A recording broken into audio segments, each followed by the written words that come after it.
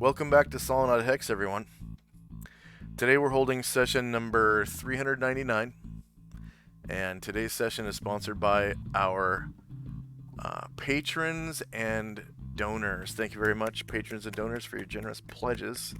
We wouldn't have dynamic lighting without you. And today we're probably going to reach the latest dungeon, which is filled with the new dynamic lighting lines. It's called barriers, and they are dynamic lighting lines that are invisible on the token layer, but you can't walk through them. So it's like a window or a fence, basically. And I've put barriers on the edges where you would have to either jump down or climb down or up, whatever the case may be. So that you'll know. You can kind of tell by the shadows that there's a wall there. But normally it's kind of hard to tell. You have to really turn up the attention to detail to notice some of them because they're so subtle. But I've followed all the contours of the stairs and walls and whatnot, so that's all taken care of for you. And you can see, of course, right through barriers. It's an invisible wall. Alright, so when last we left the Order of the Superior Star.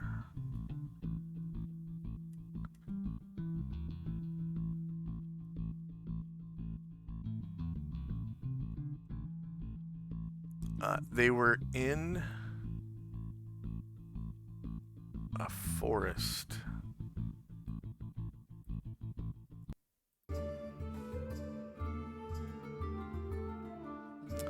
On their way to the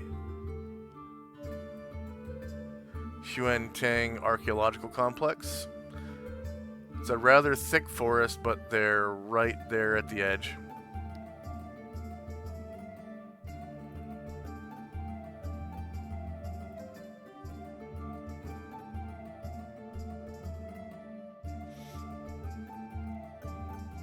Let's see, the time was July 29th. Roll encounters and travel for July 29th. Alright.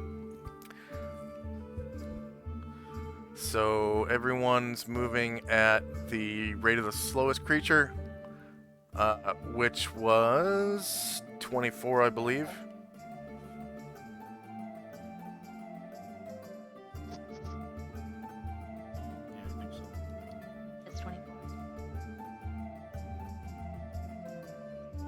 See how many miles the party leaves the current terrain.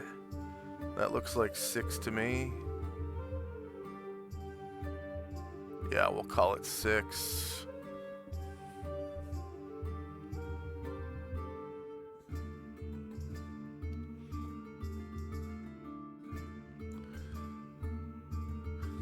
In which terrain is the party currently traveling? It's heavy forest.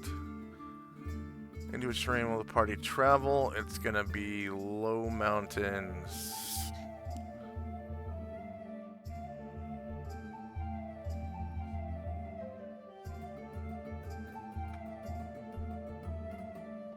Alright, you're able to travel 12 miles if everything goes according to plan.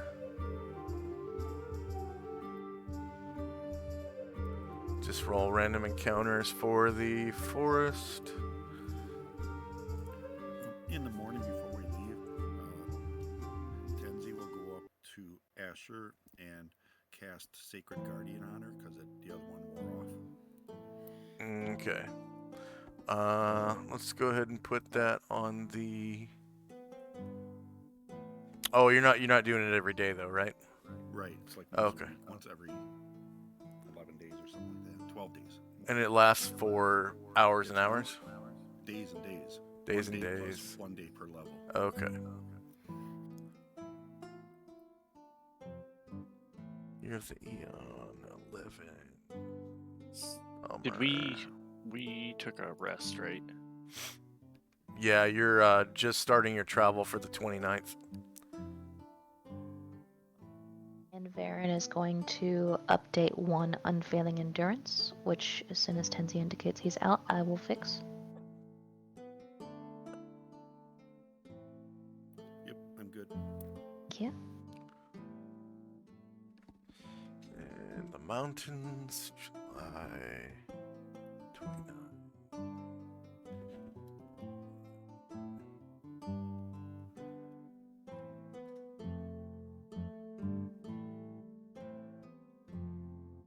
Would Shandrak have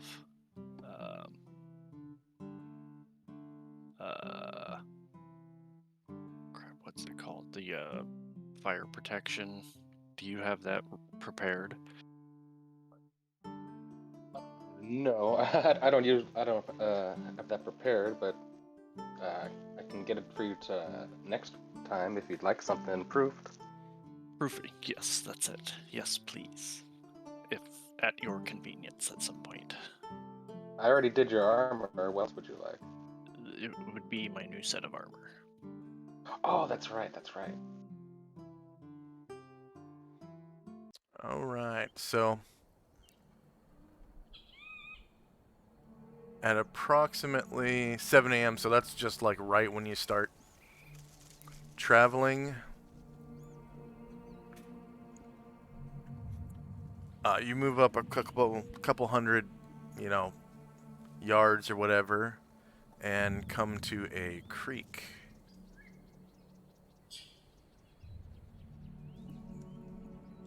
With a pond nearby it.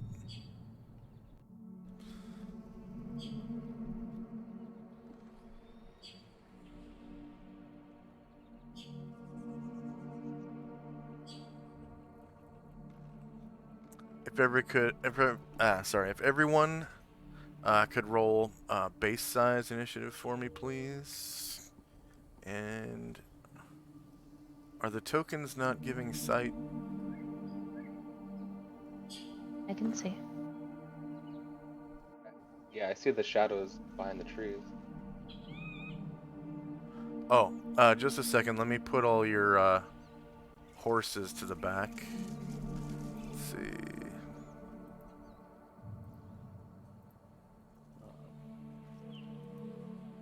With Cat's Grace, do we get a modifier to initiative base or no? No.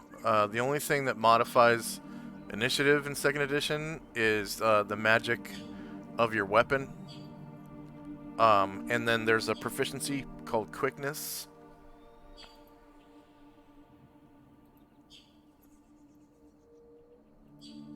They didn't start modifying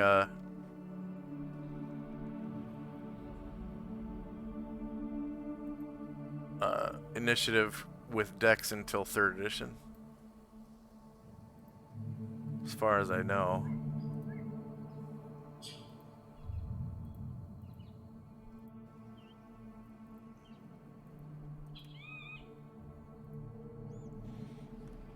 Okay. Oh, and this is Brian Druid's new token. He'll be much easier to see. Thank you. Nice. Still kind of looks like a baby. Yeah. But the token is much larger and actually fills up the 2 squares that he occupies. So we had issues where people were kind of stepping on him because his token was too small. They couldn't see him. Now he's basically an eyesore. He sticks out like a sore thumb. Why are these horses not going to the back? Let's see. He should stick out. Yeah, he should. He's reflective like gold, right?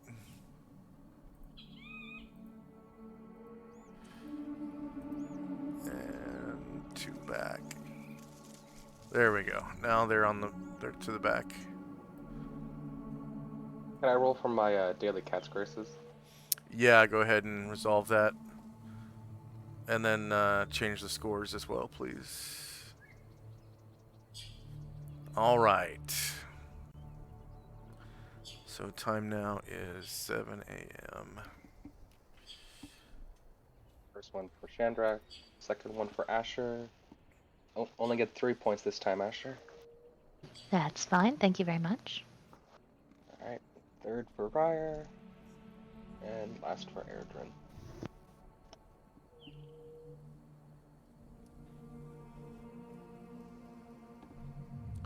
All right, so the weather today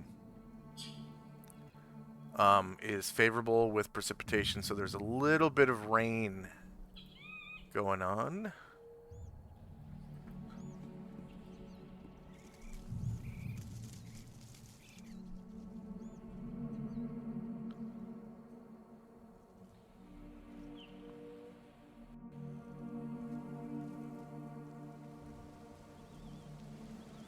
Just a little bit of distant thunder. And the ambient temperature comes down a little bit because of the rain, probably about 5 degrees. So it's a muggy 85 degrees Fahrenheit. But luckily it's raining, so you can't tell if it's sweat or rain dripping off of your nose. And the cooling effect of the rain is, well, to most, pleasurable. Feels pretty good. Who's Warhorse's hutch? Mine. Okay.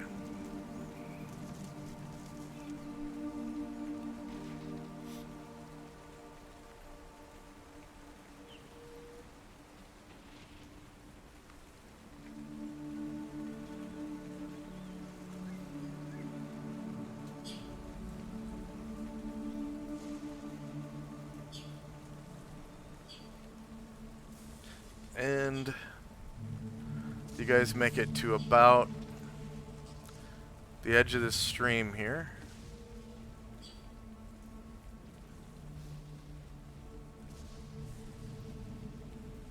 What in the world is going on? Is somebody moving their tokens or something? There we go. So you make it to the edge of this stream.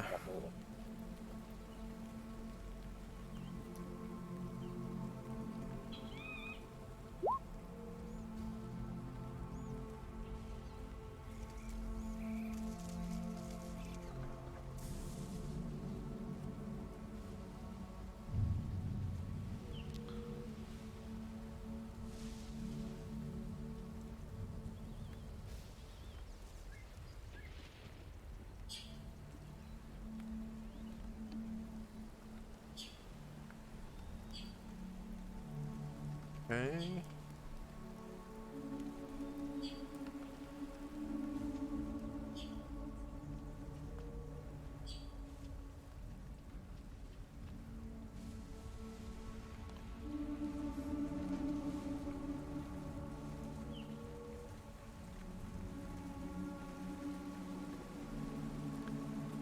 And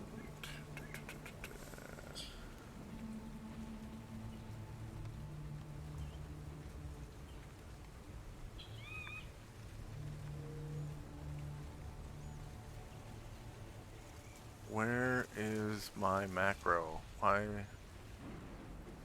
Come on.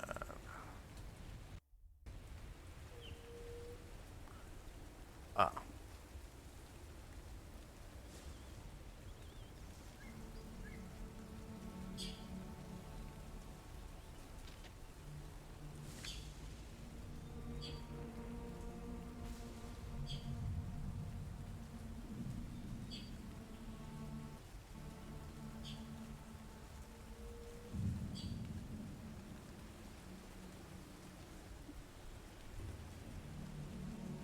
There we go.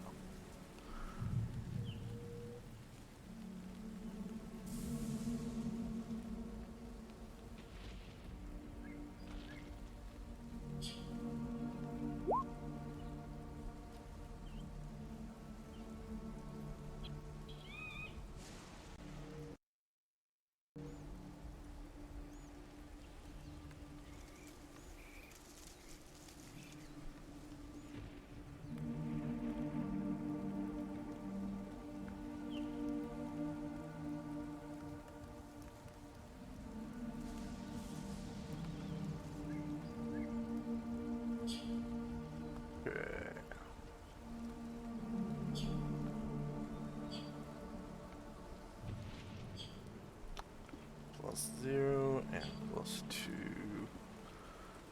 Okay, there's no surprise.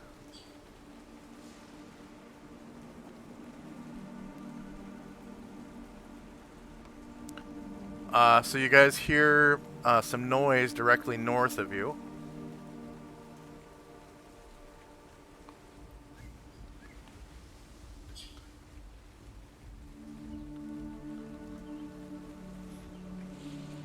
And you guys look over and see, what's the, there's a word, brachiation, is that? Yeah.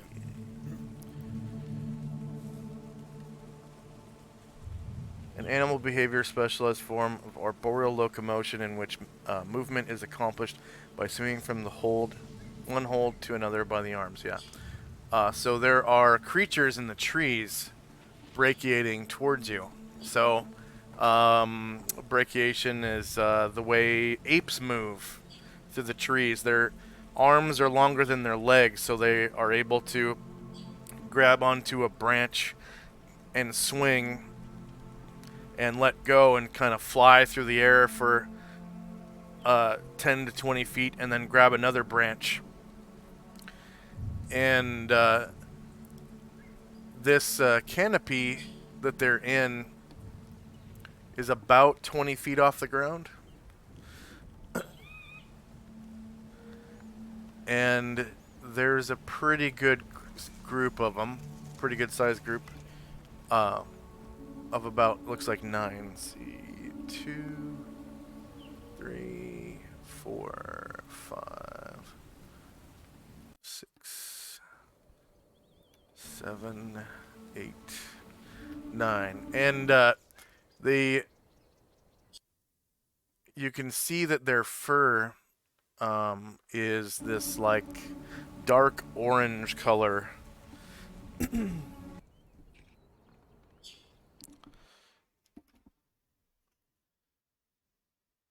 And as they approach, you can see that they're larger than any orangutan you've heard of before. Oh, there it goes. Virtual tabletop just crashed. It's that latest update.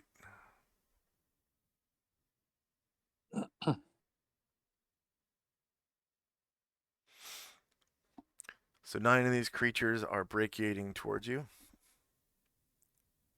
And they are making really aggressive noises. It's not any language you've ever heard, and it doesn't sound 100% animal. It's like half animal and half speech. But it does sound like similar to the speech that you've heard some Tanari speak to each other.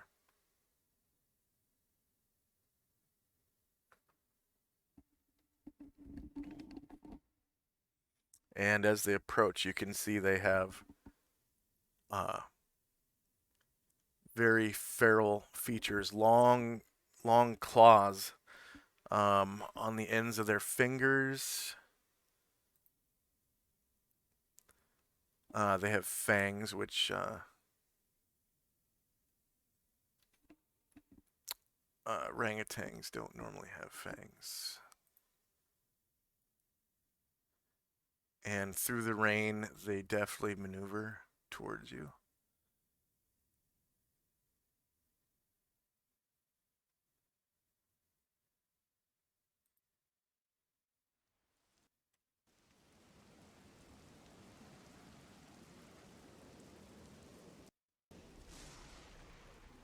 And my temperate forest track doesn't want to play. There we go.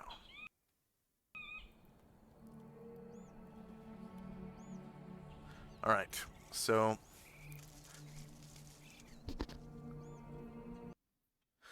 they are hulking British creatures. Look like orangutans. Their fur is a deep reddish brown, and their skin, where exposed, is grayish brown. They have frightening visages and 6 digits per limb. Sharp, wicked claws extend from each digit. And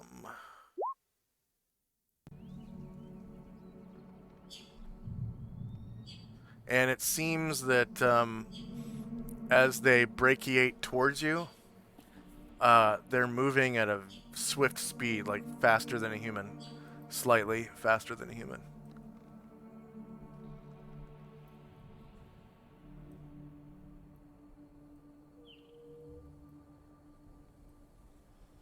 And we're now in initiative phase because they're very coming at you very threateningly. All right.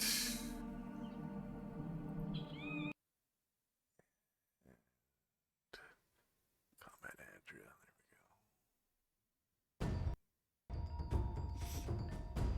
There we go. All right. Does anyone need multiple attacks?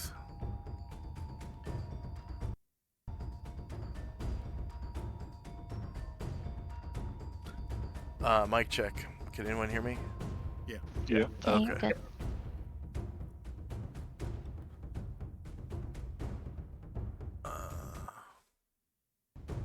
See, it's what Anatar usually, It's gonna cast. and then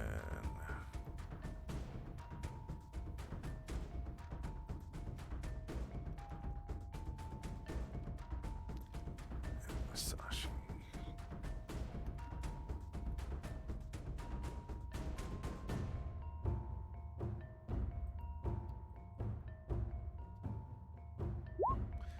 And they're about 5 feet tall, so they're just medium creatures.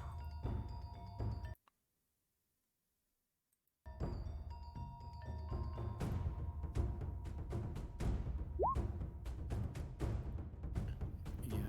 A second attack for Asheville, if you haven't already. Okay. Alright, actually, the wrong number in that. I'm gonna reroll. Who's an archer? Musashi and Asher and Cotterbill has pistols.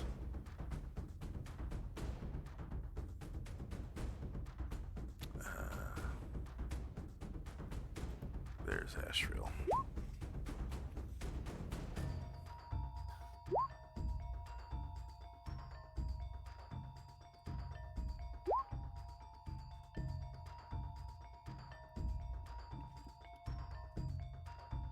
Musashi is you're right next to me, right? Yeah.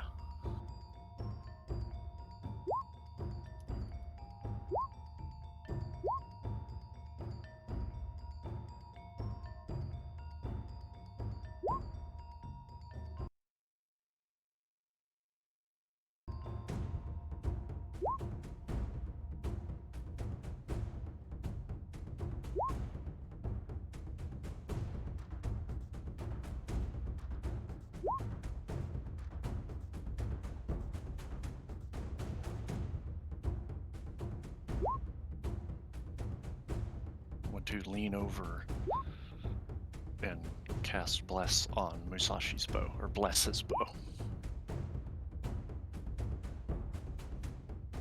May your shots ring true.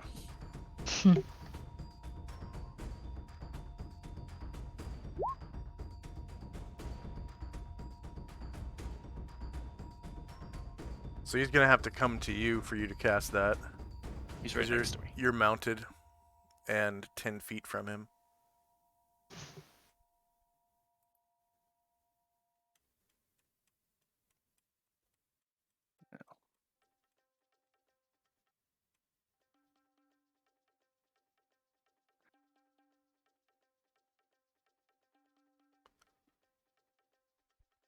Like, I have writing. I can slip off if I have to. That'll take your 5-foot step, I guess. But you're still gonna have another square between you and him. He's no matter what, he's gonna have to come to you.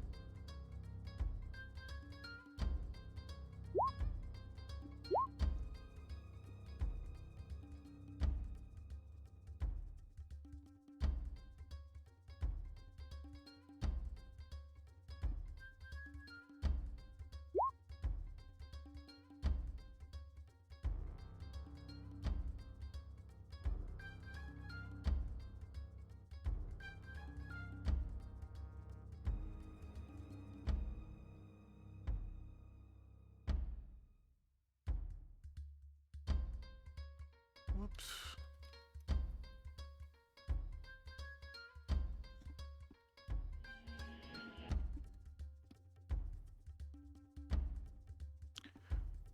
Okay.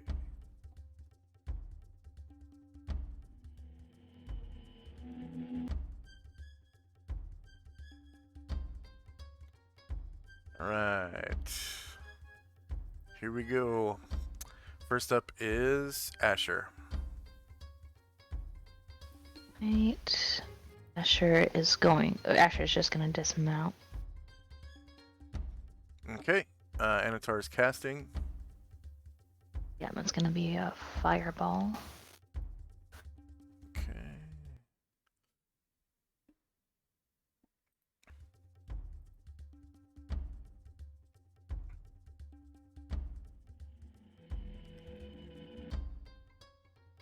Fireball. There's the spell. There we go. There you go. Thank you.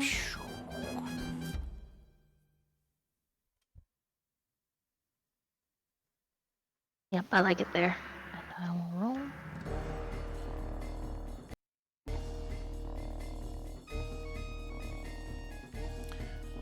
First time fireball has been shot up in the air in this game. So you're shooting it up into the trees, and they are all basically at the same elevation. Okay. And you can get them all in the AoE, and then the branches will probably more than likely go up in flames. They do have magic resistance, and since there's 9 of them, I'm going to roll magic resistance as a group. Okay.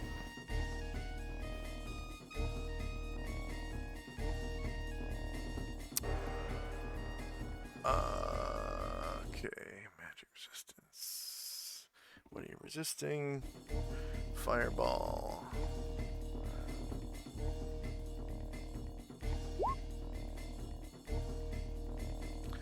Alright, so they fail their magic resistance, but they get a saving throw. And,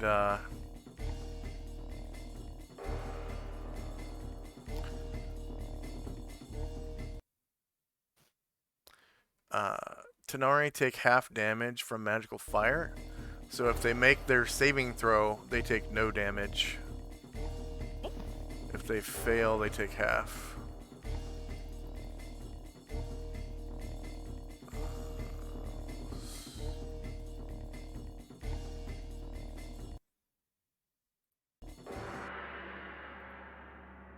And they save as... looks like fighter.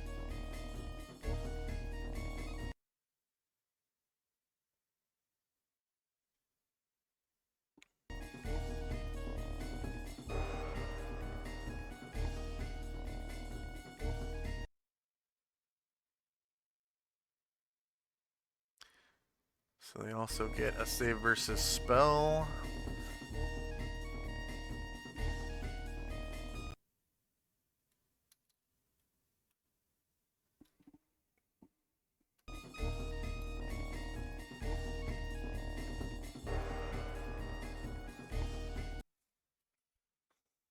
Okay, wow. All of them make their save against the slow spell, which means that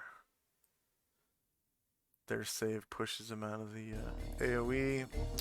And actually, I don't think they should be able to get any closer to you, so it'll all be lateral.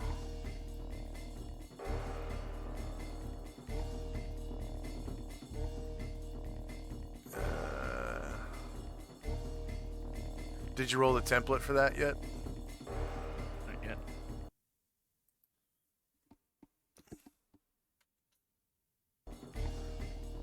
Alright.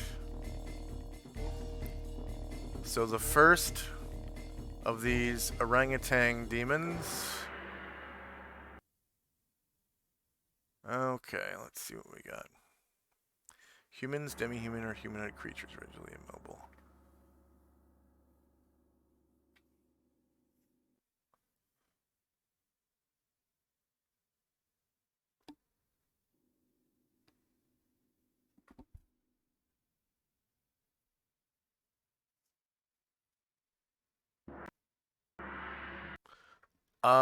Yeah. Their whole person spell affect any bipedal, demi-human, or humanoid of man size or small. Yeah, that'll work. That'll work on them because their man size are smaller.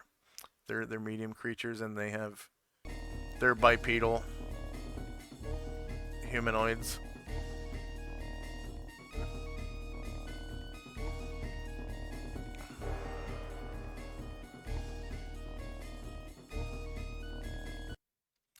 Alright, so this orangutan demon begins brachiating towards you. And it moves pretty fast. Not like lightning fast, but definitely faster than human. And it gets to about there. Holy cow. Yeah. Brine Druid. And they're 20 feet in the air, so they have to kind of drop down to be able to attack you. Alright, so, oh dear. Ryan Jared was already flying because he flies when we travel.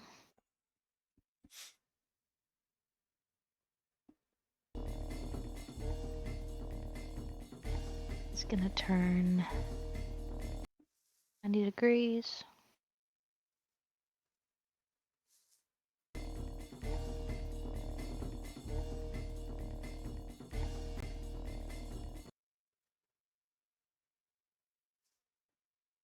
Squares. Yeah, let's see what the breath weapon looks like there.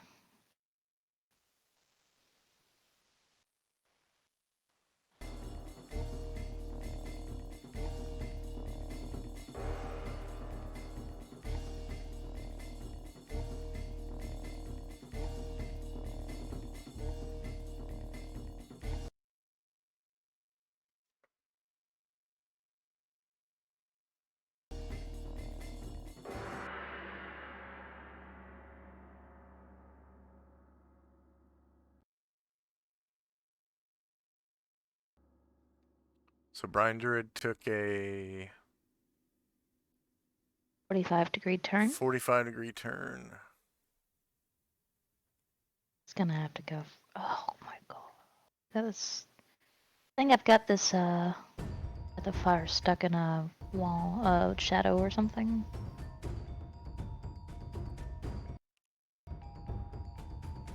Thank you.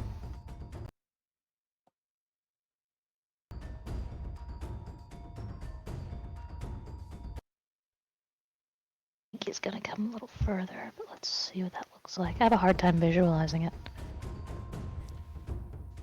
So you guys can see where the shadows of the trees are, right? Yeah. That's basically their what they can move through. So these guys over here are they're like right at the edge, and they would have to like basically jump through the air to get to this tree over here. Josh, could you do me a favor, please, and send Sure. the breath of fire to the back? That is where I want it, but I need to move Brian Druid further up. Yeah, I'm actually just gonna put it on the map layer. Thank you. There, that worked. So he gains 10 feet of altitude. He was already at 10. He flies when we travel. Yeah. Oh, yeah, the, it's a cone, so yeah, it'll hit these guys. At that distance, it'll raise up. Because it goes from 5 feet wide to 1, 2, 3, 4, 5, 6, 30 feet wide. Yeah, I'm pretty sure it would go up 10 feet at least by the first guy here. How high up are they? 20 feet. Okay. They're brachiating through the branches of the trees, and you can see the shadows of the branches of the trees on the ground there. So there's like basically each tree trunk has branches that go out about, let's see, 5, 10, 15, 20, 25, 30, 35, 40, 45, 50, 55-ish feet from the center of the tree trunk.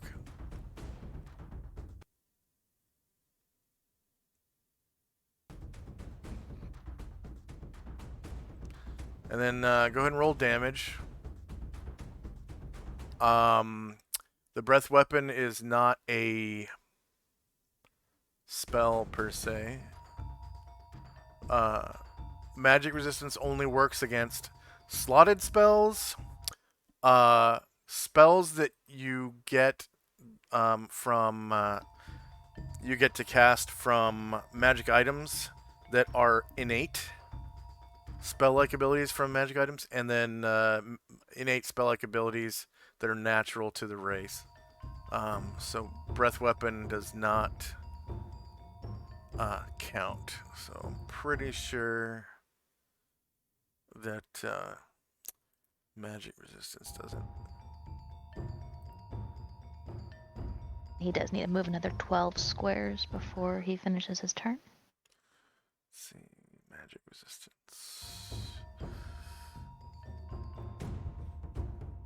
Enables a creature to ignore the effects of spells and spell-like powers. It does not protect the creature from magical weapon attacks or from natural forces that can be a direct or accidental result of a spell.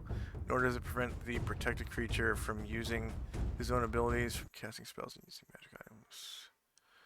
Can be effective against both individually targeted spells and within limits area effect spells. If a magic resistance roll fails, and the spell has normal effects, target can make all saving throws normally allowed against the spell.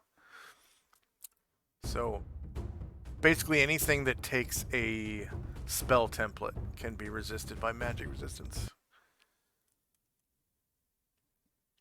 But they do get a saving throw versus breath weapon. There's only 3 of them, but I'm still going to do it as a group. I'm seeing 4. So I'm tracking 1 right here, 1 right here, and 1 right here.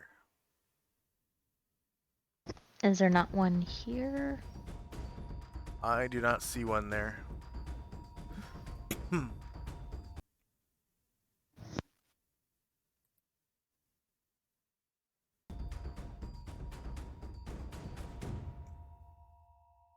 2, 3, 4, 5. Yeah, there's 10 now on the screen. Let's see. Asher, since you can see it, I'm going to give you permission to delete it. Okay, tell me when you're ready. There we go. Save changes. Okay, you should be able to select it and delete it. It's done? Alright.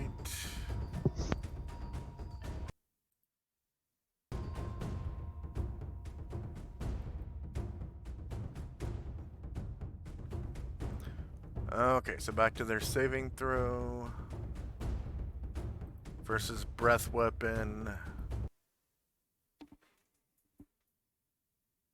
No modifier.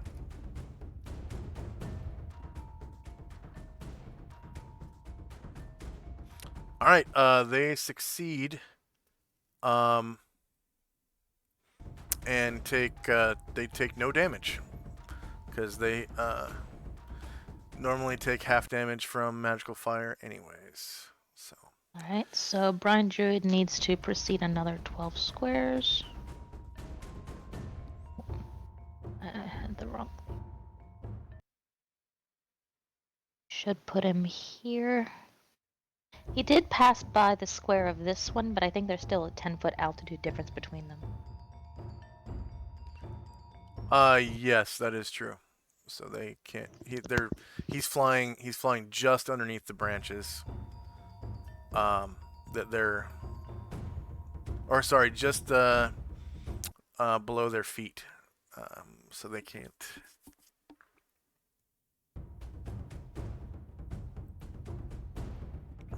attack That'll be it for Brian Druid. All right, Dante.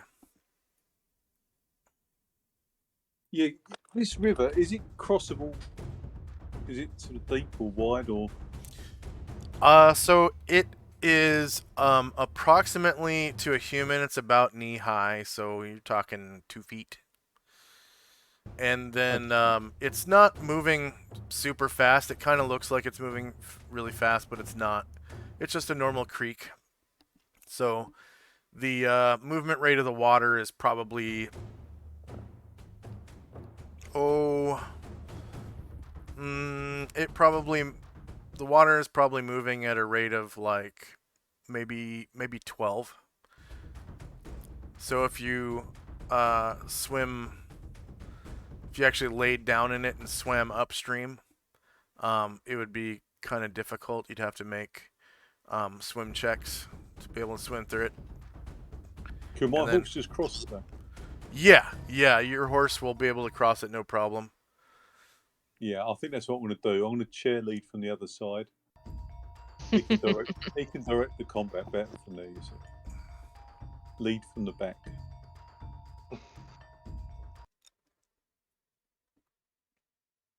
Yeah, he's going to get over here and he'll strike up the song about a monkey stuck up a tree or something. But no more than that. Yeah. And get ready to get the hell out of it if they get any closer to. All right.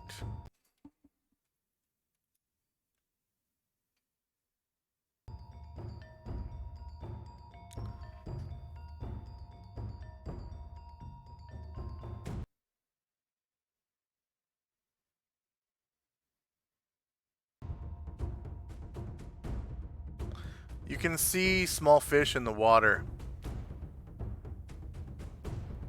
sort of swimming upstream as you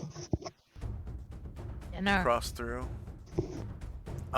Did you move your horse? I don't see your horse, Dante. Yeah, should be there. I see his horse. Is it underneath you? I'm not sure he's underneath or next to, but yeah, I think he's underneath.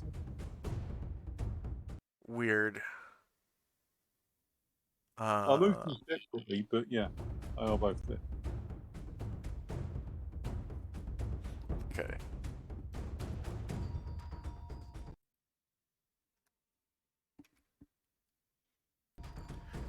But anyways, as you pass through the creek, you can see fish swimming upstream here and there.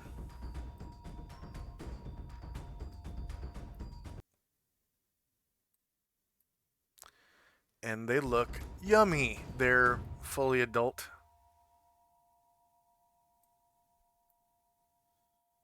Okay.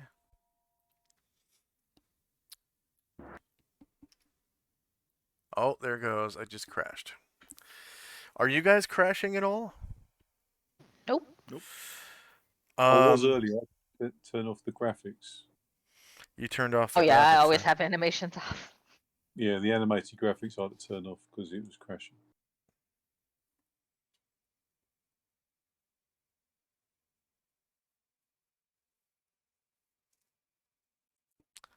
Yeah, they put out when they put out the dark mode update. No, yeah, on the 26th. It was the 26th, I think. Um, it opened up a big can of worms of problems that they had fixed years ago, and now they're having to go back and refix a bunch of problems. So it was probably some code that was written years ago that they had been working with while they were making dark mode, and they uploaded it inadvertently, uh, opening up old issues with some old code, I think. That's how it usually happens because people copy and paste so much when they're coding. You have to. Otherwise, if you typed everything out, it would just take too long. You would live at your computer.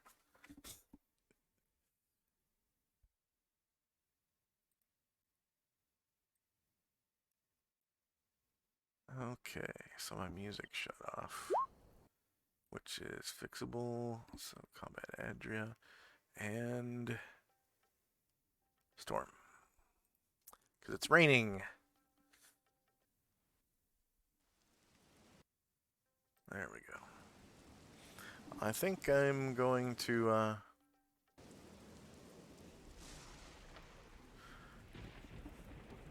stop the grass animation.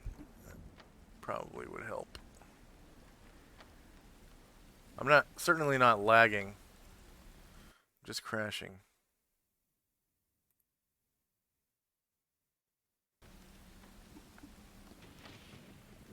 So that immediately helped with my music. My music was kind of stop and go. Now it's just solid. So yeah, it might be processing. But it's still a software issue with the VTT, so.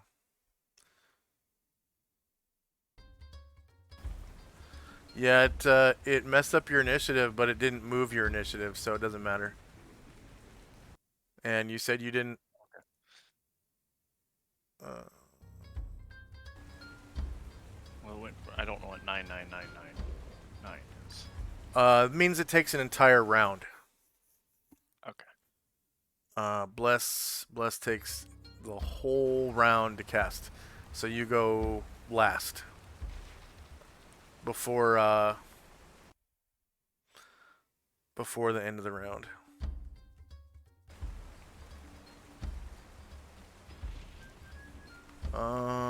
So this demon brachiates towards you guys through the shadows, and it leaps from one tree to the next, bridging that gap. 9.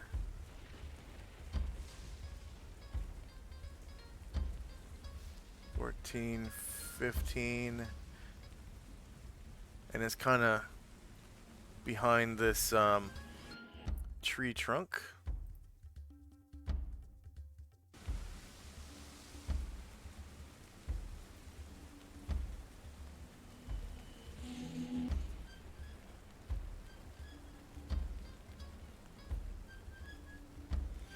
Weird, I don't see.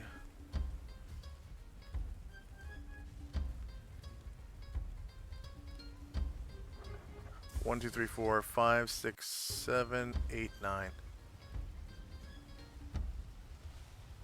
Does anyone see the one that has initiative right now? Yeah, it's on the right back. It was at the end of the fire breath. Yeah, I see it too. Yeah, there's one, and there's a guy behind him, and the one. Okay, behind, 1, in 2, that 3, row has 4, initiative. 5, 6, 7, 8, 9. All right, Asher, can you delete that one as well? I'm giving you permission.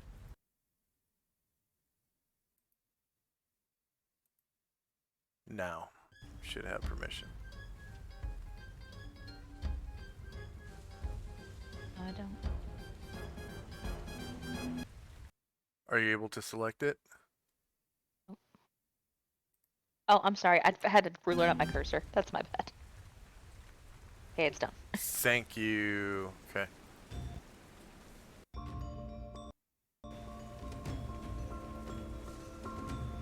I was wondering why I had to add 2 more. They just two of them just disappeared off the face of the earth. All right, Cotterbill, the Alright, so little gun haver. he's going to kind of wheel his horse around. Let me get them both.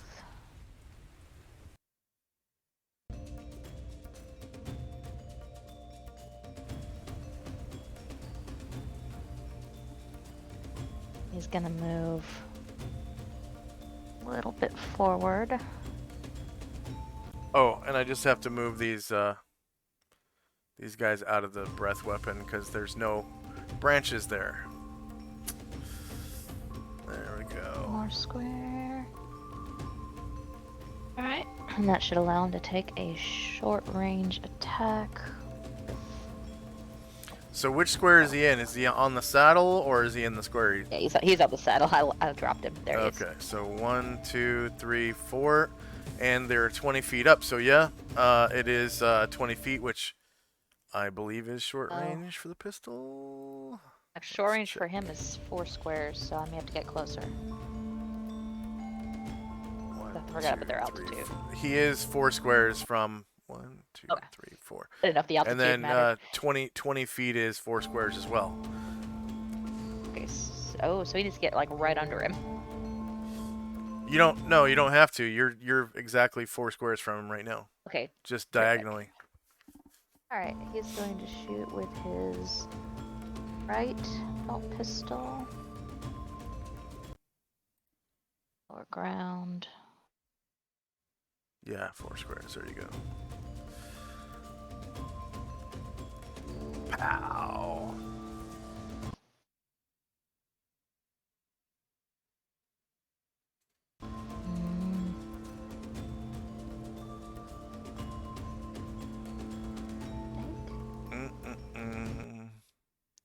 Let me try again.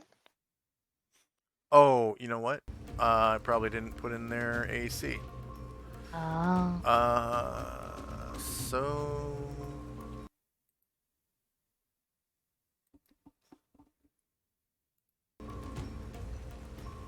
Alright, go ahead. Belt pistol. Lower ground. Oh, no, sorry, short range. Lower ground. There we go.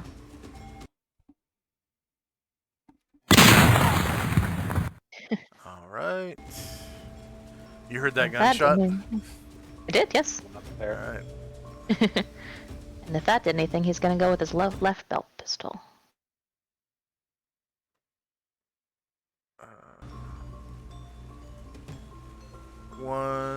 Yeah, go ahead.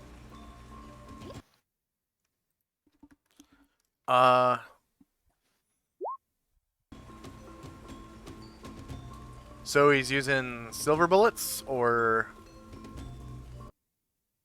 He's got, he's actually got just 3 of them, but 3, the +1 magic bullets. Ah, okay. I forgot to put it +1 back. Buy some silver bullets back in Aquabelia with me. We did buy silver bullets. I hadn't really thought about what bullets he was using.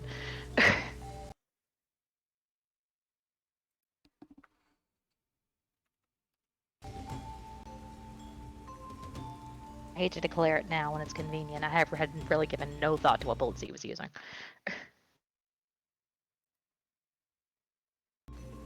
Probably is the silver bullets. Okay. So they are technically shieldless. So that, -1 is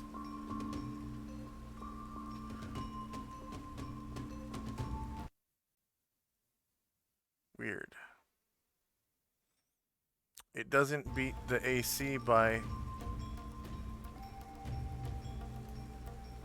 5, but it's showing as a crit.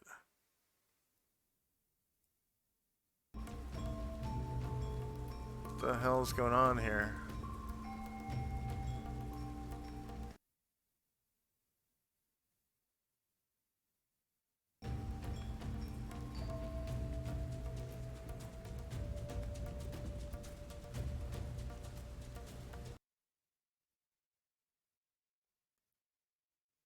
Weird. Yeah, it's definitely not a crit. I don't know why it's showing up green. Shouldn't be showing up green. But they are medium creatures, and you said silver bullets? Yeah, silver bullets. Okay.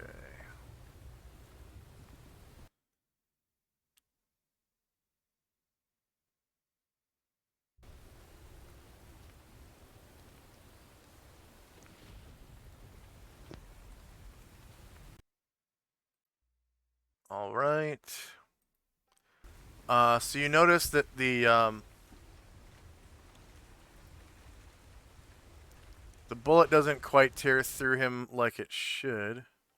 Instead of causing 2 damage on the second shot, it only causes 1, and the first bullet, instead of 11, only 5. So you do a total of 6 damage. He looks at his guns like investigating to see if there's something wrong with them.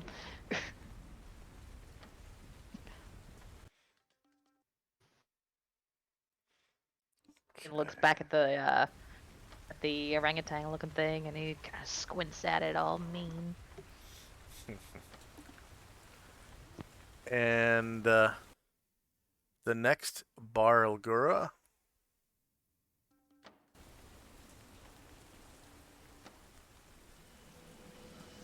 brachiates through the tree.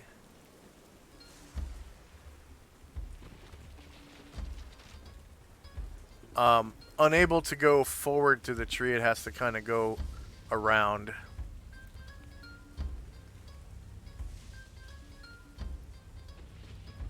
So it makes its way around all this stuff. 12. Because you've burned away the limbs on that part of the tree. Makes it to there.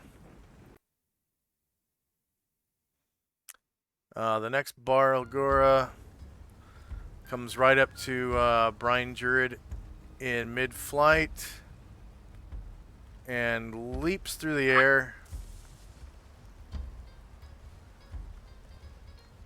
catching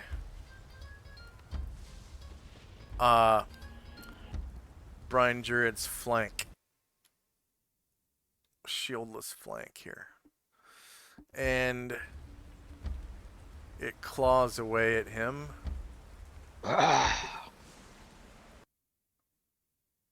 Left claw.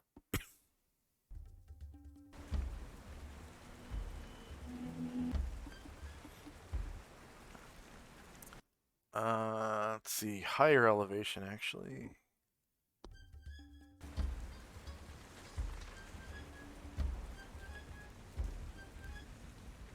Shieldless flank. See, that shouldn't be a crit. Why is it critting? It's not beating his AC by 5. D20 crit.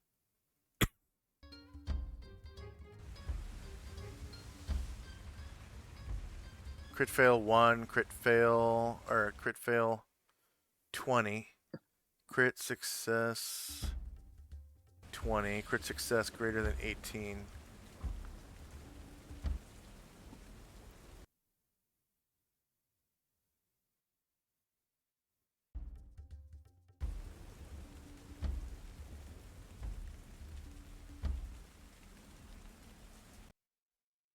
And when it showed Cotter Bill having a success last time, I think that was an 18 I rolled, so that's all.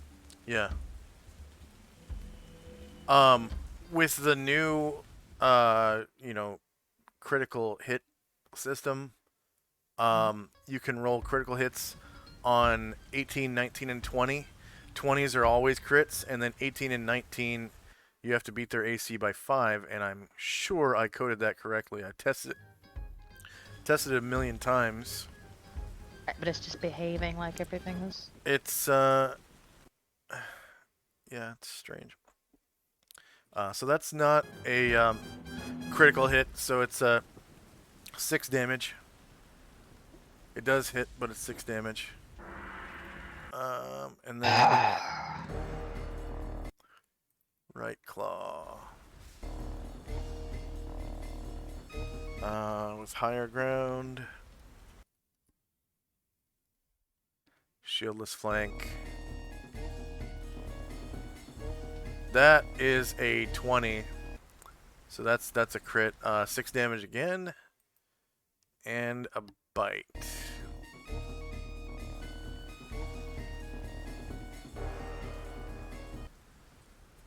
With higher ground.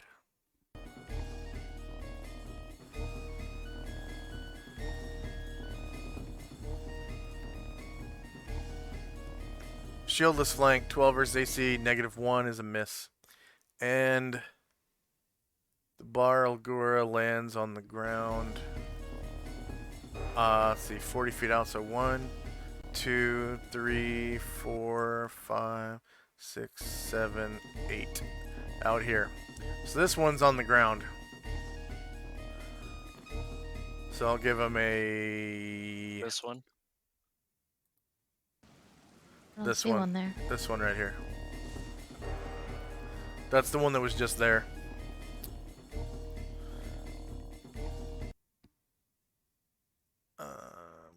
Okay. Next, Baralgura.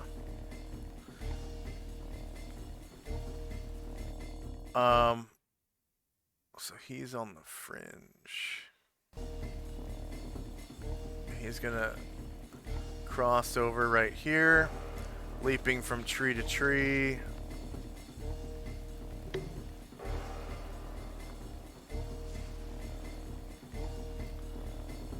Thirteen, 14.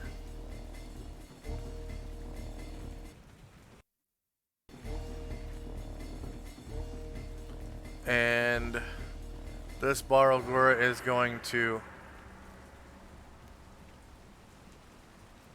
land on the ground right here, next to Cotterbill's horse.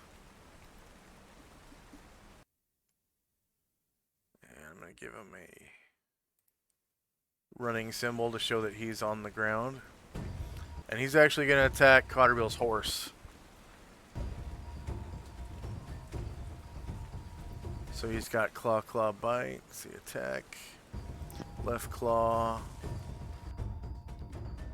Shorter melee, same elevation. No mod, no mod.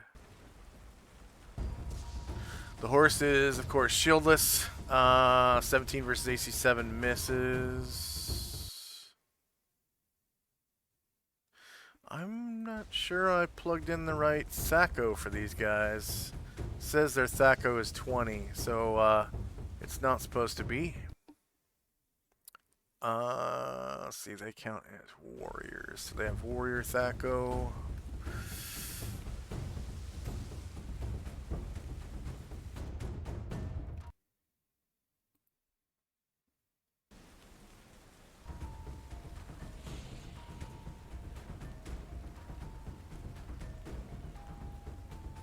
Alright, then the right hand claw.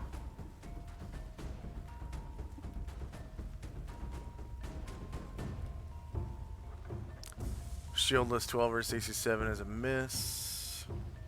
There we go. THACO 15. That's more like it. And the bite.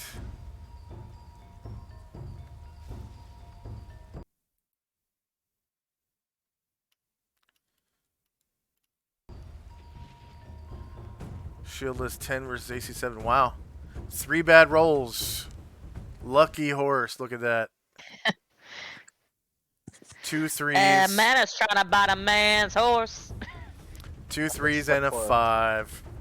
Okay, Aura heal. Caw! Alright, our heel's gonna GTFO.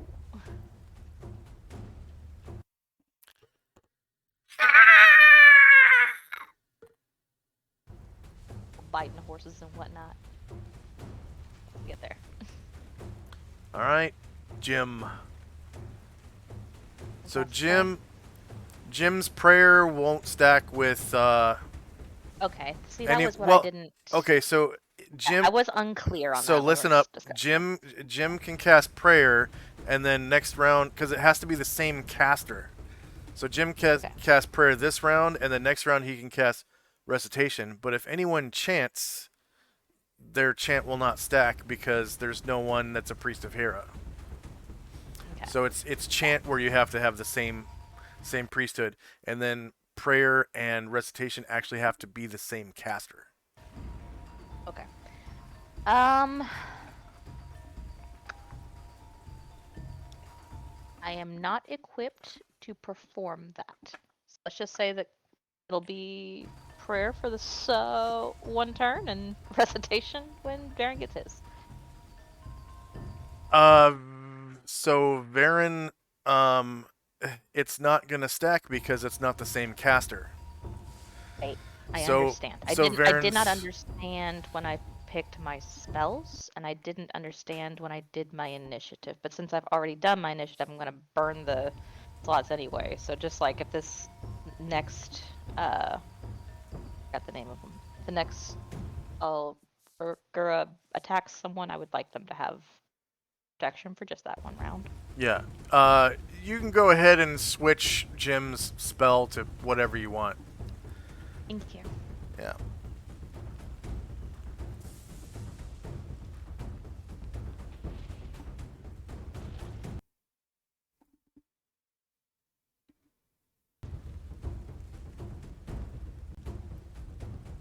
This little thing.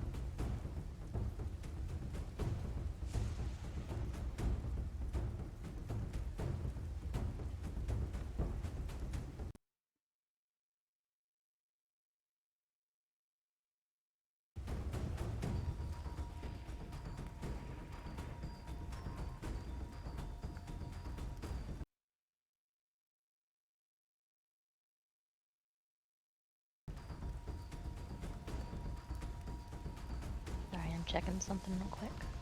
Okay.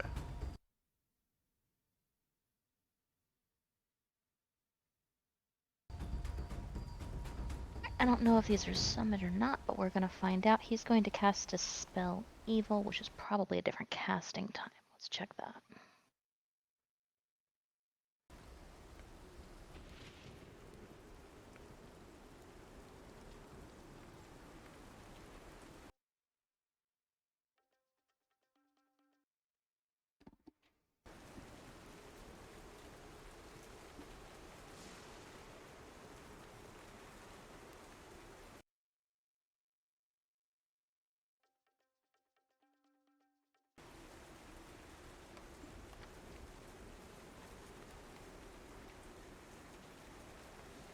Do that. Shit. So sorry about the delay, guys. Oh, that's fine.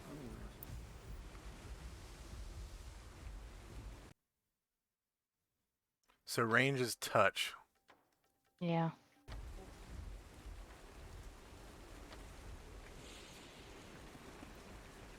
Alright, he will change his initiative not to a different spell, but just to movement.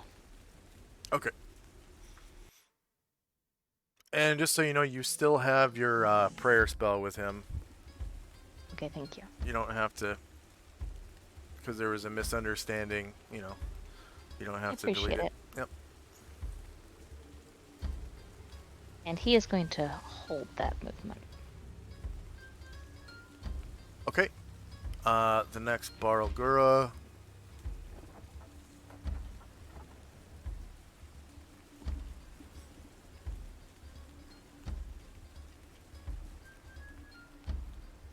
is brachiating towards the party.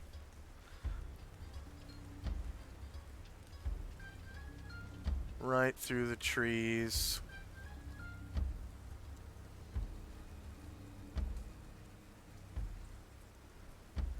To there. Alright, so Varen's spell And that's is recitation. Recitation, okay.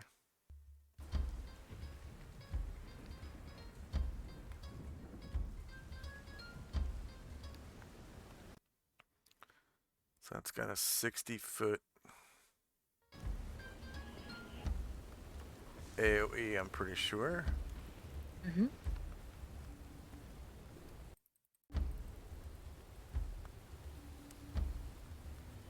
So I'm going to make it a red circle. It's 60 feet across, right? So, what, 30-foot radius?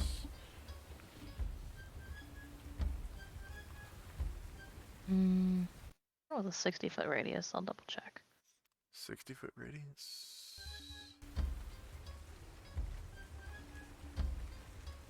60-foot radius, yeah.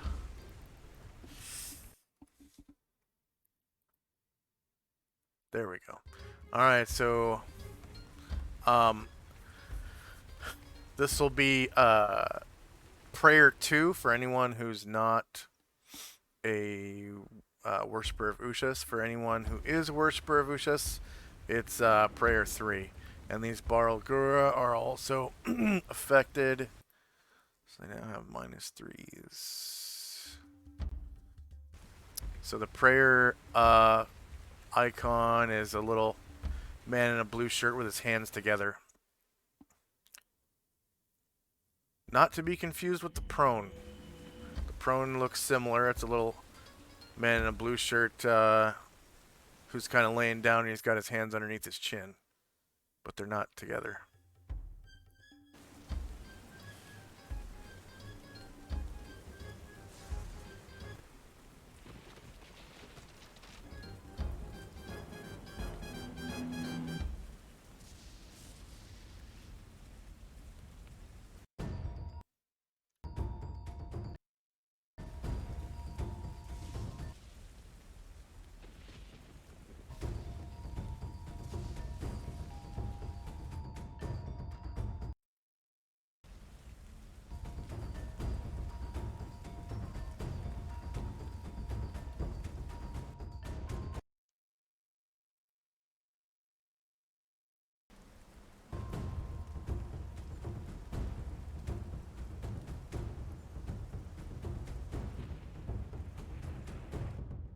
So that's you too, Fenmore. Yep.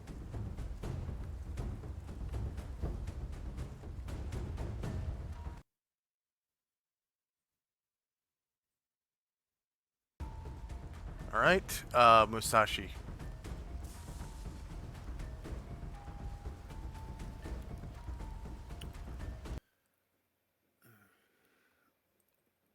Sasha's gonna ride out.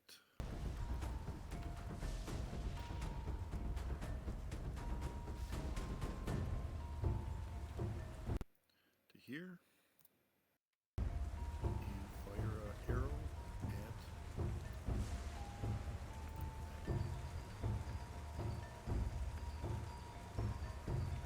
Is he riding on? Okay, there we go.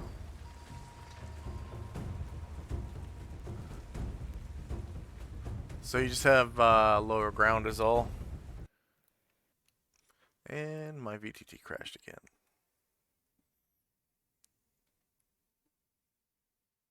I forgot, did I give you the duration for recitation?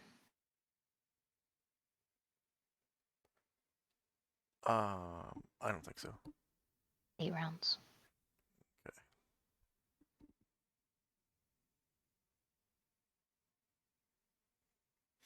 It's funny because I streamed most of the day yesterday, and I didn't have any crashes until I want to say after midnight last night. Like there must have been an update that they put out around midnight that just tore shit up. So I had no crashes all day yesterday.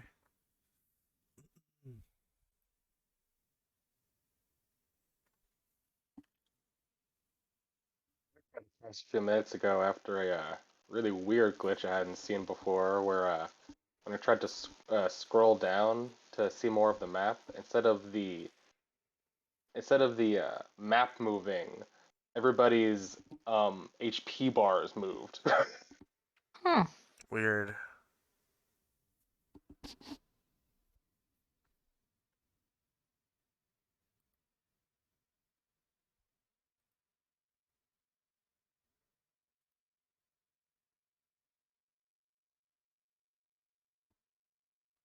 Oh wow, now all my music playlists are open.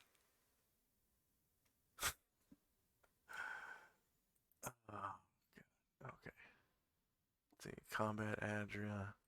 I guess I'll just use the Messing with search. you something bad. One storm. Let me get there. Two storm.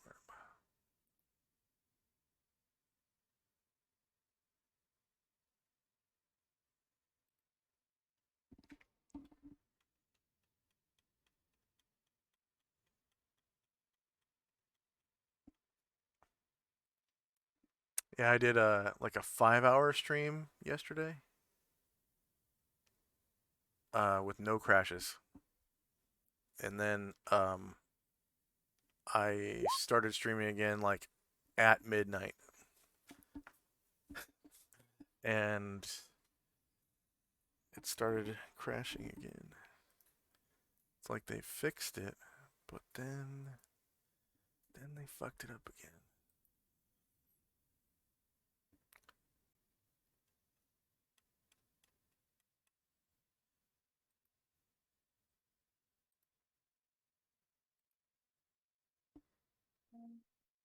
And they're closed again, so I can navigate through them. Okay, comment Adria.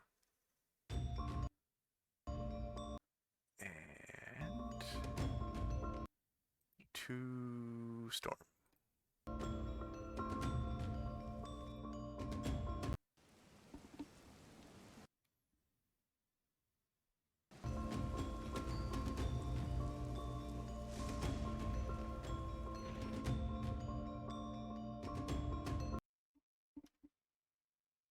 And why the fuck am I on?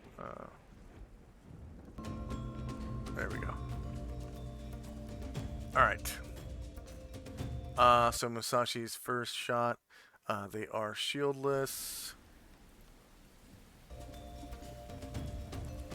And Musashi is using Just a regular regular sheaf arrow. Okay.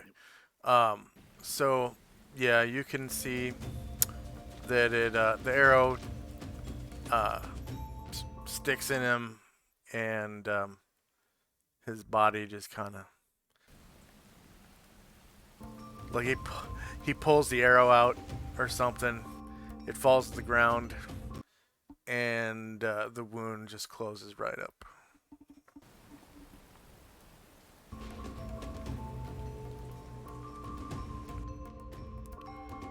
So you've got a sheaf arrow right there. Alright, Tenzi. Tenzi carefully dismounts. He's not a proficient rider. He pats his horse on the butt. It indicates for the horse to go get a drink of water. And that'll be it for Tenzi. Alright. Another Barlgura.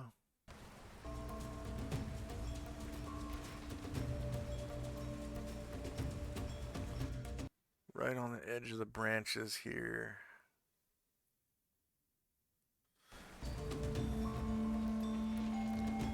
Skirts across. And leaps to this tree. 7.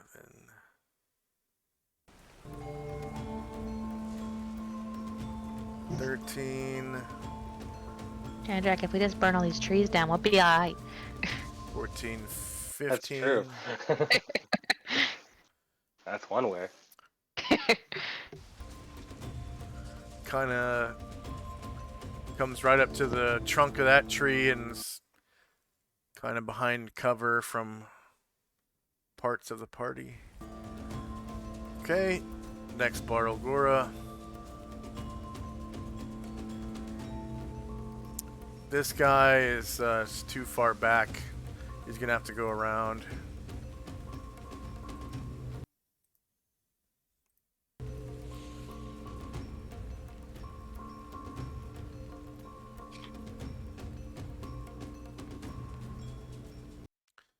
Twelve, 13, 14, 15. All right, Karen Glor. He wants to shoot a firebolt this direction from him. Oh, sorry. That direction. Starting with this gentleman right here.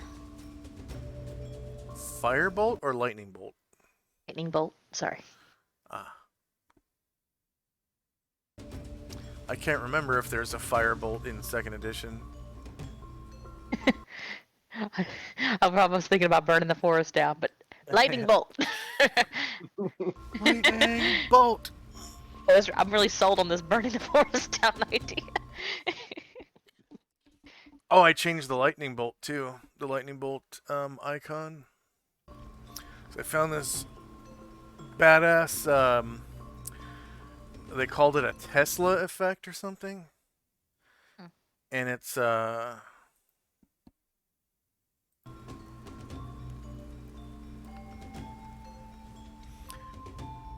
it is like a ball of lightning. This isn't what it looked like when I first found it. I had to extract the background and everything, but it looks like Oh, it's like ball lightning. like one of those Tesla ball things, Eye of the Storm or whatever. Nice. Yeah, so I turned it Yeah, that looks into lightning bolt and wet lightning. So when you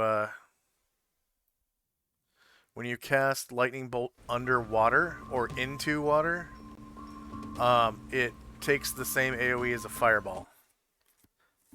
So a 25-foot wide sphere of lightning. I tried to get Calamar to electrify a bunch of Elithid tadpoles one time. Wouldn't do it, said they were cute. Mm,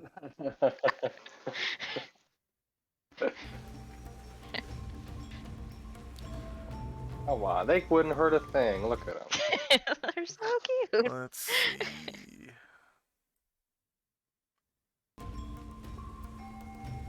Look, they're in this nice pool of water just all ready for you.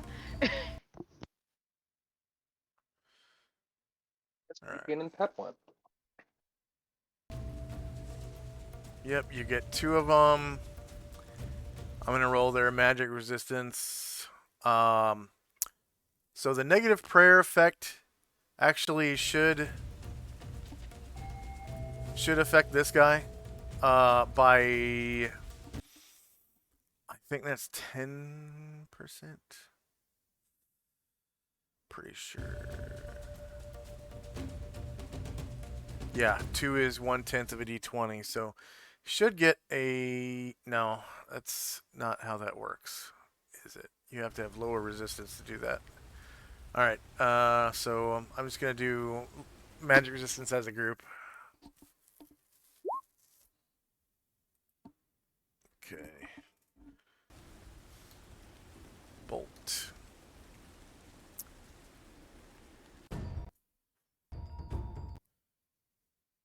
Wow. I rolled 00.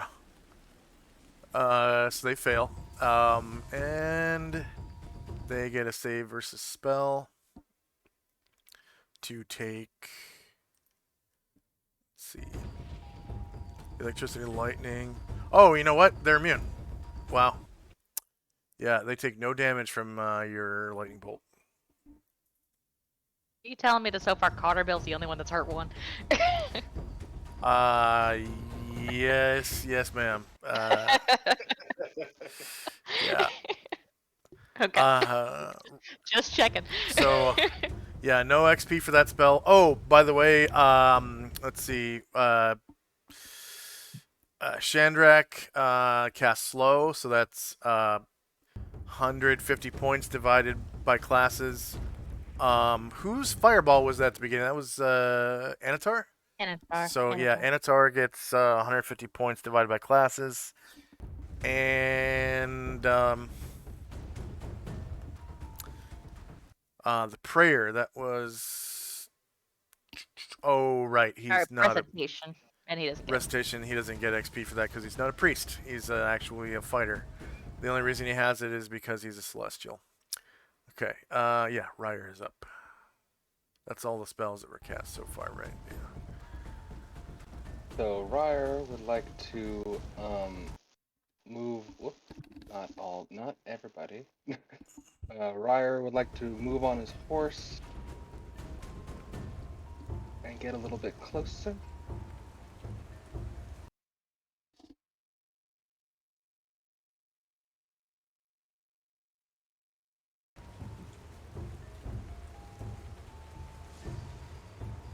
And yeah, and he'll take a shot at the.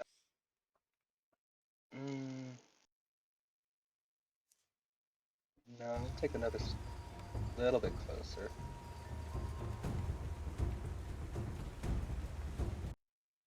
Yeah, and he'll take the a shot at the one Musashi shot at.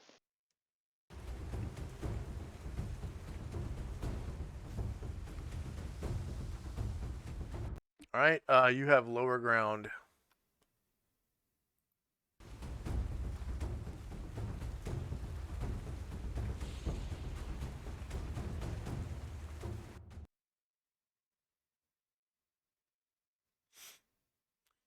Okay, they are shieldless. 3 does not beat AC 0, so that's a miss. Alright, Erdrin, the lead cross killer.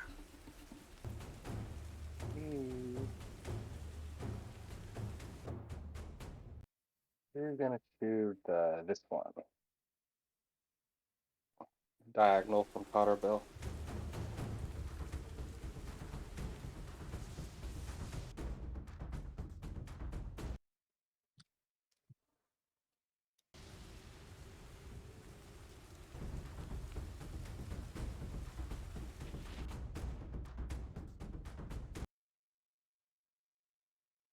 .12 versus AC 0 does not hit. Hard Ashriel. Ashriel will fly up to.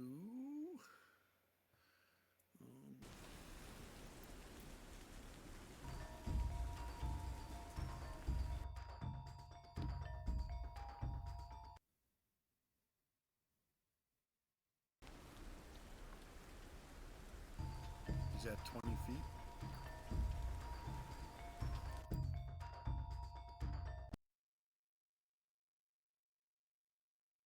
And swing the great flaming sword at him.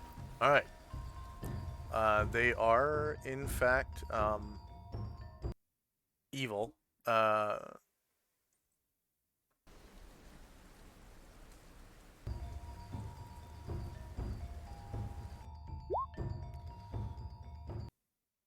initiative. That was. Oops. It doesn't matter. It didn't move any of your spots on the tracker. As long as it doesn't physically move your spots, it's okay. You can accidentally roll initiative after initiative phase, and it's not going to do anything. From recitation. And is this creature regenerating? Cold using blah blah blah. It is not regenerating. It is not cold using. It is not covered in feathers. You know what? Because he's covered in fur, I will say that he is susceptible to fire for like the first shot.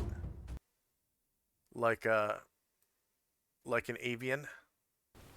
Okay. Just because they're so hairy. I mean, to not give you that would be weird. Because hair is so similar to feathers.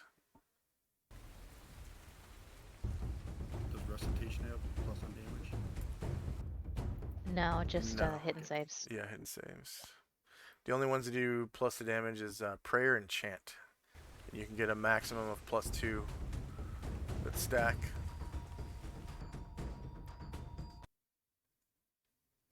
All right. Technically, he is shieldless. And it's on his flank. So he didn't turn to face you because I guess he could if he's brachiating. So yeah, he'll turn to face you. And the shieldless still hits.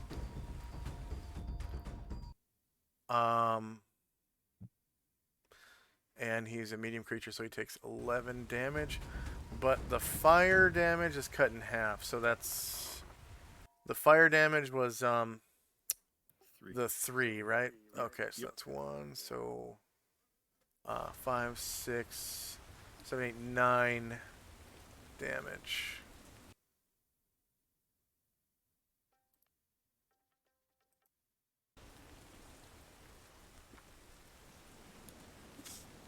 All right. Musashi. He'll take his half move to dismount and draw his weapons. Is he now using the Tonto +5 or not Tonto? Katana +5. Yep. It's not a katana +5. It's a wakizashi +5. Wakizashi +5. Yeah. Nice, very nice. That thing is gonna do comparable damage to like a katana +4, pretty much.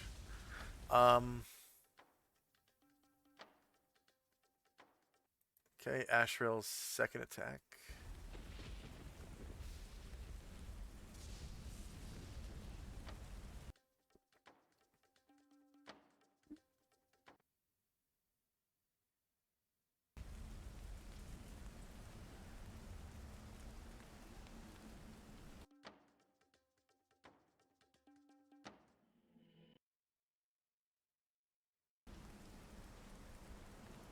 Alright, to his shieldless.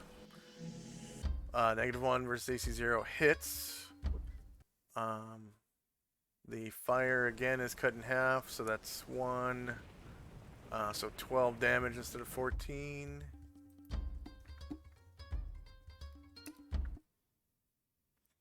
And Musashi spent his action dismounting, right? Because he's not. Yep. He's not a proficient rider. He is, but he took one action already to shoot an arrow, and he moved his horse to do it. Is he a proficient missile combat? Yes. So he can make all of his shots and move at the full movement rate of the horse. Okay, so I moved the horse half move, and then half move to dismount, right? Or no? Not with riding. Not with the riding proficiency. Oh, then he could come and get this guy on the ground here. You just have to roll the proficiency though. Oh, okay.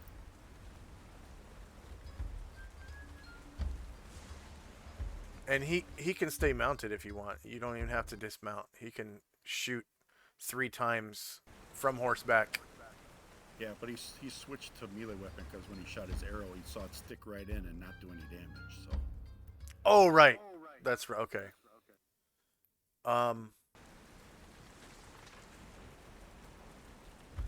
Yeah, I guess you wouldn't be able to reach. Cause he's like. Yeah, your reach would probably be about 15 feet. Yeah, you wouldn't be able to. So, man.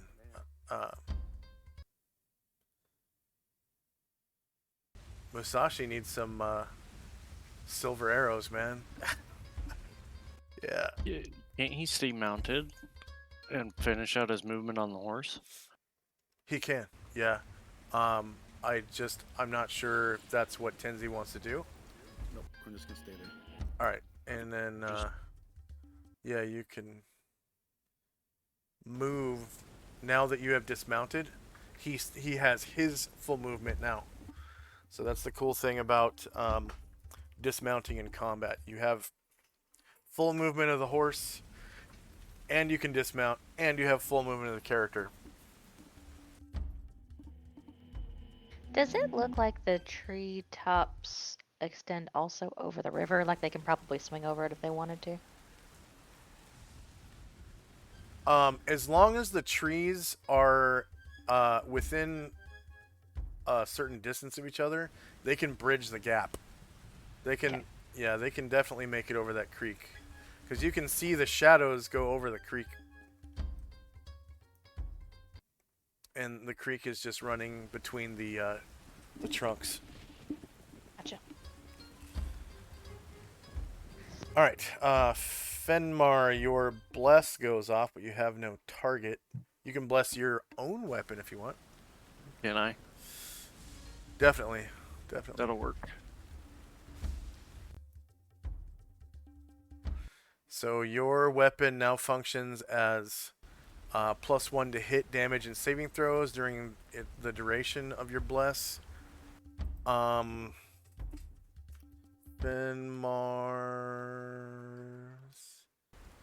weapon bless and +1 enter. Oh, add. And how many rounds? Is it 6? It's I think it's 7. Let me look real quick. Okay. Just scroll back up. It's 6 rounds. All right.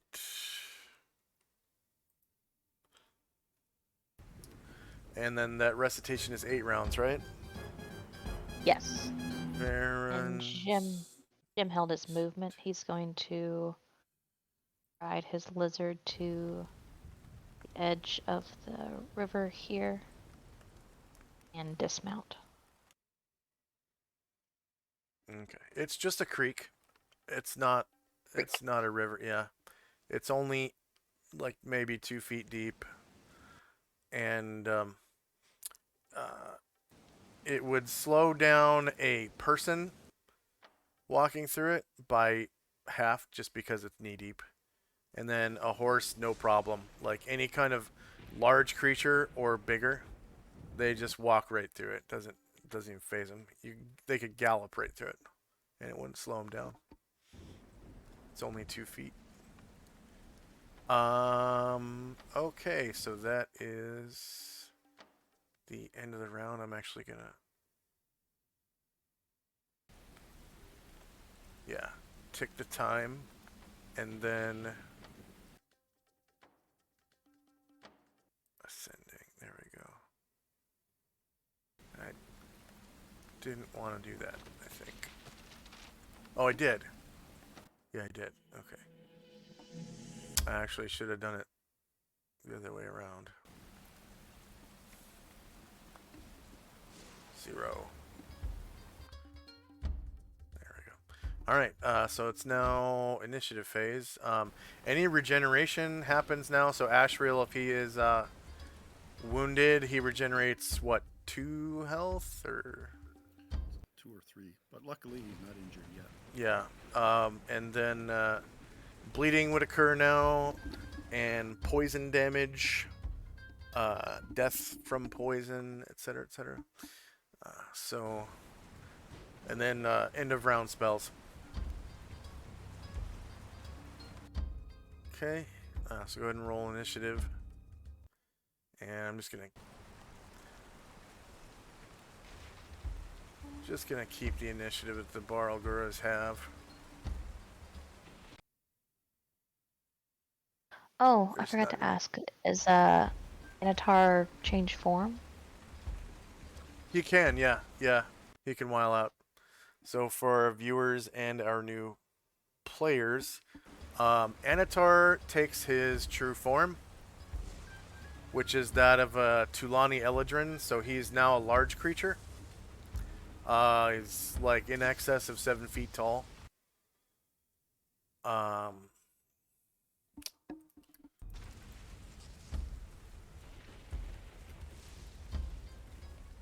normally he looks like an elf, but now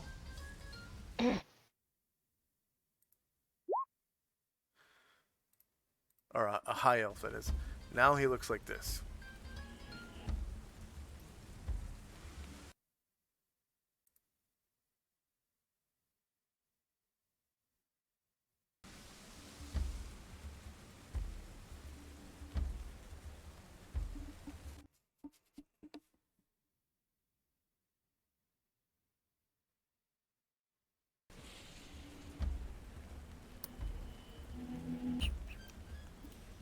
Okay, is anyone still rolling? Yeah, I'm rolling for Yes. damage right now. Just a second.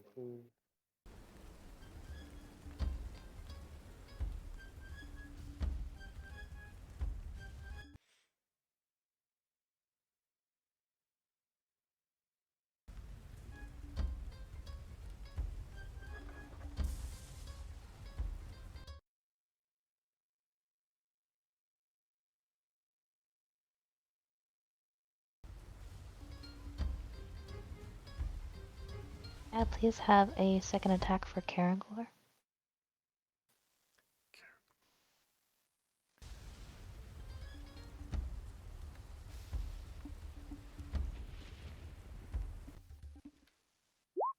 And don't forget his blade song as well.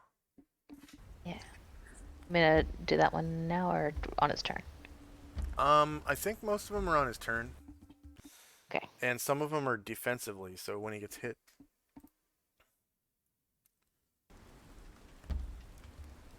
So I think there's one that raises armor class, right?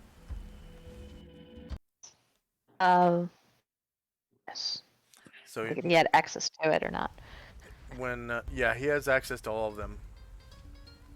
Every aspect of blade singing he can do. There's one that can further increase your, I think, ability to hit, but that takes an extra slot. He doesn't have that one. Oh, that, yeah. He probably doesn't have that one.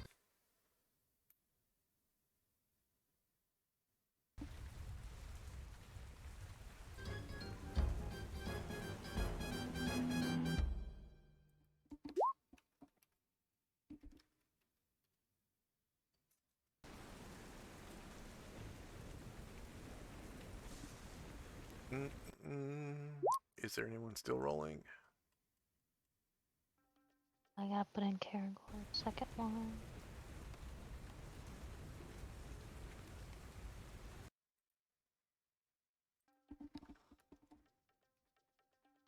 Can't find Asher. Where's Asher?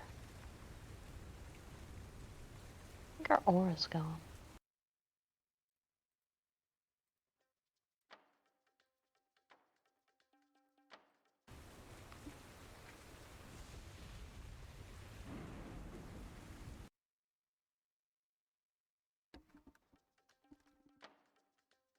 I think Asher's aura is gone.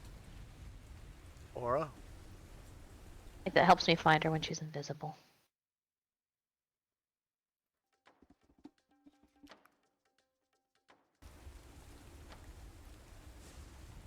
Find her at all. You can use her initiative thing to find her. Good point.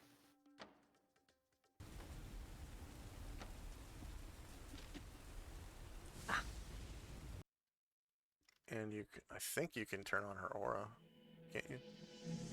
Probably. Okay, now that I found her.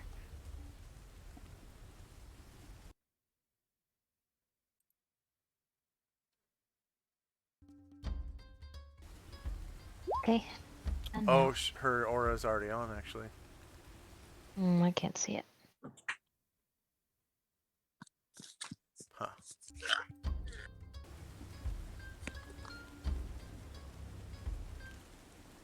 Okay, is anyone still rolling initiative?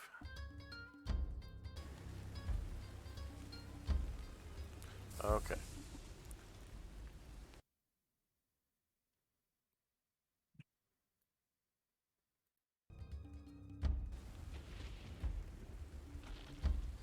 Alright, so that's -7. Enter. -5. 1 passed. Alright, so Barlgura.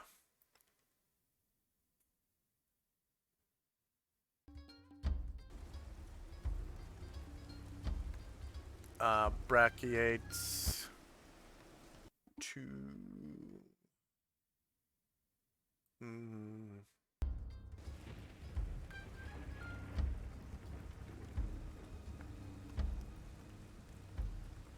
Karangor's flank.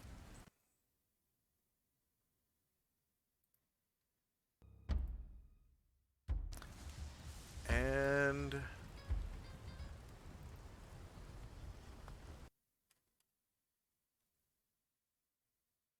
he can wheel his horse if he wants to, diagonally You will. to here, so he can face if you want.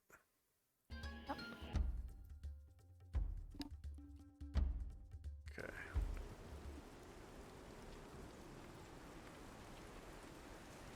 So this is now from the front.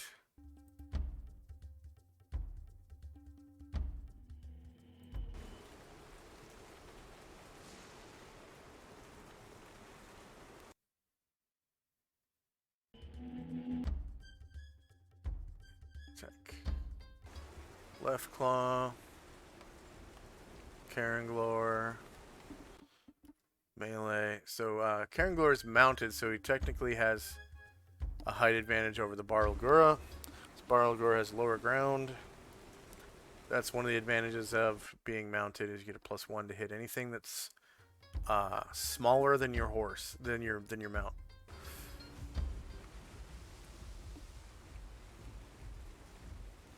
Oh, you know what? I have to re-roll that. I did not do the -2. Okay. Okay, left claw. Karanglor. Lower ground.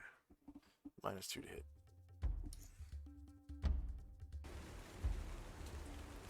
So Karanglor is shieldless. 9 versus AC4 is miss. Okay, right claw. Karanglor. Lower ground. -2 to attack. Shield is 13 versus AC4 is a miss. See, that flank crit is legit, because -2 beats AC4 by 6. Yeah.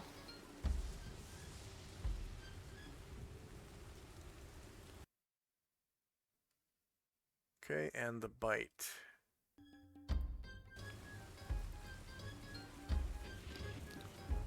Shorter melee, lower ground, -2.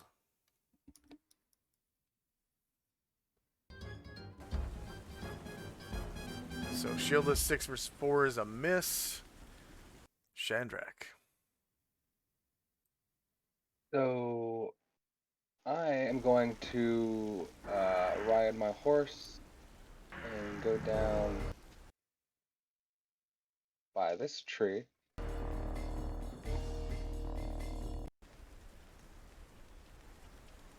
And then I'm going to dismount, and I'd like to hide in shadows behind this tree. All right.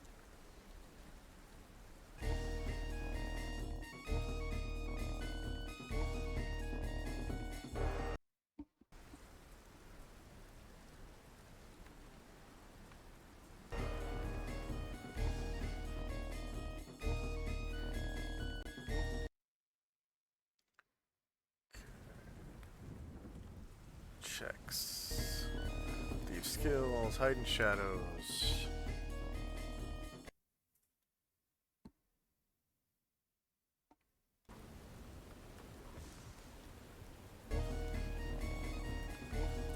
Dante. Yeah, Dante is going to get off his horse, so to speak.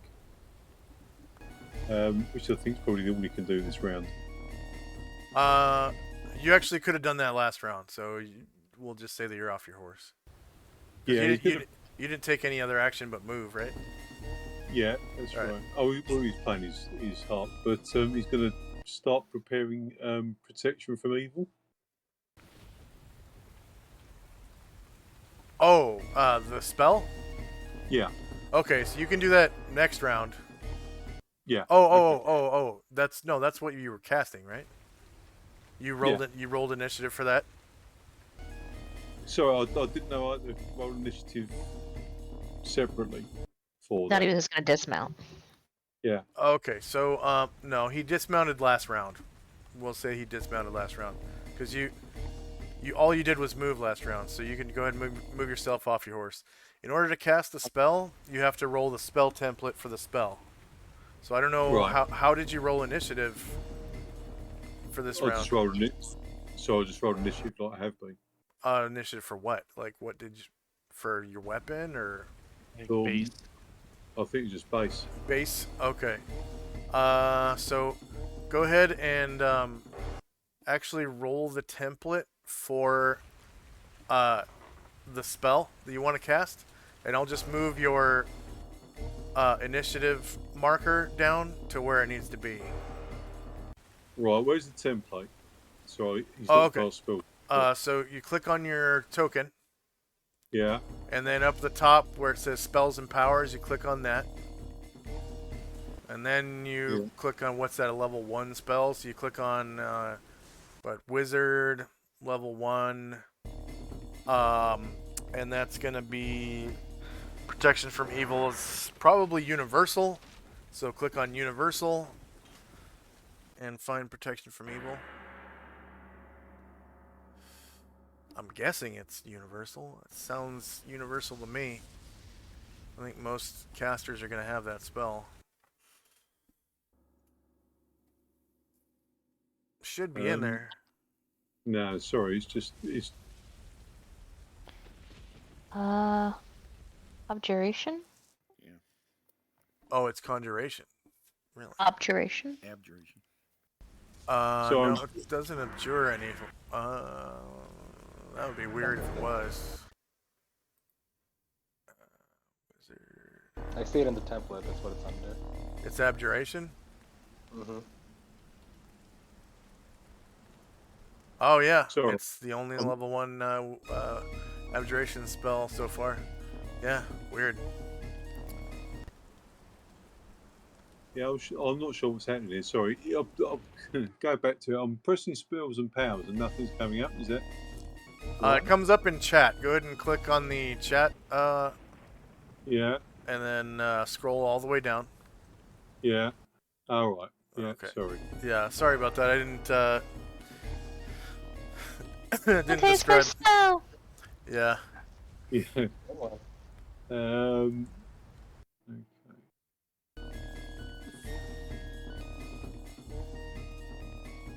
So this is actually you rolling initiative for the spell. So see how it changed your initiative to 7? Yeah. Okay. Gotcha. Sorry. So now I'm gonna slide you down to 7.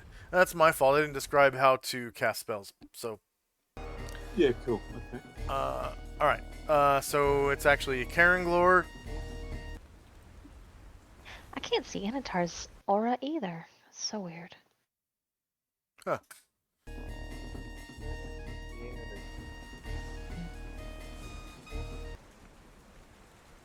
Okay, so Karenglor is going to activate his attack buff blade song. +1 to hit, or if they wish to spend an extra slot, may boost it to +2 to attack. That's with the AC bonus. +2 is the best they can hope for. Be just +1 to hit on top of his citation. Yep.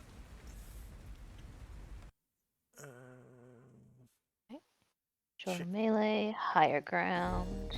Is Change Self a level 1 spell?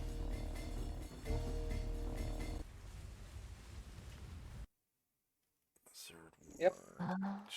Level 1 wizard. Are we talking wizard or priest? I don't think priests have Change Spell. Change Self. Then yes, it's level 1.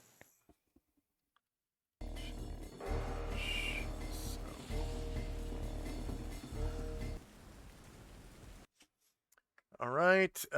You definitely hit that Barrel Grower with a -8. Causing 7 damage with your longsword +5. Cutting deep into its flesh, 7 damage.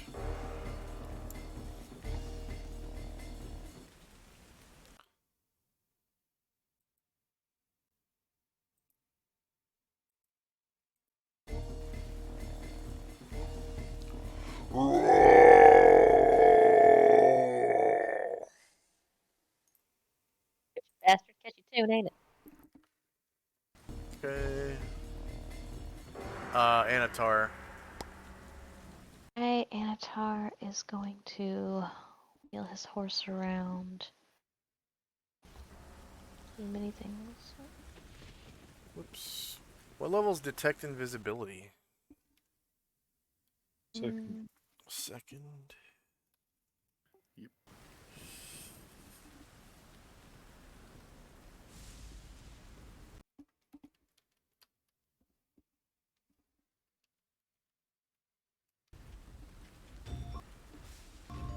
And he's gonna come and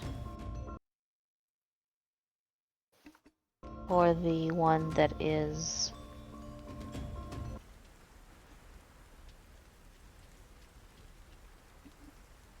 Sashi. He's gonna come for the one that is engaged with Otterbill. Turn this way. Reach him.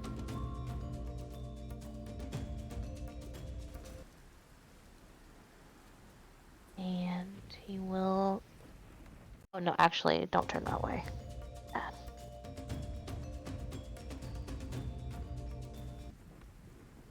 He'll stay turned that way. And he is going to... So he's a large creature. He's got a 10-foot reach now with his weapons. He's gonna use his gaze attack. Okay. Start with.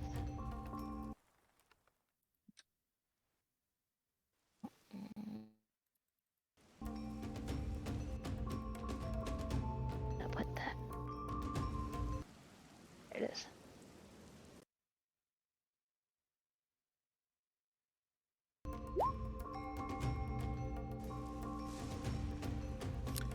Evil creatures with less than 8 hit dice must make a successful saving throw for a spell or succumb to fear for 13 rounds. Success indicates blindness for 7 rounds. Non-evil creatures and evil beings with 8 hit dice or more suffer the same effect at half the duration and gain a +2 bonus to their saving throws. So it might get Cotterbill's horse. Force of evil.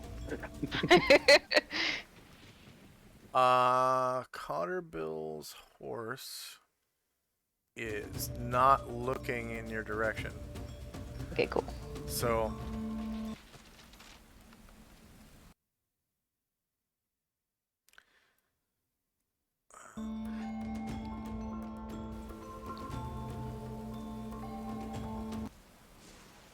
saving throw versus spell or succumb to fear for 13 rounds. Saves. Spell.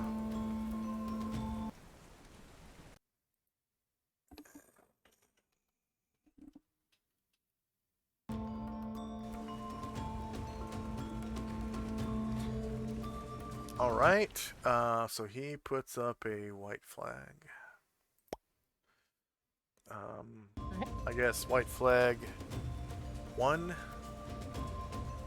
And that was 13 rounds.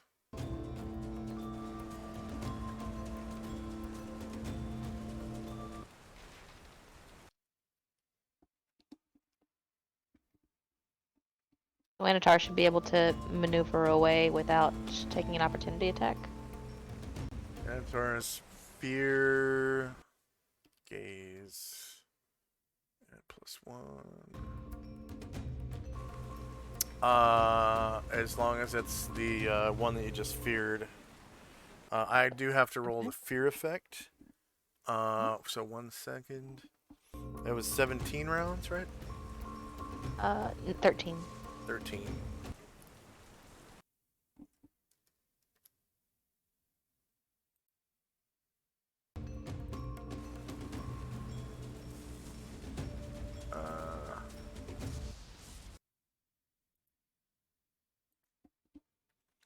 Find fear.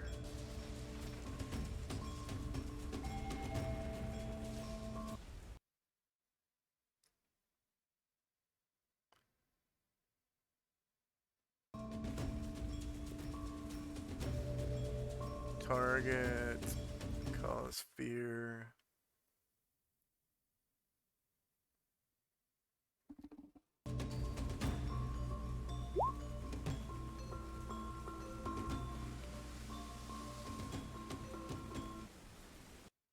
Ooh, I gotta delete that.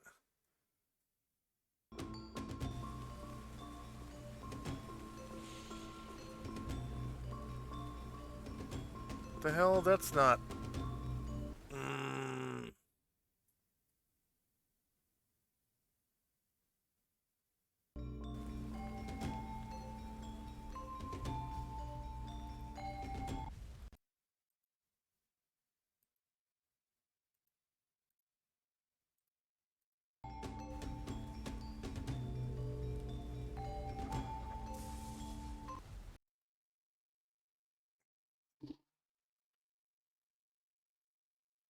Oh wait. There's an actual fear token marker, and it tells you what to do. It's the one with the frozen head. Fear, running directly away from the source of fear for the indicated duration.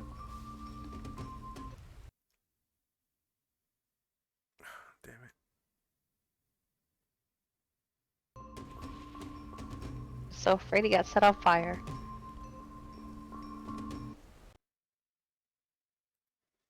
There's supposed to be a percentage chance that you drop what you're holding if you're below a certain level. But they're not holding anything. Okay, so he will run away on his turn. Okay, so Anatar will, sensing that this danger has passed, wheel his horse around. They're supposed to immediately. So he's not as. Is he brachiating? Is he on the ground? Okay, so he's gonna climb the tree and move out. Anatar is going to So use that some more movement. is 1, 2, 3, 4, 5, 6. Let's see. He can move 11 squares. He's gonna take off this away.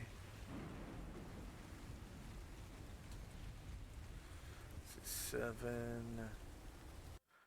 14, 15. There we go. All right, and Anatar, go ahead. Alright, he's going to take some more movement to end up on the other side of this one. And unless it turns to face him, he's going to attack it from the rear. First with his sword sharpness. Okay. You have height advantage. It's to hit. Actually, you're too big to ride this horse right now, so it's. Oh no! Yeah. Oh, poor horse. Yeah, like you just put your feet down on the ground and it walks out from underneath your crotch. Okay, so we'll try this again. Kind of like a really tall guy on a tricycle or something.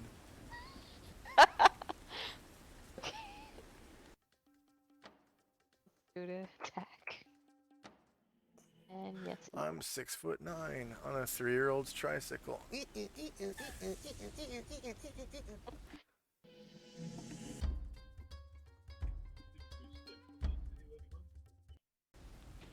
hear that, Dante?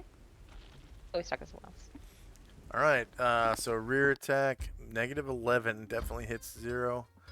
And you cause 24 damage. And then he'll go with his longsword +3. Oh no, sorry. Yeah, he does. What? Sorry. He does what? He's gonna go with his longsword +3. Okay. Talk myself out of thinking I got that, but I did. Okay, you hit him again for 14. Go ahead and describe how you slay your enemy from behind with your So longsword he won't +3. turn to face Anatar, so Anatar's gotta put a blade right through his chest. The ground. Through between his shoulder blades. It comes out through his chest. All right.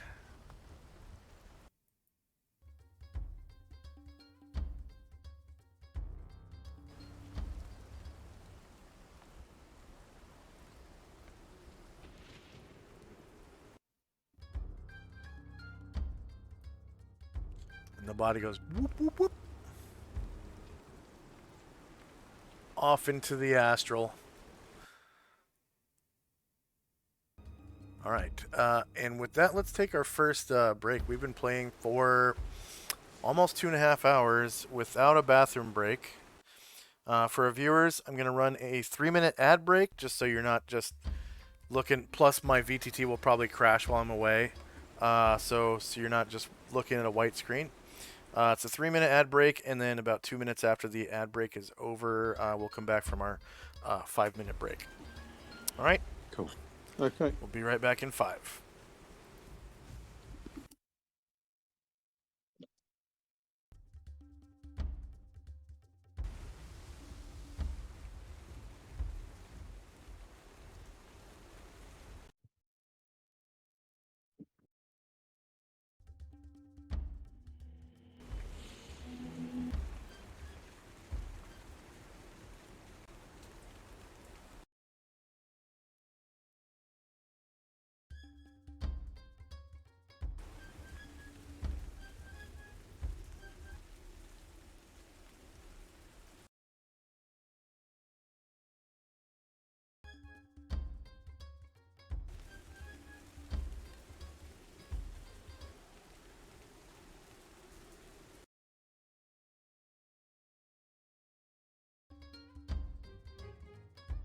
Yeah, 20 past 8, yeah? Boy, lights off, go to sleep now. Will you? Look.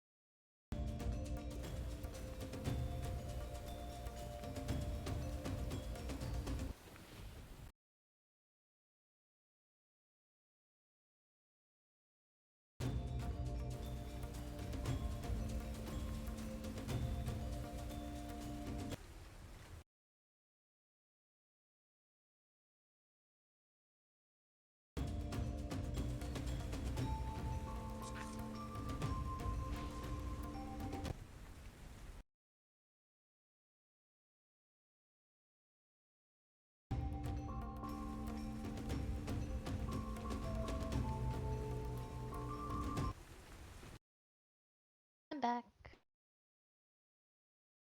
Same. Hello. How's it going? Going.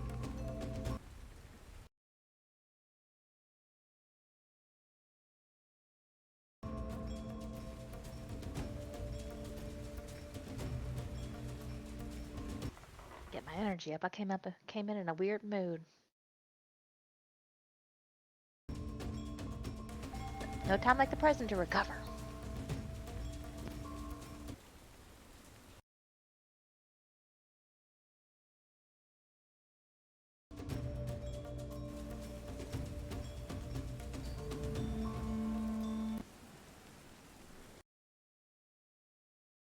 For Labor Day?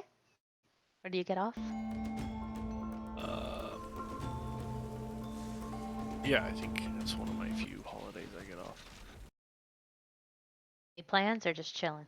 No, just hanging out. I hope you have a lovely day. Monday I don't have to work. Yeah.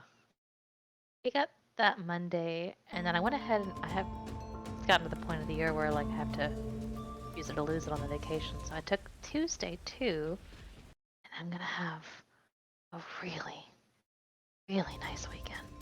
I work 50 hours a week, so I'm tired. Mine varies. Oh, how wildly. I do IT works or retail, so we're open 6 days a week. I usually don't work weekends, but I can, and other times I might work maybe 20 hours, like actual work during the week. Yeah. Others I'm like 60 hours. Oh God. Sounds like you deserve a break. I'll get one.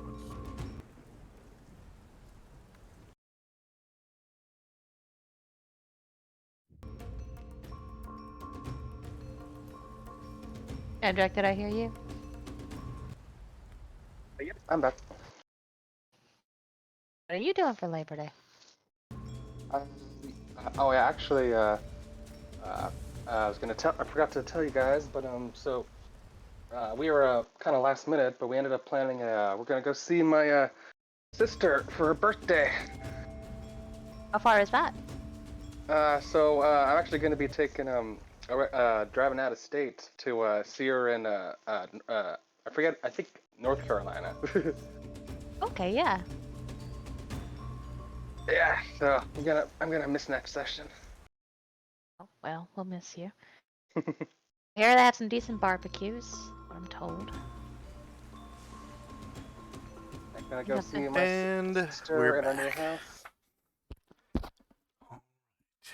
Everybody have a good break. We're just talking about Shandrak going to see his sister for her birthday. Oh, happy birthday, Shandrak's sister. Yep, I think I was gonna say approaching 30, but like no, I think she's over 30 now. I think it's 31 or 32. It comes to all of us. Yeah. Either pushing or pulling.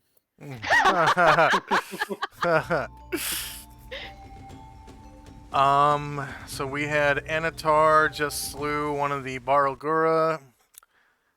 Barlgura? I don't know.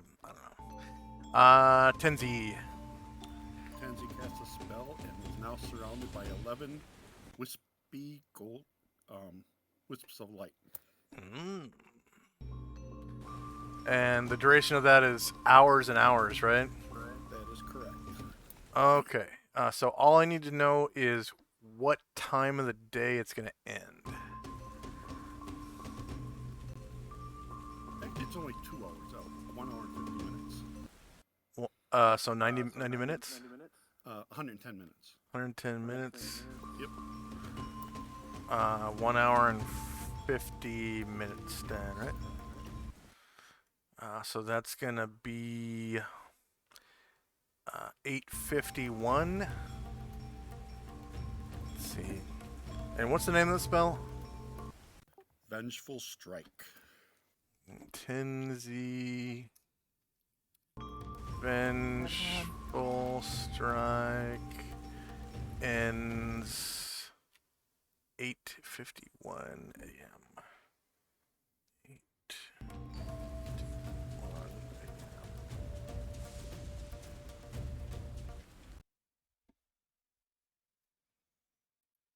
There we go. So at the end of the round at 8:51, if it hasn't already lost all of its charges, then it will end. Yep.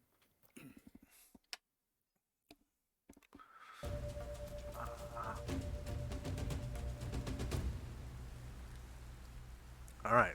One of the Barlgura. I guess we'll strike back at Ashriel. Let's see if it actually matters, because Ashriel has weapon immunity to +2, and the Barlgura are 6 hit dice. I think it does. I think they can hit him, but let's check real quick. So rules, etc. Miscellaneous statuses, combat.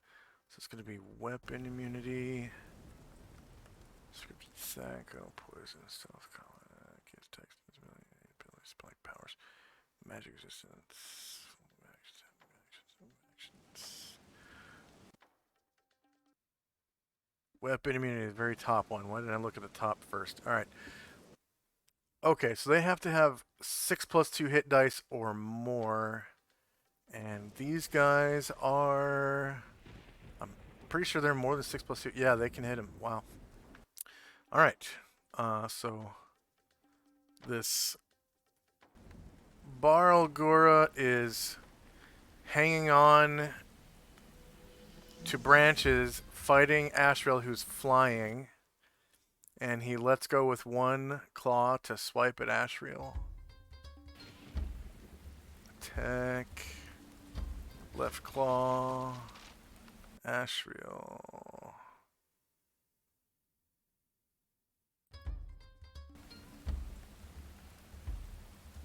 What just happened? Let's see.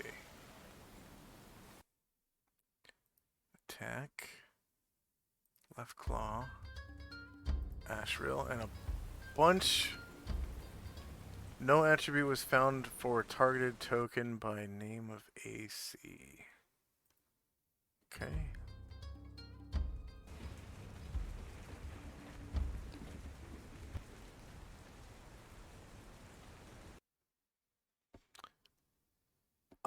Weird.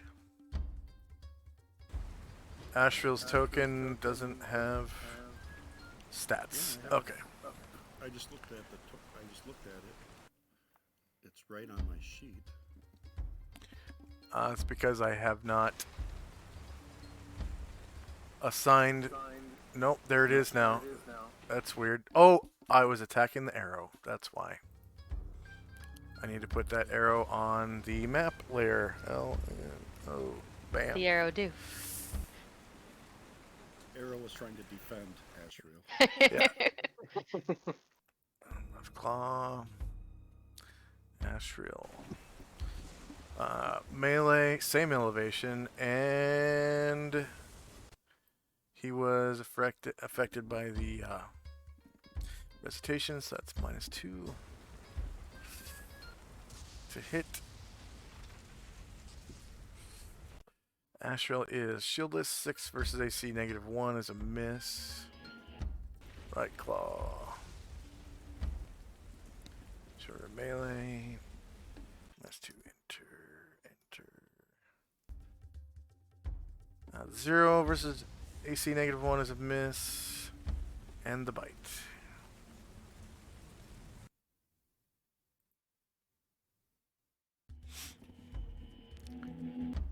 Shorter melee, same elevation, -2.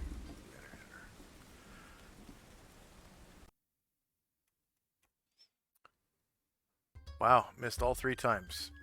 Dante.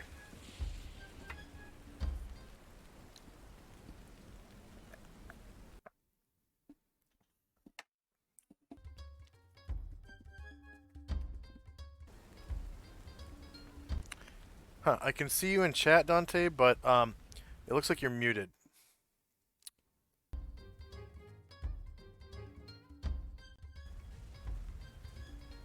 Sorry, my bad. I'm chatting away to you. You can't hear me. Sorry, I've cast protection for me. Well, that's going to happen now. I think. Is that right? Yes. And I think I already put it on the tracker. Yeah, no. Could have sworn I put it on the tracker. I guess I'll put it on the tracker. Alright, so Dante's protection from evil.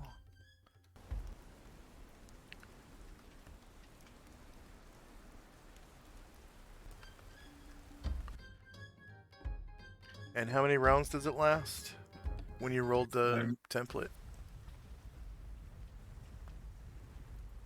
It should have asked you what your casting level is. Yeah, level 2.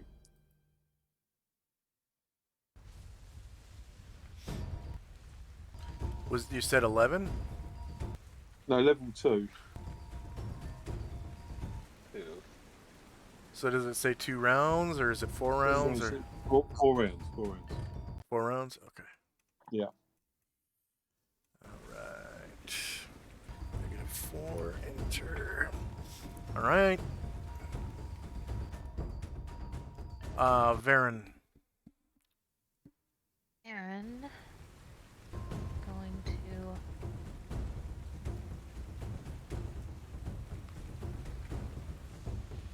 Turn and. I think the closest thing we have to protection from evil is the little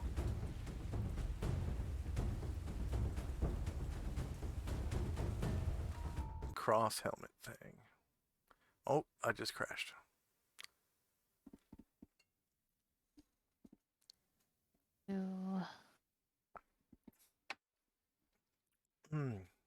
Or. We don't, Finmar, we don't really have a primary caster right now for permanency. I think permanency is like level 8 or 9. It's an 8. And Yeah, I definitely don't have access to that. That's what, 10th level or 11th? That's 18th level. No, it's 16th. 16 to cast 8th level? Mhm. Oh, yeah, that makes sense. Yeah. Okay. Plus Just whoever- curious.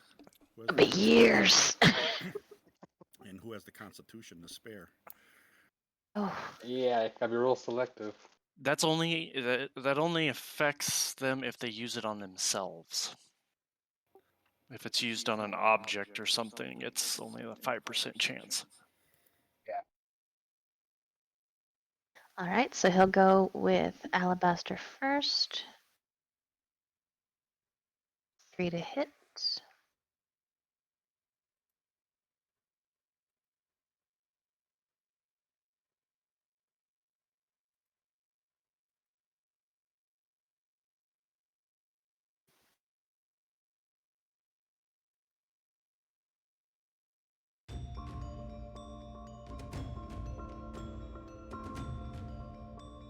Do we lose Josh? no, I'm here. I just I'm looking for the party because I just refreshed, basically. Whenever it crashes, it's like I'm refreshing. Gotcha. Okay, so Varen's fighting the one that's up against the tree trunk.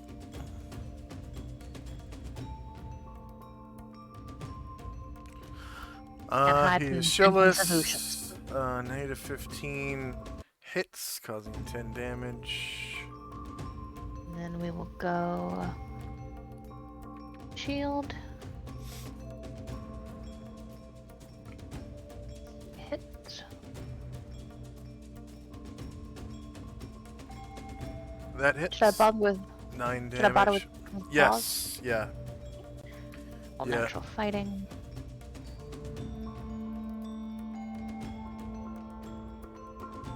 Oh, you know what? Wow. That sucks. I'm so sorry, Tenzi. Your arrow hit that guy. They don't have weapon immunity. So natural fighting was a success.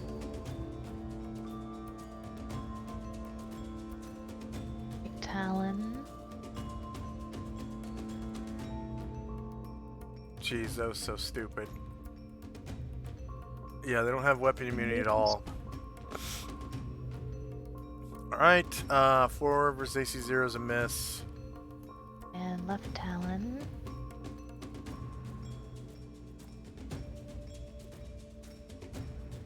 Three plus 1. -8 versus AC 0 is a hit for 5 damage.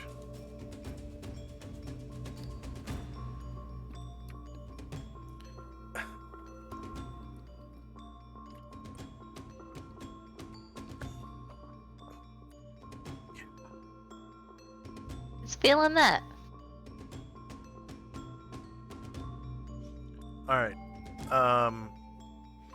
Musashi and Musashi.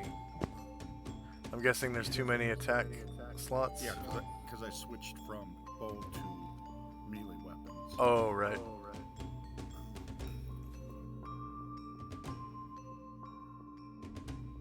He'll move over to here.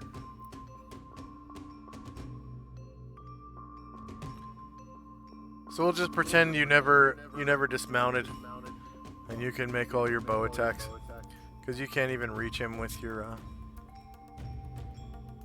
swords. Well, there's one on the ground I could go to. But Yeah. I've stayed on my horse. Yeah, well, we'll just pretend you stayed on your horse and never drew your swords. You can make all your bow attacks. So that's what, 207? 207.75.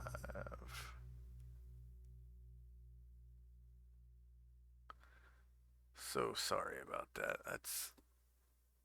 I hate it when I do shit like that. I don't know why I thought they had weapon immunity.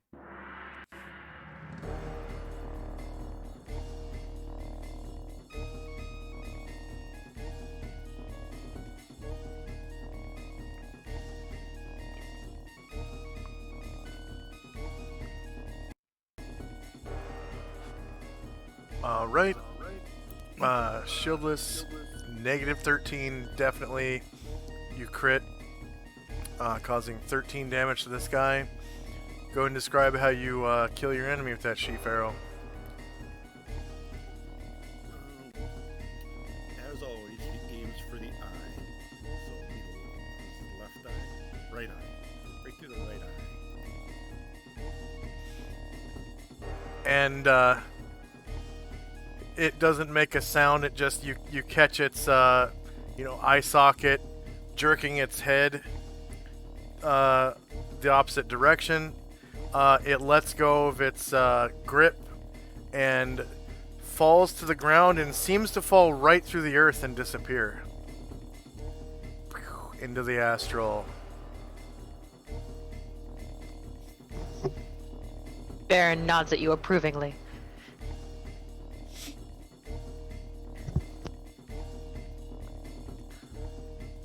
Okay.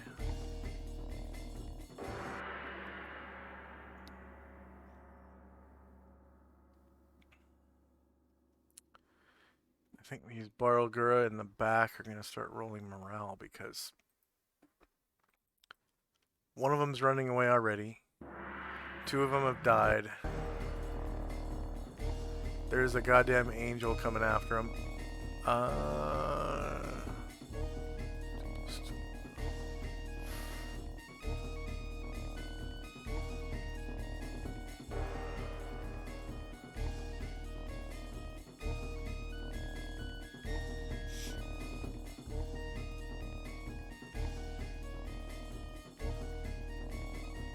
Alright. Morale.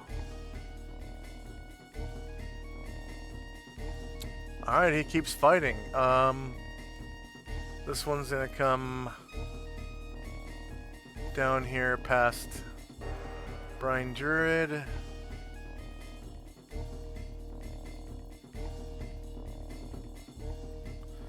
12.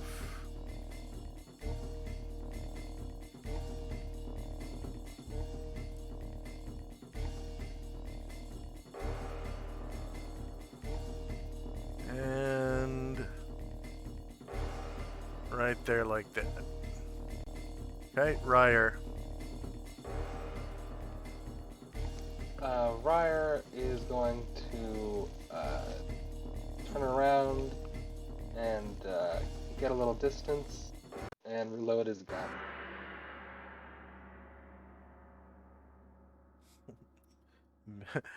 Low 505 says millions of Schwartz descend upon the party. What's that Schwartz? It's like an extraplanar goblin. Oh. Oh dear. Um, we already fought new Adrian goblins. There's some kind of lore about it too. They are clones of man. He's like a guy from it's a Planescape character or something, and he like genetically cloned himself magically. His name was like Schwass or something like that. I just read this a few days ago.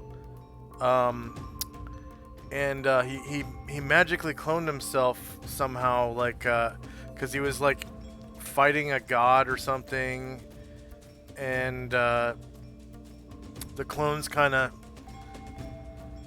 went haywire, and like too many of them were made. He was like a They're like an invasive species now. a clone spell. Yeah, it's a clone spell that went haywire or something, and yeah, they're like an invasive species. And I don't remember what plane they live on, but they might actually be from Spelljammer or something. I'm sorry, what was Ryer doing? Taking this movement and reloading. Okay. Alright, so another Barogura. This one's gonna roll morale.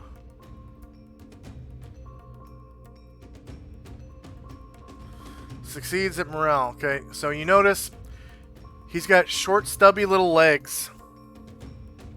So when he's not brachiating, this is the one that's on the ground here. So he's not brachiating, and he's slower than shit. He's slower than human. So he only moves 9 squares. 7, 8, 9. You can see he's kind of making a beeline for this tree trunk over here. Not a beeline, but he's making an avoidant line from Ashriel. The next Barogura.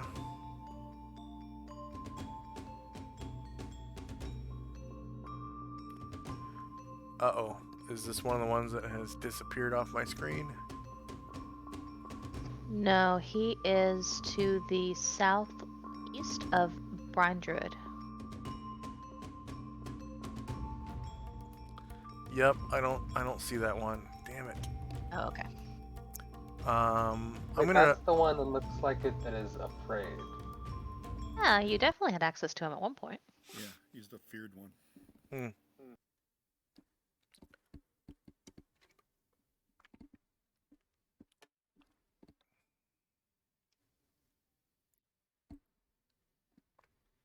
Hopefully this will fix it.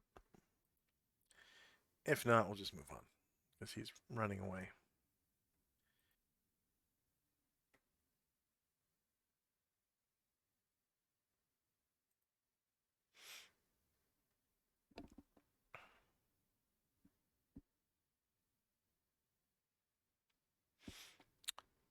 Just a shout out to Thaco Tuesday. He just said haha in chat. We got shout out for our loyal viewers. Watch your pants. Thaco Tuesday. Sophia Fox 21. And then there's a bunch of people that are hosting us. We want to give them shout outs too. Sean Walla, Lurks, Lana Ray, Commander Root, Anna Banana, I think might be viewing actually. Alien Gathering, hosting.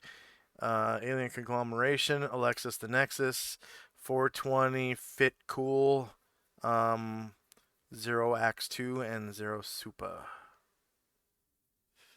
Zero Supa. Supa dupa. Everybody.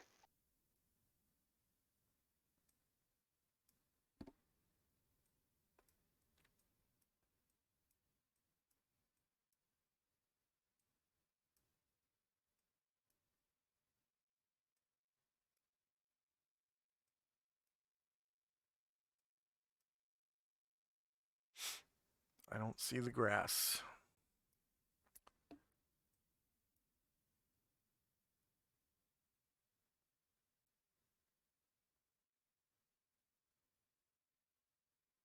And, wow, there's a bunch of tokens that are missing, actually. The grass is missing.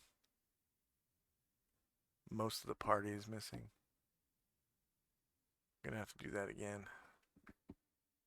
Yeah, but some of us hide really well. Ooh, Thaco Tuesday, thank you for the 100 biddies. Much appreciated. I think that's biddies, isn't it? Oh, is that a animated? I can't tell if that's biddies or an animated token. So they changed the unless they changed the icon. Is that biddies? Thaco Tuesday? Animated bit cheer. Oh, okay. Huh, that I've never seen one of those. I probably wasn't paying attention.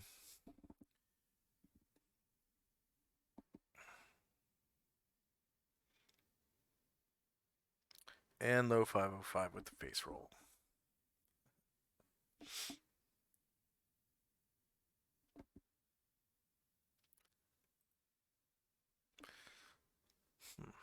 Roll 20 sure is acting up lately.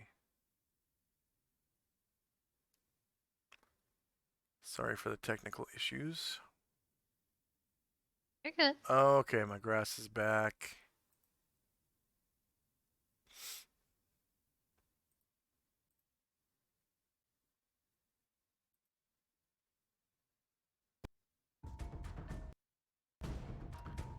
And storm. There we go.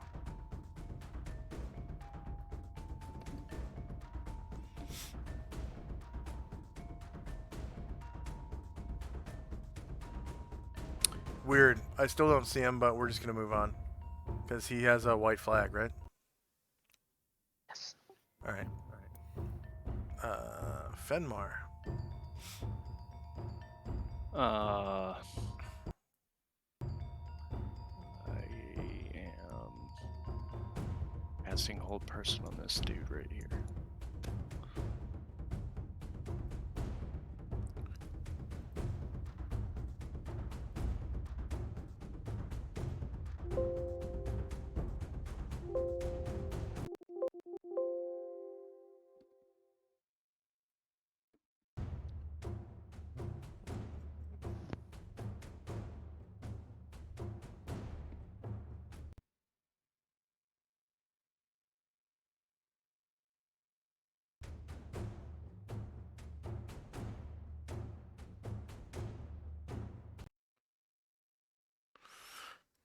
Okay.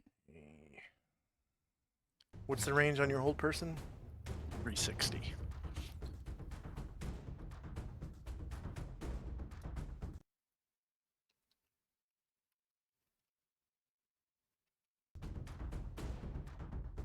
$360 feet. Yeah, you definitely got that. Okay. Saving throw negates, and they have magic resistance. So he will roll magic resistance. Hold person. He resists it. No experience awarded. Arahil. He's gonna keep flying west and get to the edge of the map, so I guess he'll escape combat. Oh yeah. Alright, Brian Druid. Back there. When you get him to the edge, just delete his token. Did. Alright. Alright. 100 will turn 45 degree, well, a little more than 45, but not quite 90. This direction. Squares and bite. Alright, at 10 feet you have the height advantage. Oh, okay, let me reroll that then.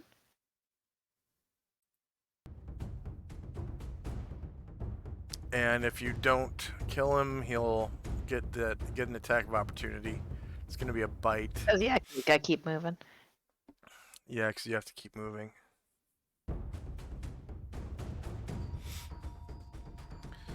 Alright, shieldless, you crit him for 42 damage. And that's enough to kill him. Go ahead and describe how you kill the shit out of him. Sweet. So he Very kind of like nice. picks him up out of the like the ground, out of the trees, wherever he is, and like just kind of like heads off with him for a while. And as he dies, the bite disappears out of your mouth and the rest of his body as well into the astral. Oh, that's unfortunate. And you can see the bite kind of rejoin his body as he just kind of disappears into the astral there. 17. Turn again to avoid going off the map, but he's good enough for that.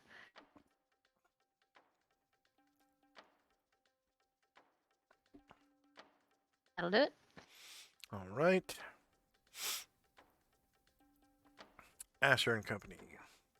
I mean, not Company, just Asher. Just Asher.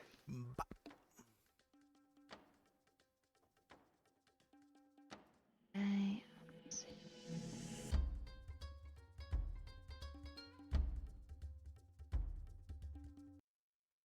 A little.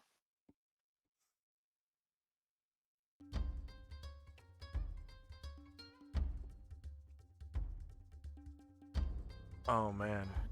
6, Oh, what the hell? 7, The fuck is this? 10. Yahoo just popped up on my screen. What the 11. hell?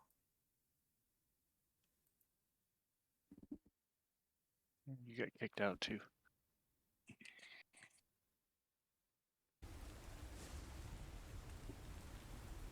Wait, on the Roll20 screen or on Discord?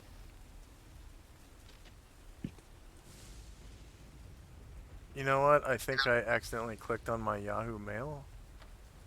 Oh, Wow.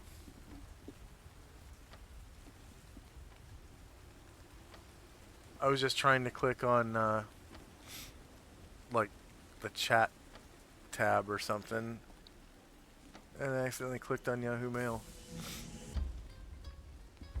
alright, so Asher is here. She's invisible but not stealthed. Is she going to get a backstab? 1 second.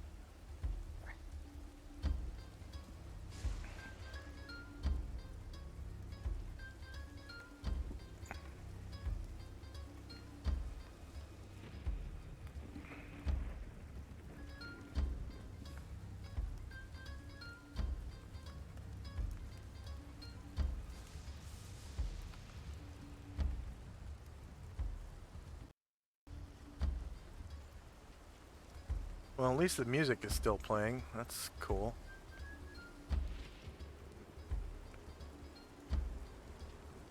Alright,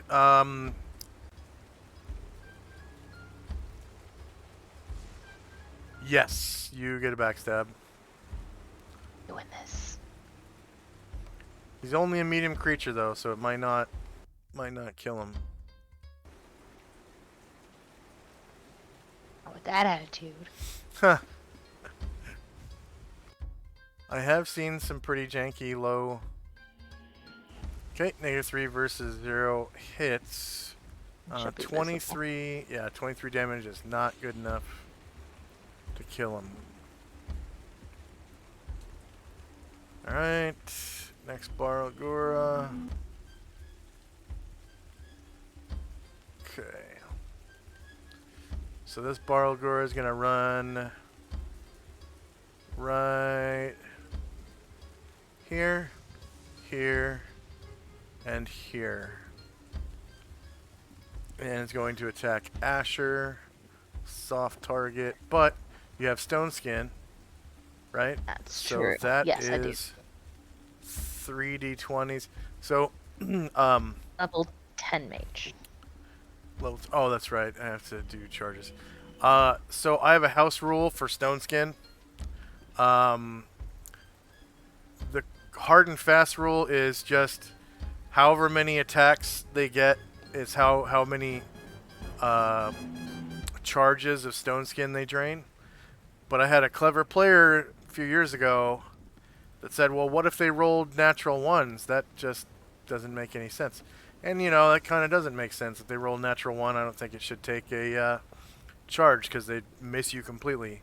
So what I do is I just roll d20s for each attack. And if any of them is a 1, or any thereafter, there's no charge taken. You said what level, caster? 10. Level 10. And then this is how I track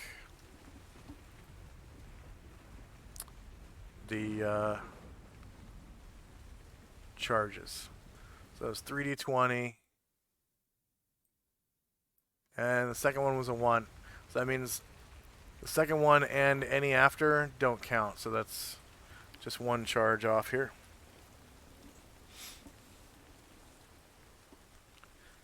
And then that particular Barlgura is off balance because he rolled a 1. Alright, Jim. Right. Jim just rolled for movement, and he's going to wait until the end of the round to take it. He has to position himself right for his next spell.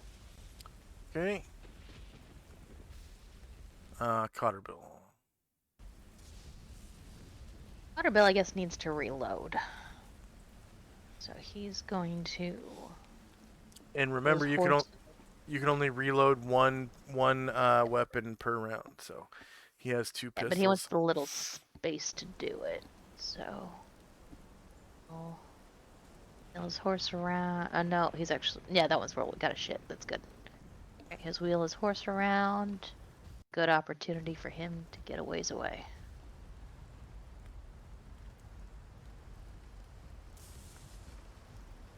How far he'll get. And he'll reload his right belt pistol. Erdrun.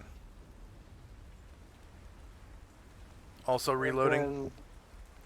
Yeah, and Okay. he's gonna also be riding off, and him and leading Jink as well. Okay. Ashriel. Swing at the creature in front of him. Musashi's arrow hit true. He loads a lead bullet.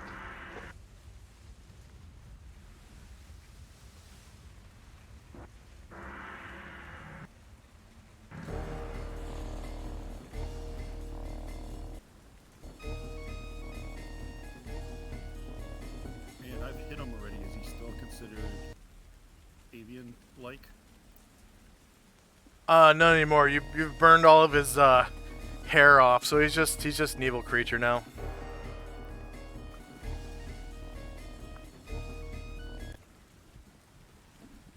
Unless there's a category. I don't remember what the categories are. No, regenerating, undead, cold, inflammable, avian. Okay, none of those. I believe they thought of that. So he swings at the hairless creature in front of him. Yeah.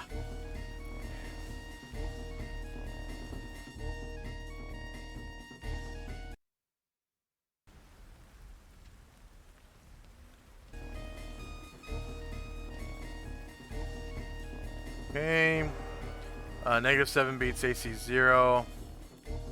So unfortunately the fire damage doesn't do any extra damage to him, so it only causes 10 damage to him. But fortunately, it's enough to kill him. So go ahead and describe how you kill him, and he disappears. Seeing that he was hanging by his arms, he just cuts him off at the elbows. And the arms go flying and disappear, and he's like roaring in pain as he disappears into the astral.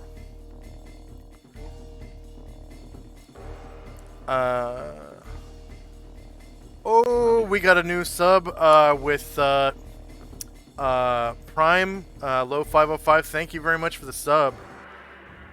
Thanks, though. And watch your pants redeemed a magic item for 15,000 channel points. Oh my god. Okay. And I'm going to roll that right now. Because it is one that I have to roll. I'm going to put up the description on the screen here. So we've got I'm not gonna ring of warmth again. Well, that didn't have a roll to it, right? No. No, it didn't. Nothing wrong with my ring. The ring of warmth is wonderful, and I wish I had one in real life. Let's see. So, All right. how about Asher? Would you do the honors and please roll percentile dice for me? Okay.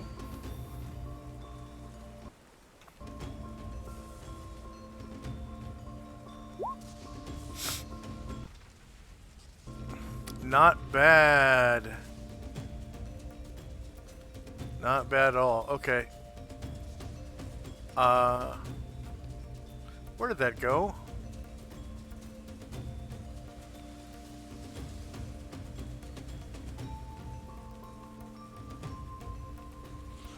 There we go. Okay. So we've got, I think it was the daily routine.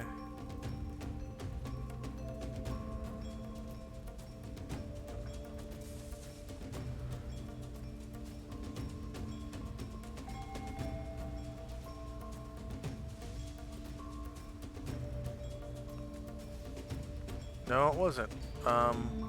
Oh, yeah, here it is. Alright. So we've already done all these. So this one is new. Okay.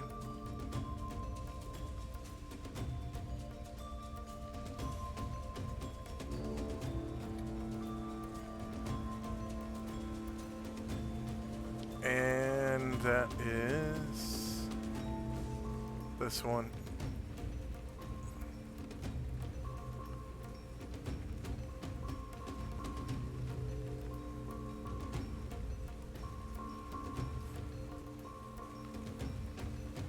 I can shut that now. So thank you very much. Watch your pants for that redemption. Yeah, I can't wait to see what it is.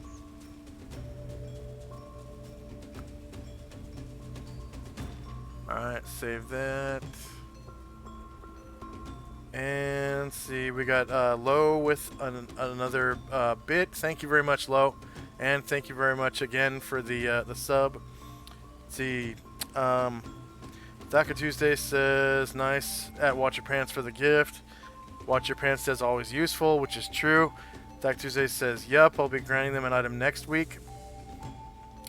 Watch Your Pants says, what are you thinking? Low says 505. Low 505 says murder. Watch Your Pants, LOL. Sacco Tuesday, I'm going to have to censor that because it gives it away.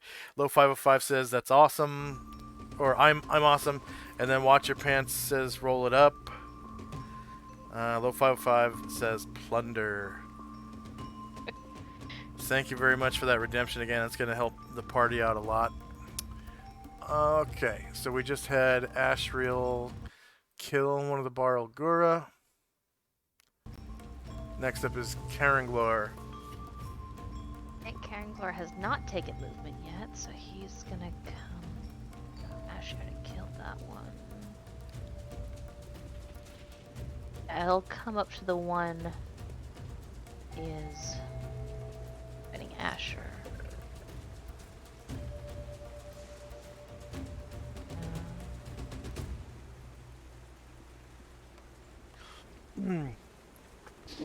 Oh, and Low 505, that 2 out of 15 means we have 2 subs out of 15.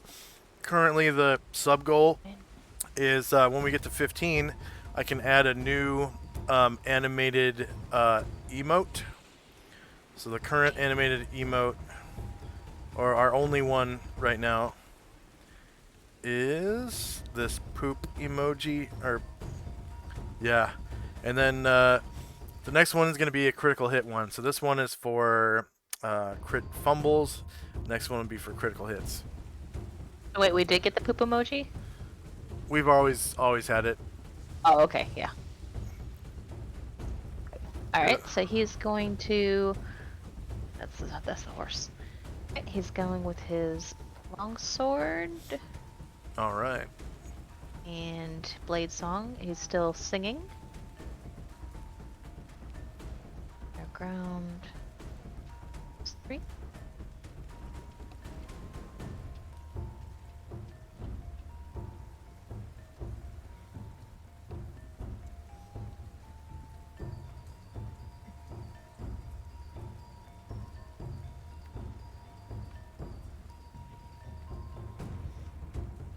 Alright. That is shieldless flank. -2 versus AC 0 hits. Damage is 14, which is enough to kill him. Go ahead and describe how you take him out. And he disappears. He's kind of glowering at Asher, and Asher's like, ah! But Karen Glor comes by with on his horse and chops his head off.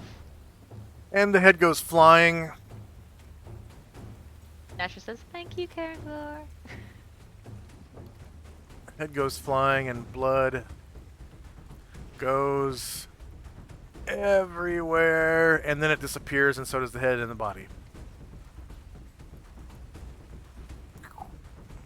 Asher says, "What if I needed that?"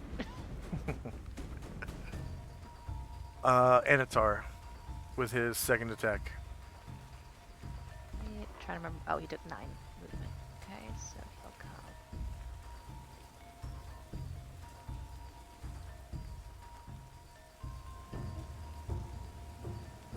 Remind me, does he get 1 gaze per round or as many as he wants? It is 1 per round. Oh, alright, so he'll And come with his it's broadsword. as a free action during his turn. So, sharpness. He would hit. And gaze attacks only hit the front rank, but it can hit multiple targets. Okay, so Anatar.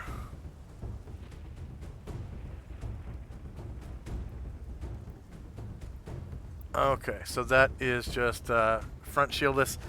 So you crit him for 25 damage. No, 36. And then hack That's off a enough. Yeah, hex. Hacks off a limb. Go ahead and roll a d4. It's going to be clockwise, starting with the right arm. So you cut off his left arm, and blood goes everywhere. The arm goes flying. Blood sprays all over you. The arm disappears, the blood disappears, and the body disappears as well. You one-shotted him Oh shit. Sweet. with that crit.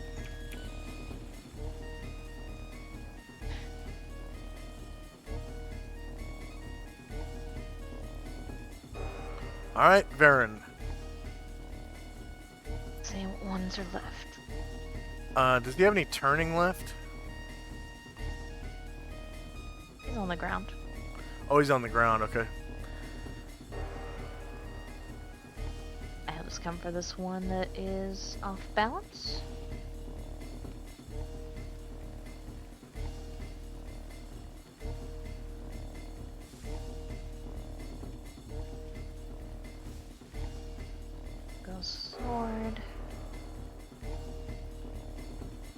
Okay, that's going to be shieldless flank and +2 to hit from off balance, and +3 to hit because you're a worshiper of Ushas for a net of +5. Shieldless flank, you crit him for 20 damage. And I did succeed on natural fighting, so I get to make a claw attack as well. Yes, and you also get your shield, right? No, just another claw attack, that's right.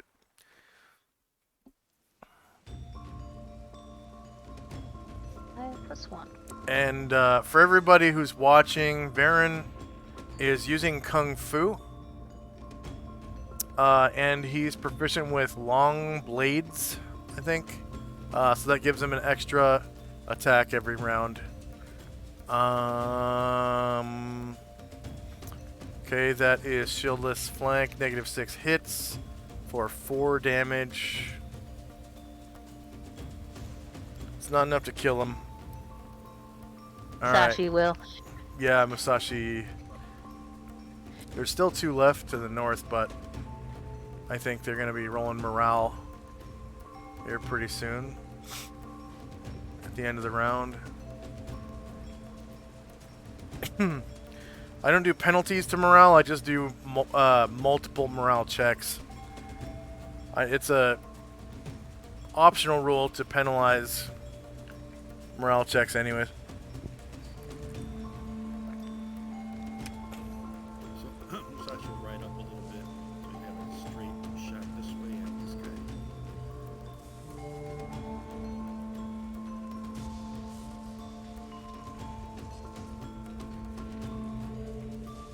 I didn't hear you, Michael. Oh, I'm sorry. Musashi's going to move up and turn the horse sideways here.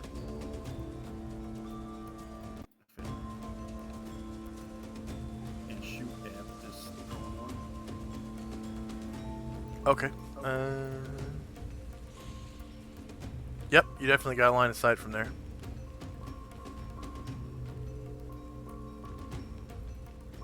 And at the beginning of the round, you heard him yell, "Kiai!" Oh, nice. Let's see. Give me a D4 roll. 1 and 2 will be your intended target, and 3 and 4 will be Varen. Unless you did called shot as well.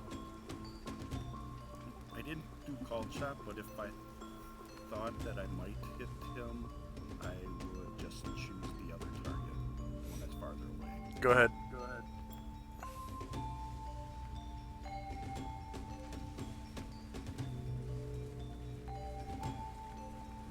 And that one's still in the trees, right? So he has higher ground.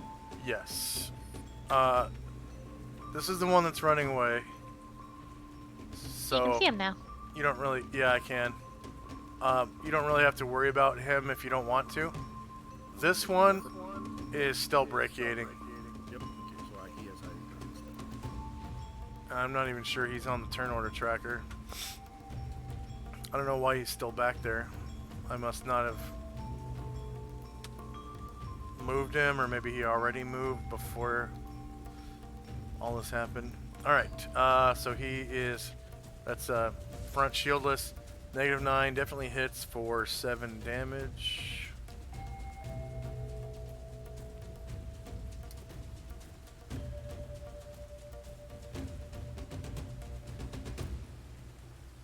Alright, and your third shot, Musashi.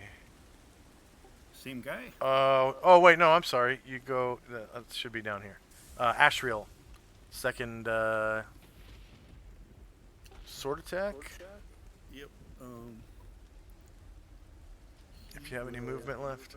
Yeah, I haven't moved at all, so I'm going to fly up. Since Musashi's shooting at that guy, I don't want to get in his line of fire, so I'll fly to here, lower down to 10 feet, and then... Okay, you see get at the end. you get higher ground. You get +2 from your recitation, +2 from the guy being off balance for a total of +4, and the higher ground.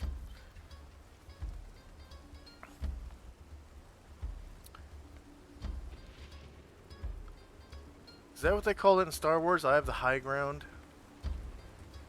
That's Oh the yeah, meme. it's the meme. I have the high ground yet again. Yeah.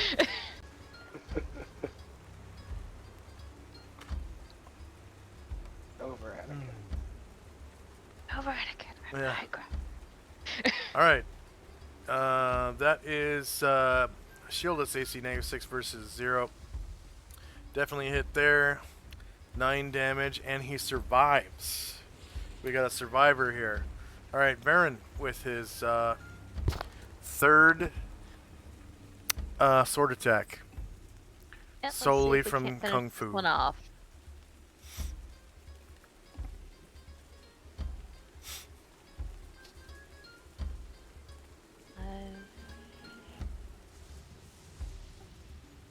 All right, that's his shieldless flank, because he has no shield, and it's a flank.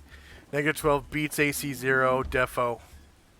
11 damage is going to kill him. Go ahead and describe how you flank him and slice him. The old flank and slice.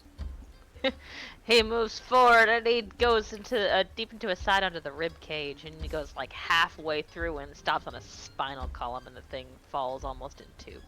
And blood goes Oh. fucking everywhere, and then disappears along with his body into the astral as it sucks him in. He disappears. Okay, Musashi. Another arrow at that same guy. The one up here that's brachiating. Yep. All right. Ki. Shoo. Ki. Okay, shieldless -5 hits. 8 damage is not gonna kill him, but he gets a morale check because it's the end of the round.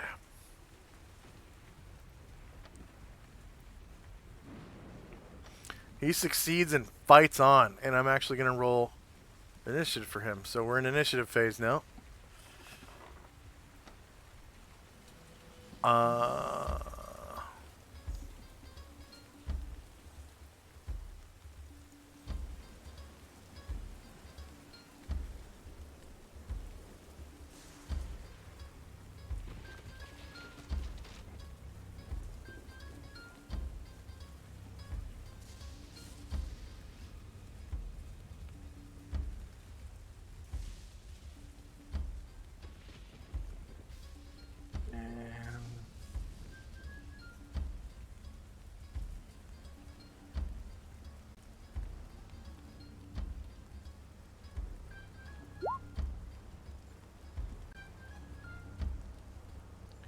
Racial abilities.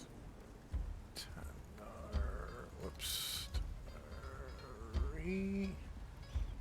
R. Gra.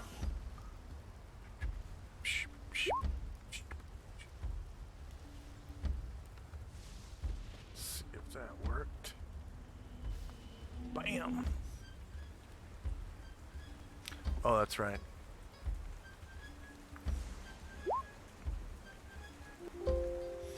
Oh.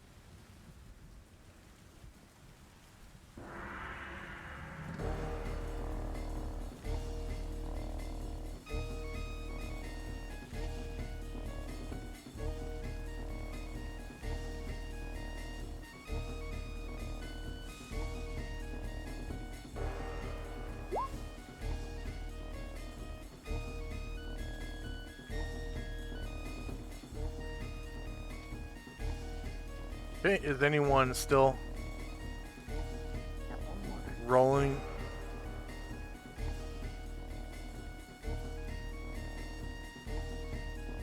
New round, right? New round, yeah.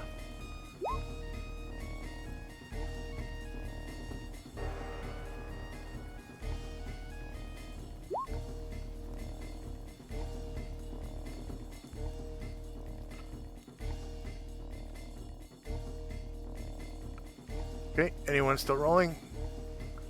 Alright, here we go. Oh, you're still rolling? Getting it.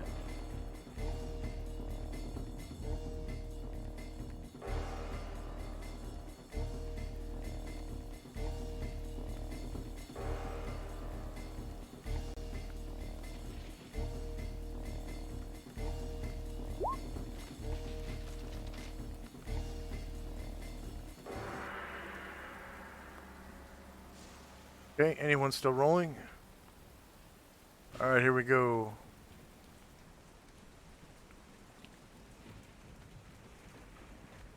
Um...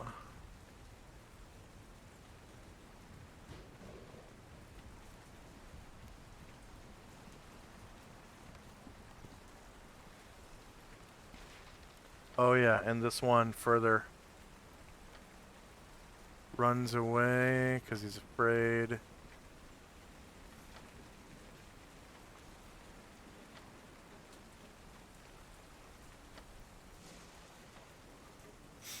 Alright, we got recitation, weapon bless, protection from evil. Time now is 7:02 a.m. Tenzi's vengeful strike ends at 8:51 a.m. Ryer is up first with gunshot, I'm guessing. No, he has a really bad range. I mean, he'll get closer, but he won't be able to shoot this round. Okay. Let's see. I believe when you're mounted, you can make a full move with the mount and still make one attack. It's when you're on your own, you have to make a half move. So you can close the distance a little bit if you want to. Because your horse Okay, moves at well- what, 12, 15? Something like that? Oh, that's true. Yeah. That's as close as I can get. So, yeah, Ryan will shoot, and that'll be at his mid-range.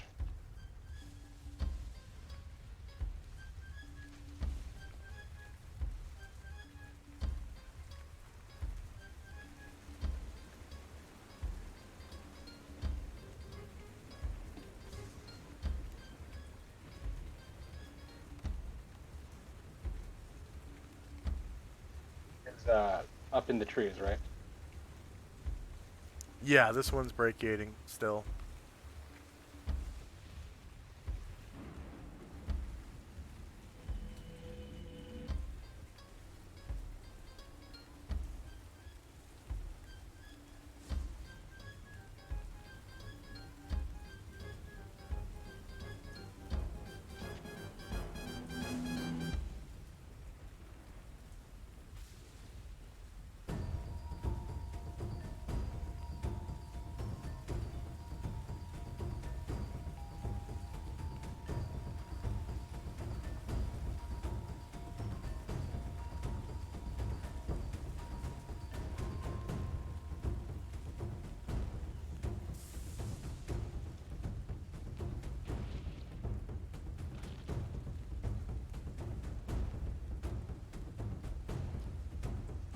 Are you rolling your attack or what?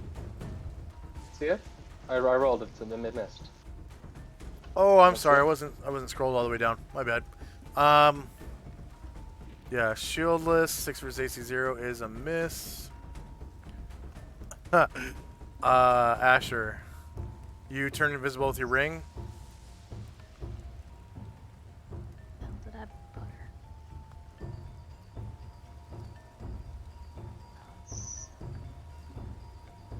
Okay. Was that with your ring? Yes, with the ring. Let's see. So the thing is still in the trees.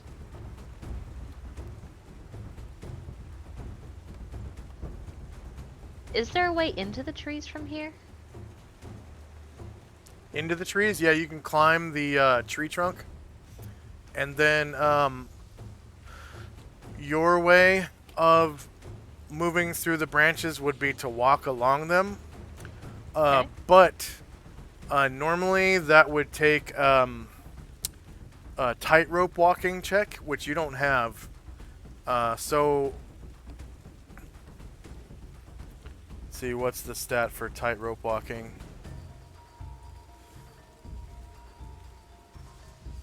It'd be acrobatics.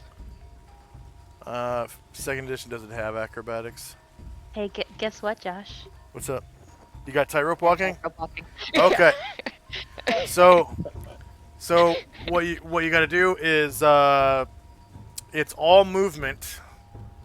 To get up into the tree, it's 20 feet to get up to the branches, but that's doubled because it's climbing. Okay, so you got to get Okay. to the trunk.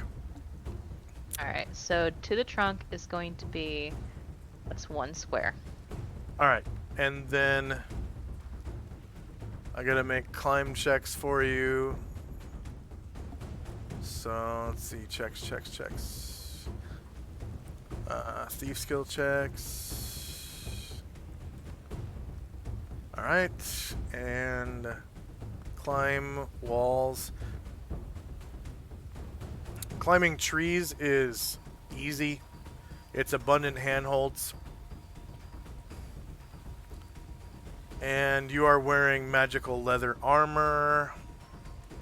Conditions are wet. It is raining.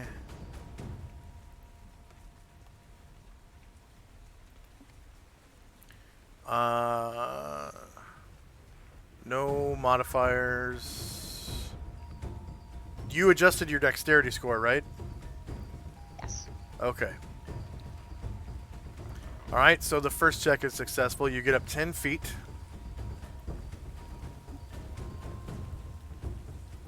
Okay, abundant handholds. Leather. Slightly slippery because of wetness.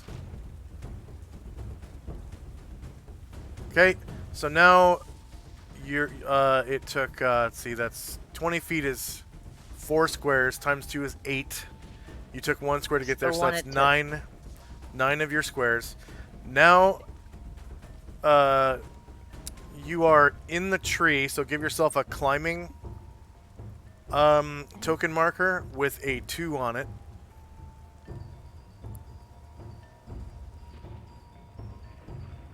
Because you're 10 feet up.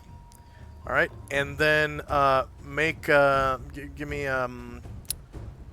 check for that tightrope walking, and you can make the rest. I think it's the rest of your movement rate normally, like you walk at normal speed when you make the tightrope walking check.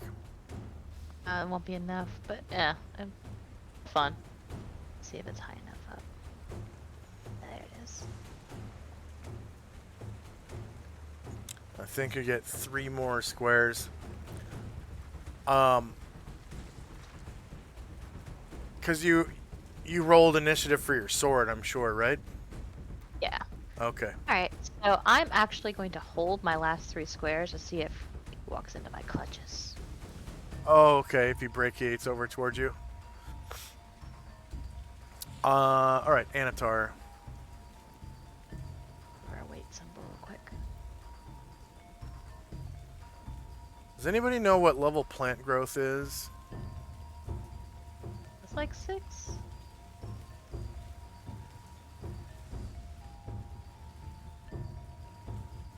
Sixth Third level? Third level priest. Third level Was third? priest. I was way off. Alright. So Anatar will. Let's see. Turn direction. Hard to turn between 45 degrees. But turn toward the thing. Then he is going to fly 20 feet up.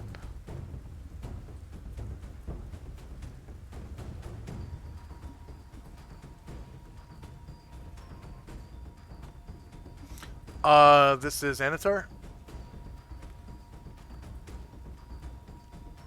So he actually has to cast fly. He has it as an innate spell-like ability It still has to be cast. at will. So what that means is Fine. he can cast it every round ad nauseum all day. But Okay, cool. he actually has to cast it before he can fly. Alright. So, In that case... and that's an innate spell-like ability that you would roll initiative for. He's just gonna walk then. If he rolled initiative just for walking, that's the same initiative, so you can cast fly right now. And it's innate for him, so he can still make a full move. That's the cool thing about innate spells, is you can move and use them at the same, as long as they're not from a magic item. The ones from magic items. With him being, with him being Go a ahead. large creature right now, what's his reach? Can he get to 20 feet? It is 10 feet, and then he himself is like 7 feet tall. So not quite. Alright. So not quite yet. We'll stop there and cast fly, I guess. Okay. Or I guess he'll do it at the end of the round because that's not what he rolled initiative for. Okay.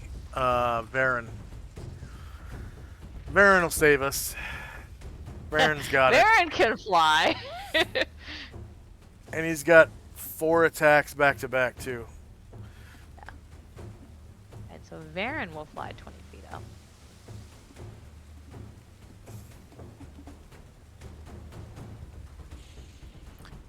And I'm gonna start the experience macro real quick. Give that a jump start. There was 9 of them.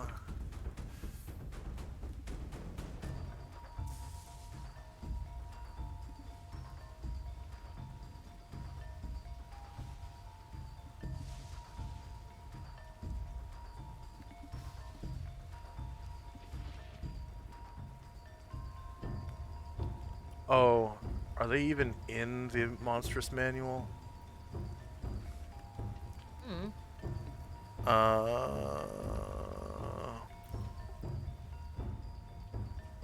Probably in Planeswalker or the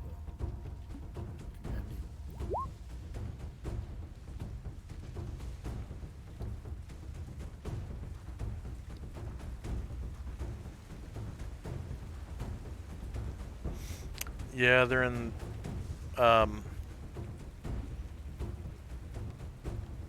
the Outer Planes appendix, I'm sure.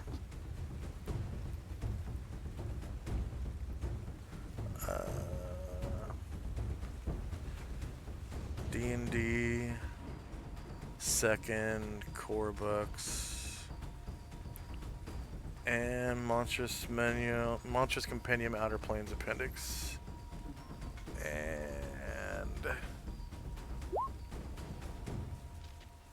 can't word search.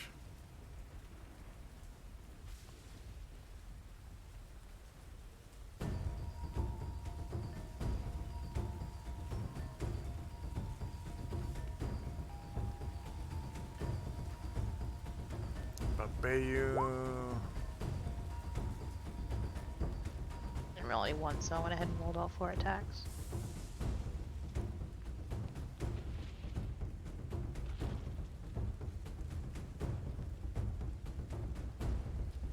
There they are. Ooh, okay. Very nice. Let's see, I gotta photo that. And you'll need to move at least another squares.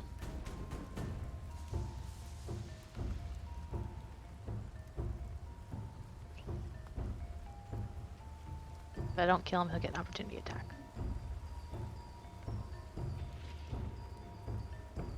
Okay.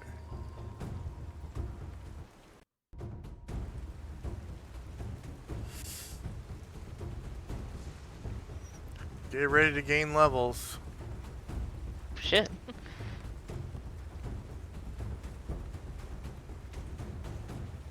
I only need 1 point.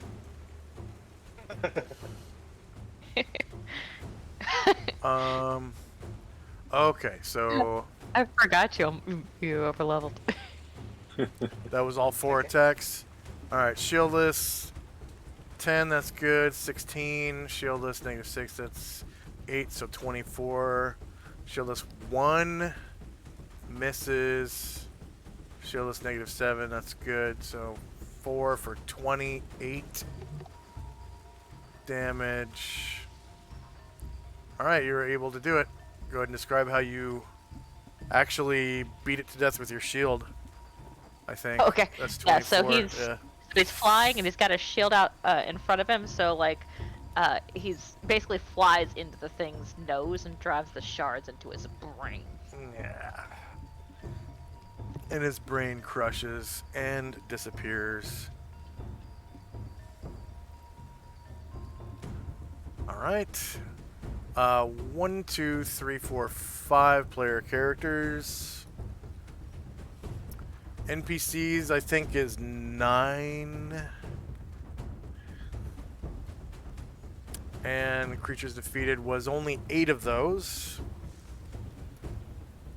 And they have technically 8 hit dice because they are 6 plus 6. So each plus 3 counts as another hit die. So, yeah. 8 hit dice. Warriors and Bards was 8, I think. It's all of them except for Jim. Yeah, pretty sure.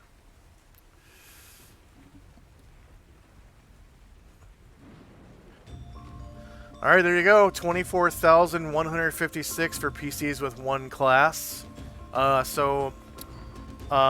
pretty sure Dante and Fenmar are going to be on XP burnout for your 2nd level. So Yeah. you'll definitely gain at the end of the session. You'll definitely gain a level, and you'll be 1 experience point below the next. Actually, I'm not too sure about Fenmar. Fenmar, you're not on XP burnout, are you? No, I got a big jump to 8th level. Ah, okay. Does it It's get you to double. 8th level? No. Oh, no. damn it. Okay. Not Well, even halfway yet. well, that's a good jump. 24,156. So That was a good there jump. we but go. Yeah. Well, maybe by the end of the session. All right. So let's see. Varen. Waterbill shit. Shandrak and Company, you're up. Oh, and combat is over because that one escaped.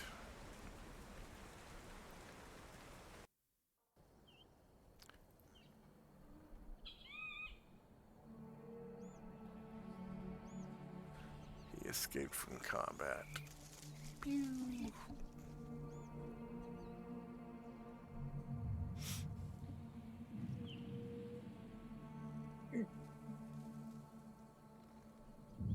So Shandrak comes out of hiding and gets on his horse and comes out and joins everybody. Ooh, well, some demon monkeys. Probably a good sign we're on the right track.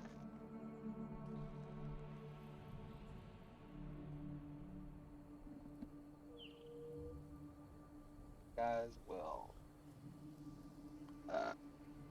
form up back in the ranks.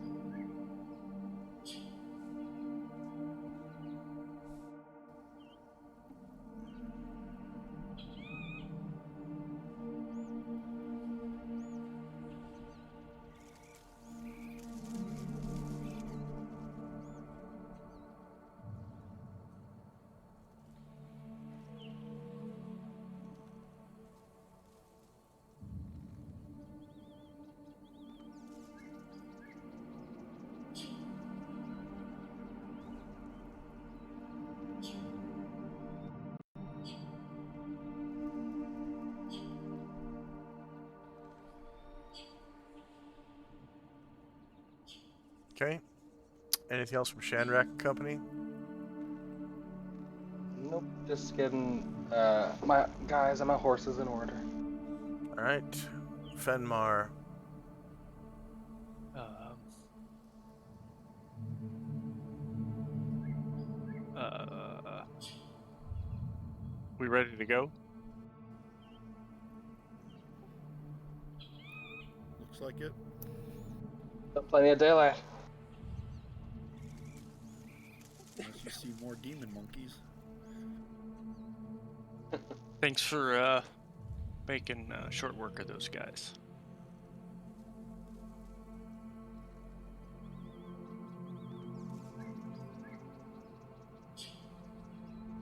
I'll get ready to go. Cross the river. Okay. Or the creek, whatever. Yeah, it's a little 2-foot deep creek, probably 20-ish feet across. Not much of a river, just a little creek.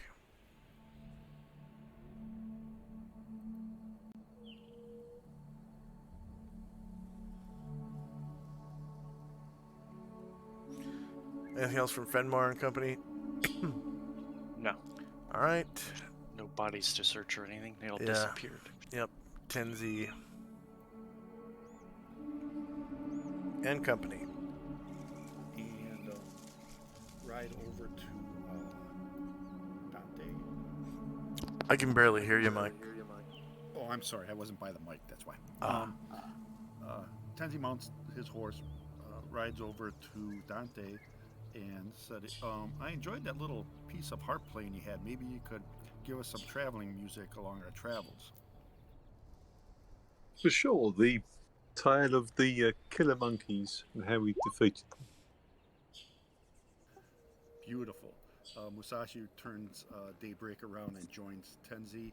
Ashriel flies over to Usat, and they cross the river as well. That'll be it for us. Okay.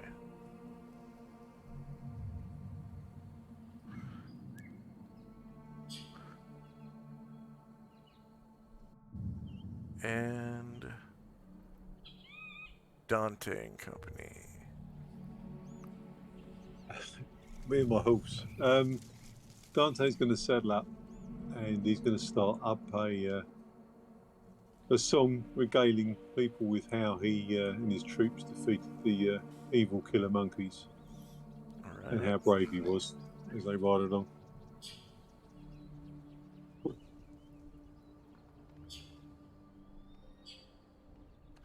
Oops. There we go.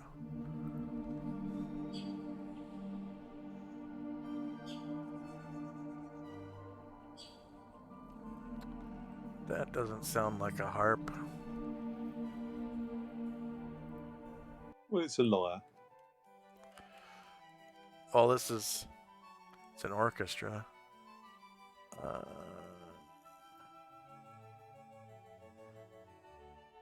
Hey, what chills me out is mountain dulcimer music. Say again? And we just need to like chill out, play some mountain dulcimer music. It's amazing. And this is cello.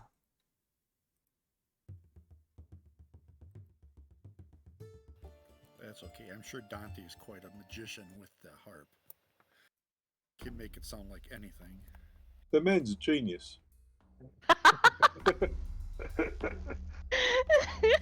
That's a bunch of drums. I'm glad you saved me from having to say it. There we go. That's at least part lyre. It's got bells too, but I don't care. All right. He's a whole So lot. Eating up Yeah. soup and all this XP. God damn. Dante made up a song on the spot that he calls Darkest Child. It's about these demon apes that attack from the trees, unsuspecting passersby.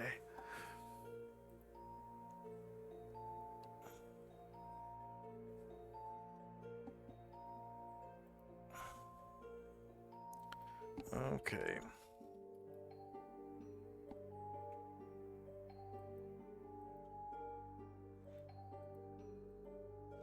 7:03 a.m.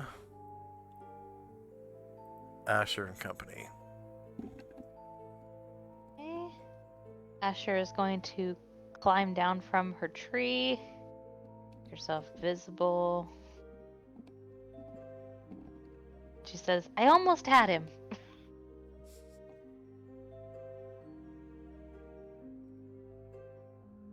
Thinking the same thing, but everybody died before I had a chance to get to him. This close. But Tensi's right, Dante. That was a good song. And they're gonna start. Yeah. So, wait till you see our next exploits. We're almost at the archaeological site Complex. complex.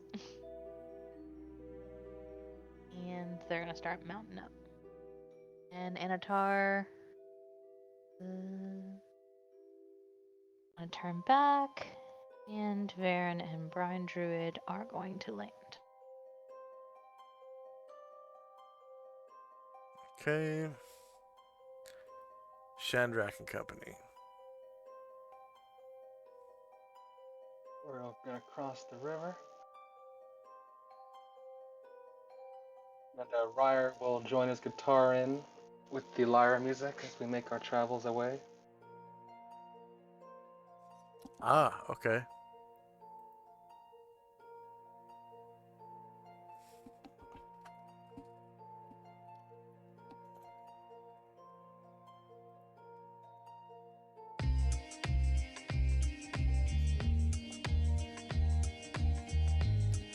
And the two bards make beautiful music together.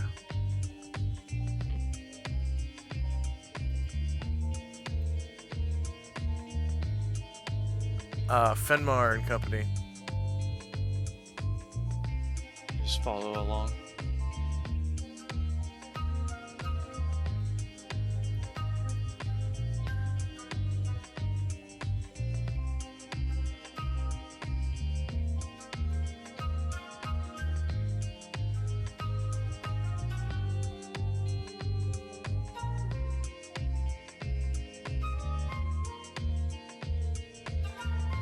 The jazz flute. Actually, Varen won't land. He needs to keep flying to get over the.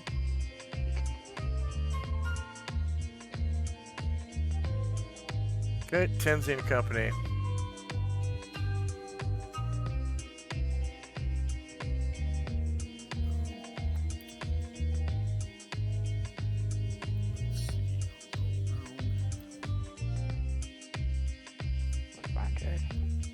As you guys make it across the creek,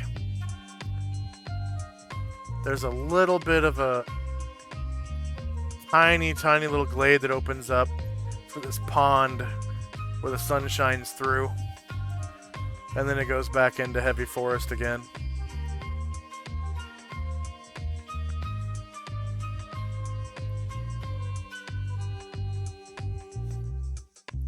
And you can see little shitfish jumping in the pond.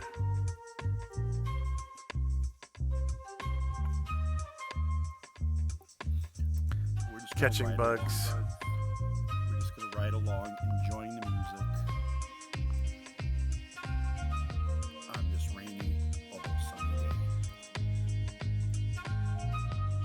Yeah. Rainy and hot. The rain clouds are kind of broken. All right. That'll be it for us. And Dante. Yeah, he's going to just move on up. All right.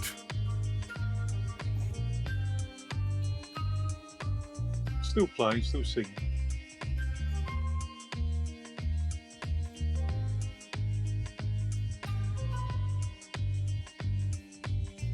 And you make your way out of the forest.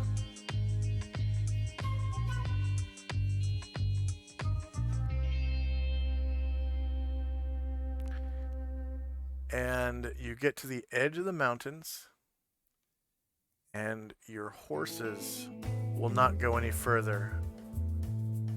Oh no! So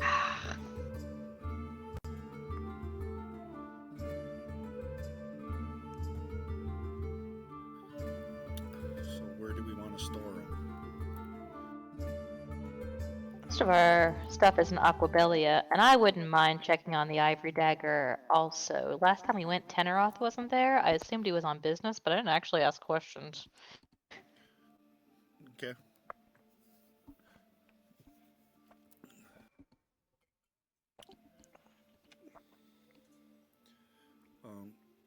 I'll start to remember where we are if you have someone who can get us there.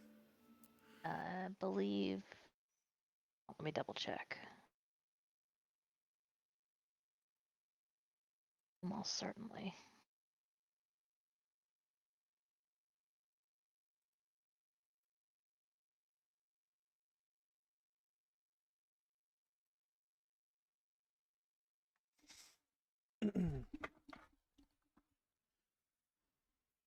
See. Yes, Varen will use dimensional folding to get us to the Ivory Dagger at Aquabelia. Then Tenzi will start looking around, trying to get points of recognition so that he can remember how to get us back here. Okay, do Shandrak, Fenmar, and Dante pass through the dimensional fold to Aquabelia? Nervously, yeah. Why not? Yeah, of course. Okay. This again. So it takes you, let's see.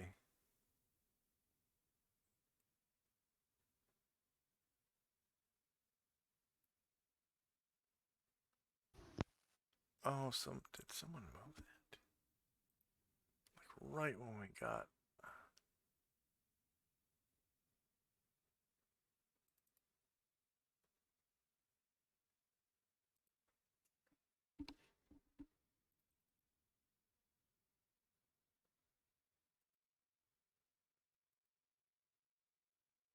Yeah, wow.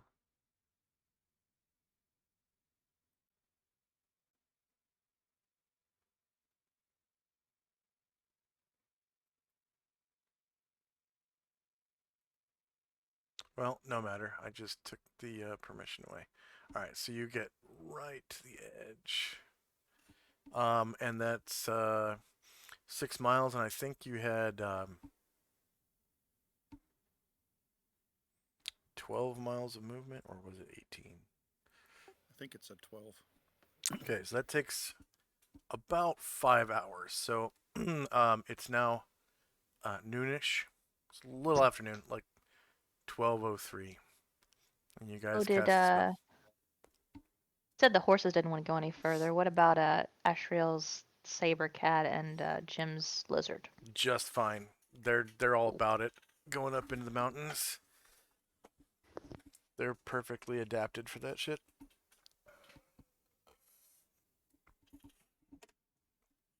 Horses, with their lack of claws, however, not so much. All right, which one of you magic types can give our horses some claws? I might have to research that spell. Polymorph. Yes. You know what? Well, that's true. That's one way to do it. Give the horses. Whoever's casting dimensional folding, could you roll the template for me, please? Yeah, let me find Aaron's token. I close my eyes as I pass through the gate. I do And not then have a open them token to and lean over access. and vomit. Josh, I don't have a token to access. Who's casting it? Varen is, but I don't have a token to access. Oh, you're good. Okay, good. And Baron's been plenty of times. I didn't even realize until later, after we'd seen One Eye, but I guess he used to sail with him when he was mortal. Yeah.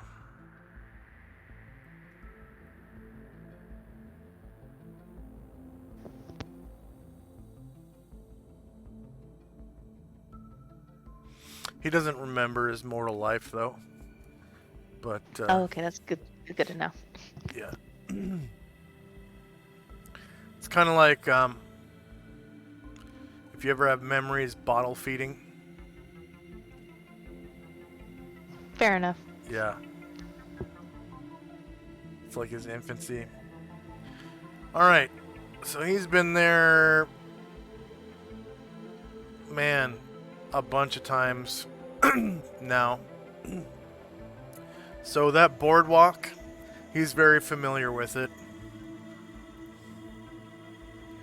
Nobody ages as they pass through.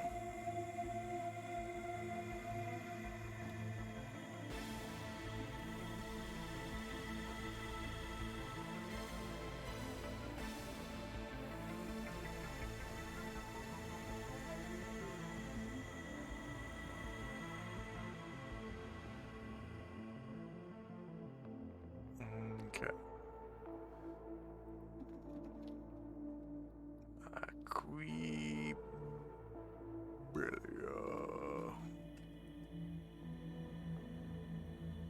There it is.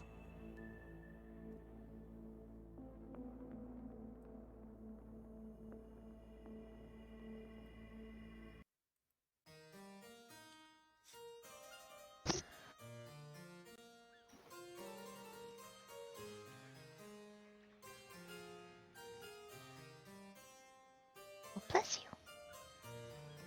And you guys arrive on the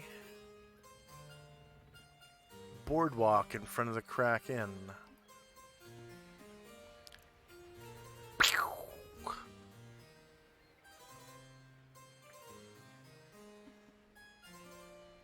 Just outside the door.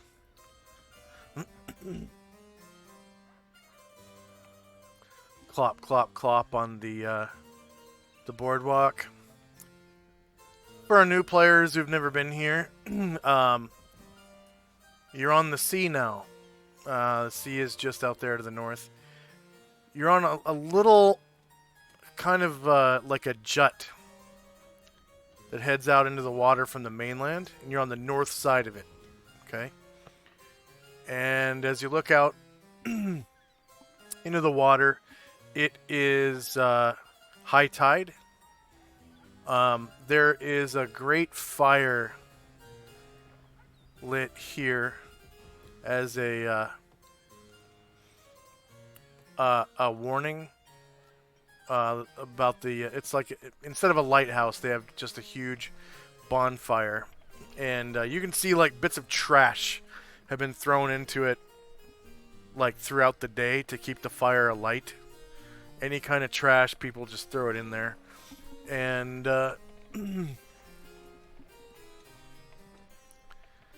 there is a great marina filled with caravels and galleons.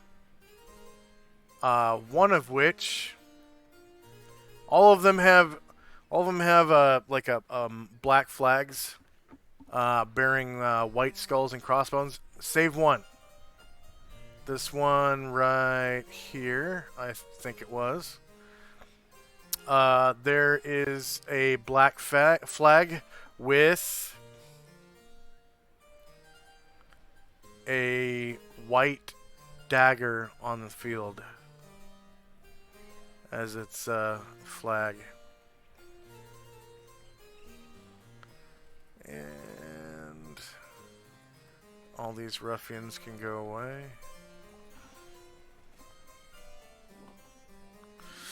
Yeah. Alright, so if you could please roll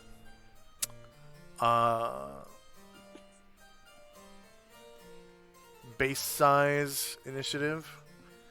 Let's see. So the recitation is gone.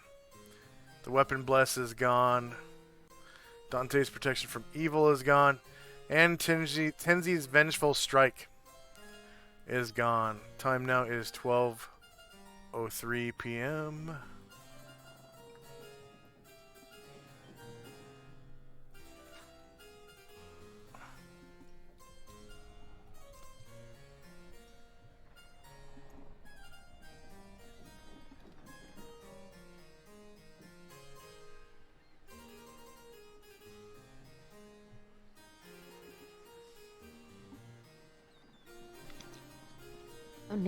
My notes say I'm paid up till September 9th. Mm.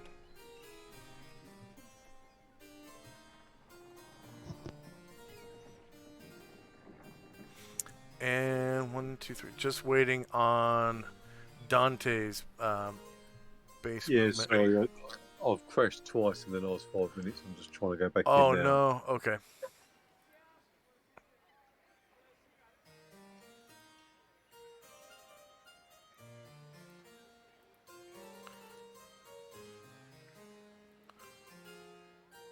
And I think I'm going to turn the water on. We'll see how it goes. I love this animated water. It's so beautiful.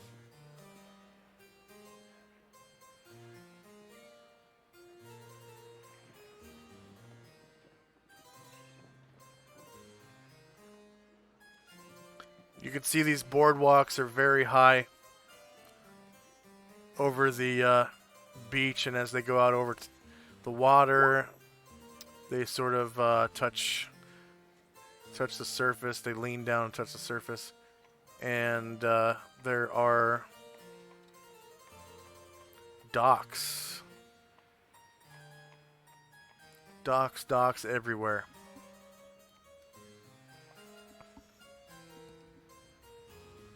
All right.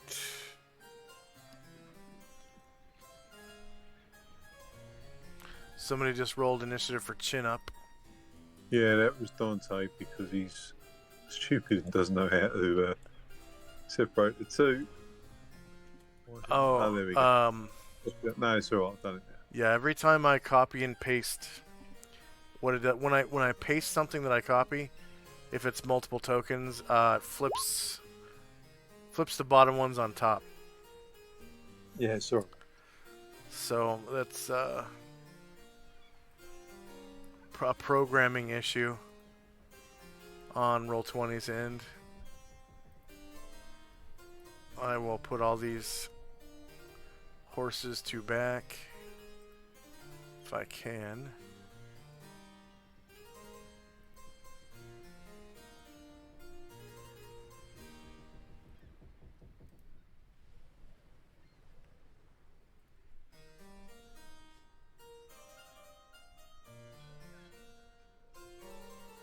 They should be all to back now. Okay. So time now is 12:03 p.m. And it is Tenzi and Company's move. Outside of combat, your movement is doubled. So whatever's in your blue circle, you multiply that by 2, and that's how many squares you could move for exploration's sake. That's not a house rule, that's published. Okay, we are going to clap along the boardwalk.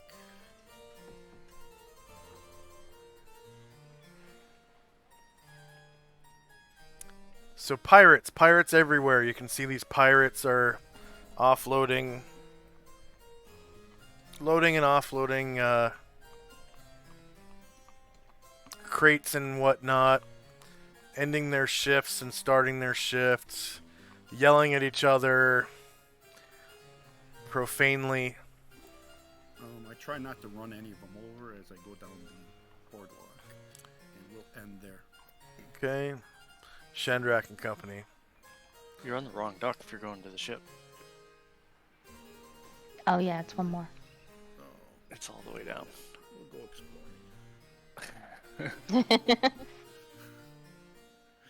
Alright. Shandrax guys, continue down the docks. And as we're going, I turn to Dante and say, welcome to Aquabelia, Pirate City. What kind of town?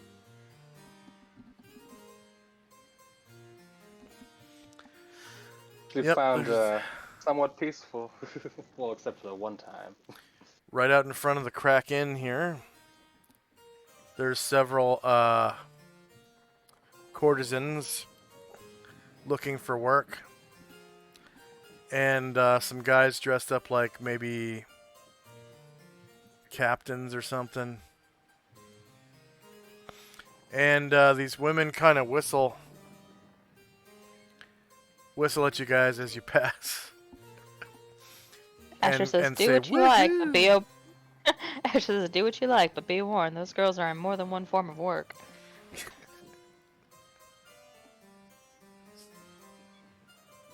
Anything else for Shandrak and company? And nope, that's my move.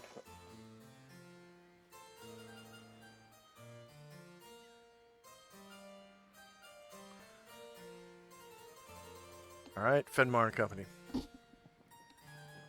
mosey on down. You hear a woohoo! That's a mighty fine piece of man meat.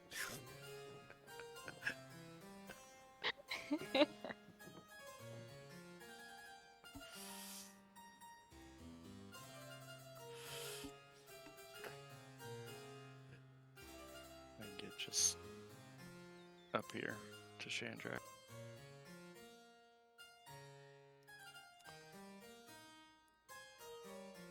Yoo-hoo! If you got the money, I got the time.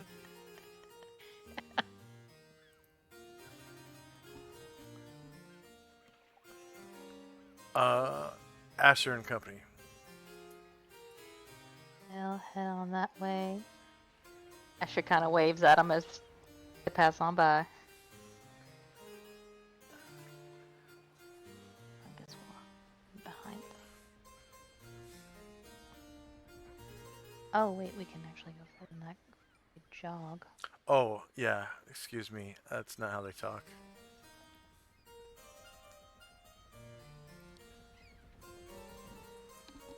Oh yeah, if we jog, we can go.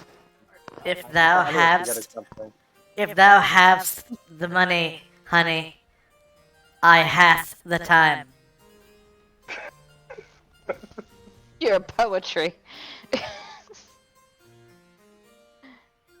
Ah. That sounds like a good song lyric. Yep. Alright. Fellow country listener right there.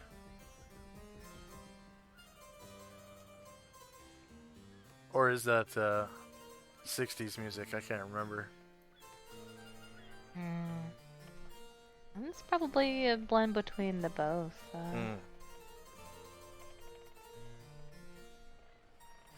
Okay, Dante and company. Yeah, as he goes past the interesting looking women, he plays them a pleasant little tune and smiles at them. He's that kind of guy. Okay. On the old harp.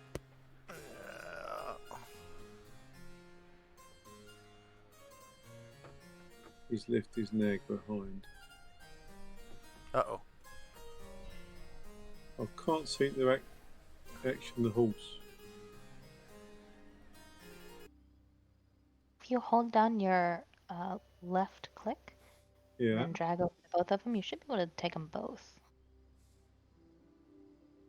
Yeah, I've done that earlier, but it's not. He may not have permission for that horse because Yeah, I'm not. it's not his. Oh, Oh. is it not? Who's stolen my horse? Was That it was Basher? probably me. It was probably me. I flicked over the whole group. Oh, that's Shandrak's horse, right? Basher. Okay, so Dante. I was looking for him. I dropped a new one. I couldn't find him. I still have permission over all y'all's horses. Sorry about that. I don't really mind which horse I have. All right, I'm a horse thief. Dante, is that the horse you were riding, Basher? This one right here? Chin up, no, chin Yeah. up was the horse I had. Here's Oh, chin, chin up up was- right here. okay. Here's chin up for you. Stole him. Thank you. Strange name for a horse. Right, okay. Okay, so there's two Bashers on the board then? That's I great. don't see the other one though, because like when I first loaded in, Chandrak didn't have his horse under him. I didn't see where Asher was. Oh, okay. Well, he's right here. Can you see him? Nope, that's invisible. I Okay. can't see Dante's horse either. Alright, so I'm just gonna delete that one. You can drop a new basher. Yeah. And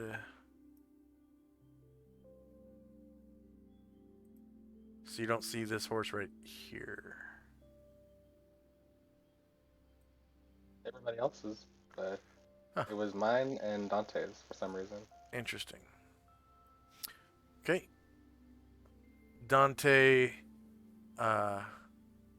weaves a magical web of beautiful music. Its soothing and calming effect makes people, the pirates even, smile as he passes by. What's With that? what's left of their teeth. What's this golden aura? It's charisma buff. Okay. So time now is 4 past the hour. Tenzi and Company. Master Tenzi, I don't think this is the right dock. And Tenzi looks back. I think you're right. Let's turn around. The old One Eye? One Eye Should I is, go? you can see him out on the deck of a ship, actually. Let me get him off the GM layer real quick. We can't So- jog on horses, can we? I shouldn't have done what I did. Oh well. Yeah, you can. You can Okay, cool. roll a if you pass a horsemanship check, you can spur them on to a gallop. It's I think it's double their movement. But as you look out Back my people at up this some. I'm not gonna pass no horsemanship check. this galleon out here, you can see old One Eye on the deck of his ship. Right here. And he's really not that old. He looks like this. He's a pirate lord. What is He swore fealty to Bryn. So Ars Nuna is the capital. And that's the one where Nina is supposed to live. Asher, I don't know if you ever met Nina.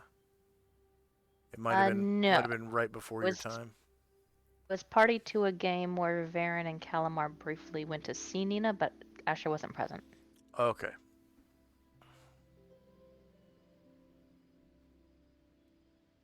I think One Eye's picture's gone. His picture is gone? Yeah. Is it for everyone else? Yeah, I'm not seeing it. On the The bio. on the bio? Oh wow. Yeah. Huh. It's still there for me, but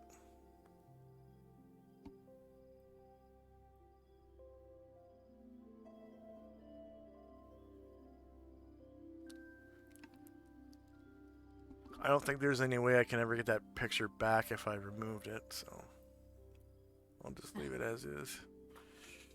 I would never find that again. I don't know how I found that. One Eye's just, or Roll20's just screwing with you today, my friend. Yeah. All right.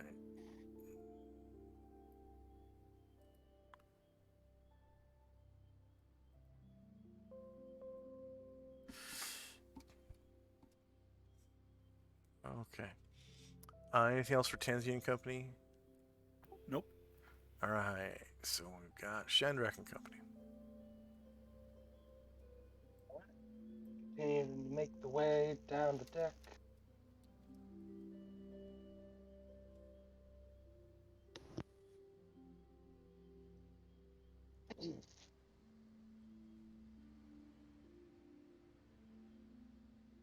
And horsemanship, is that like, is that the like Land- the riding proficiency, or is that land-based. different? Land-based riding horse. Okay, that's what that is. Okay, I just wanted to make sure that's the same thing. Okay. Yeah, only Shandrak has that, so we won't leave us. We won't leave everyone behind.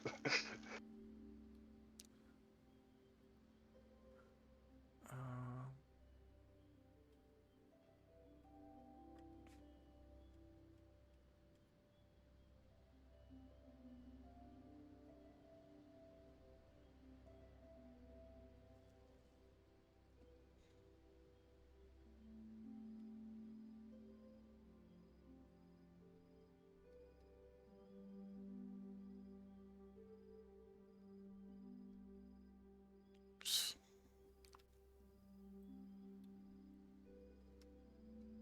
and on the deck of this ship, you can see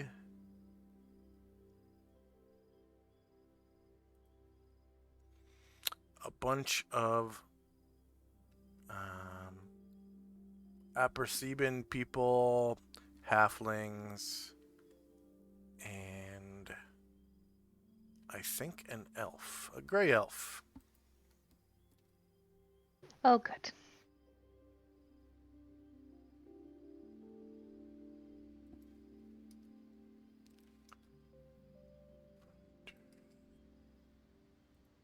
Ashriel, Tenzi's old token. There we go. Monley, Bombosango, Baron, Ahil, Kadede. Just missing a couple. They're probably sleeping or something.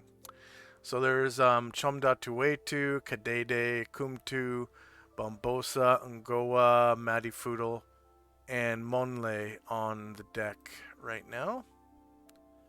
Anything else for Shandrak and company? Just getting closer to the ship. All right. Fenmar.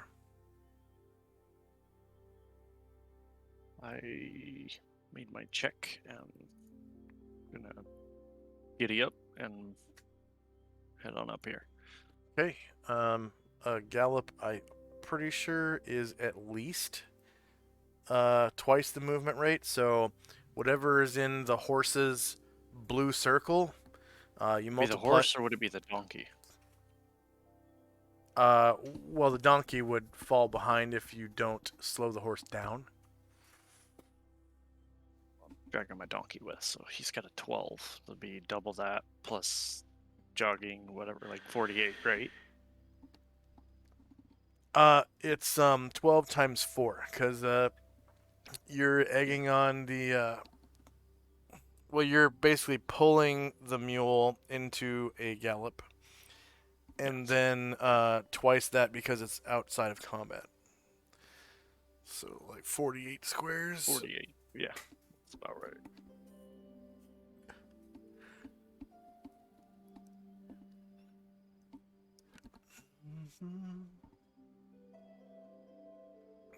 Roughly 240 feet per round, not bad.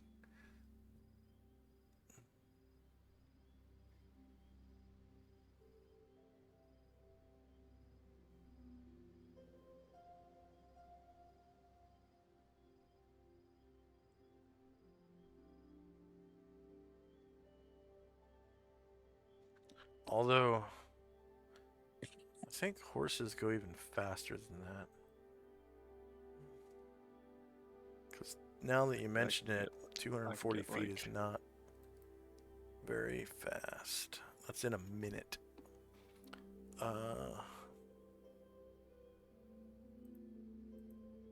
So I can probably get to the boat or pretty close to it.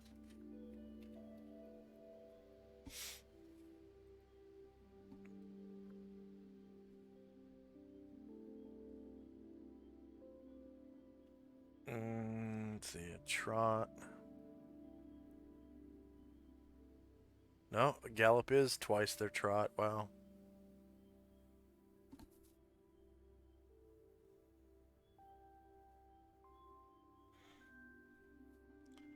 But yeah, mules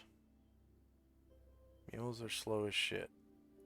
Their gallop is 24. Probably because he's like fighting against you. Hee-haw, hee-haw. Trying to yank back. Alright. Anything else for Fenmar and Company? No. Alright. Asher and Company. They're gonna head on as far as they can. That'll be it. Low 505 says he has memories of breastfeeding. Dante and Company. Yeah, we're just moving up.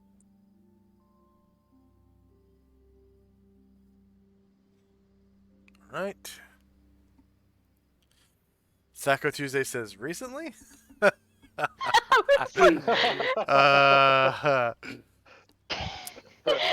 I was thinking it, and he said what we were all thinking.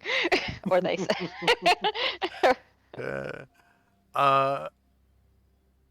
Time now is 12:05. Low 505 says yes. Tenzi and Company.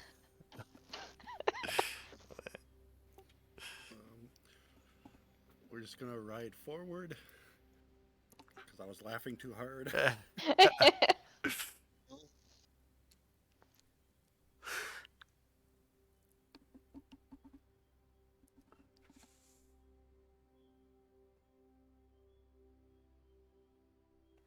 And that'll be it for us.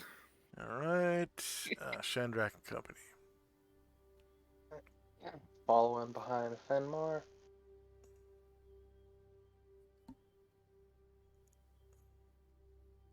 Alright, and that's my full move.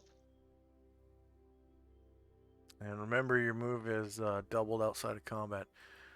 Fenmar and Company. We'll mosey on up to the gangplank and dismount and secure the animals below deck. All right.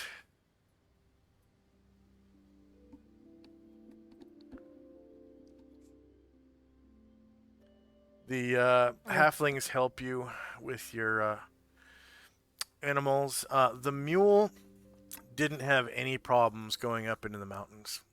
Mules are so sure-footed; they'll go up into mountains. It's just I didn't the think about that. I don't have a so- riding saddle for him, so it doesn't matter. yeah, but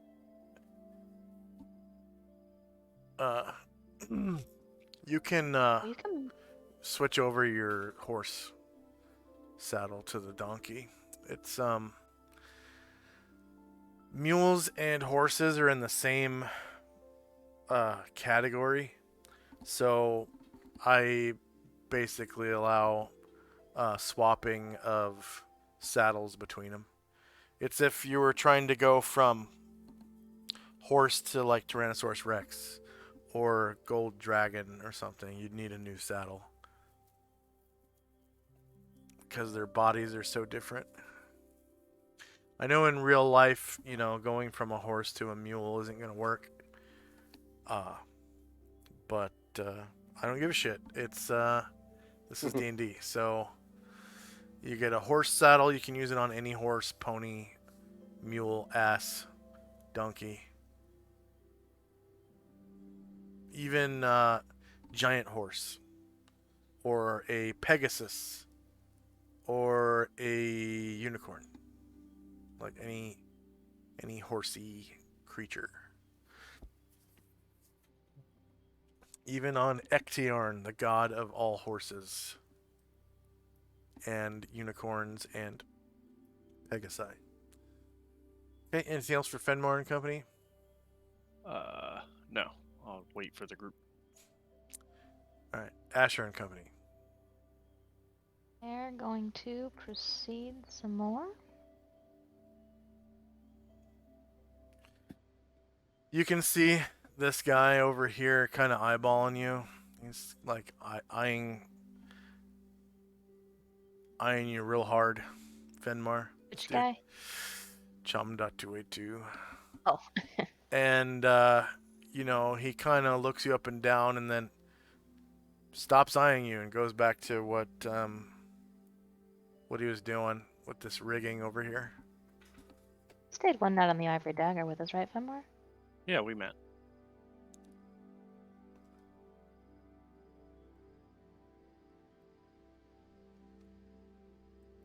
Okay. Anything else from Asher and Company? All right, Dante and I Company. realize how long this boardwalk is till you start walking it. Yeah. Yeah, I'm just moving up. Okay. Time now is 12:06. Tenzi and Company.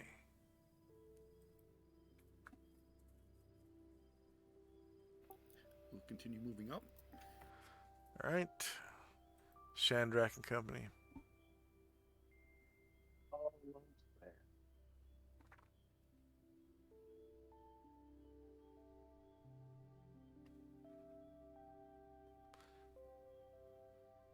You're basically crossing town on this wooden street, pretty much.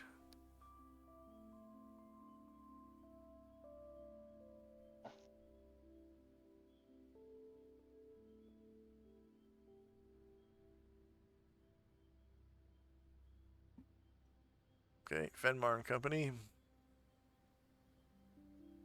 Well, I'm waiting. All right. Asher and Company. Heading on.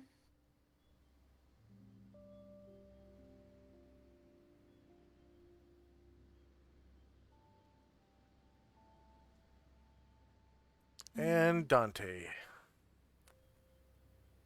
Yeah.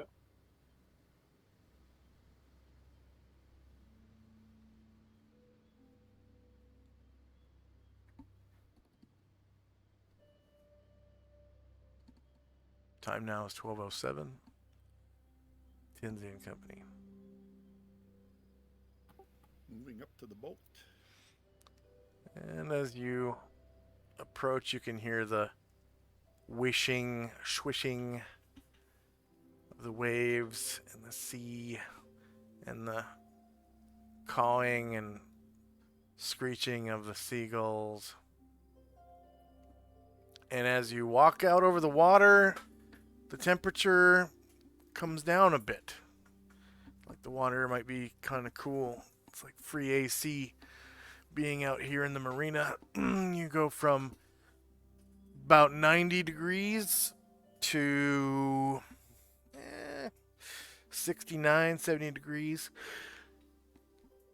in about 5 seconds. And this blast of cool air washes over you. So we'll lead the horses below decks. Okay. Dismounting.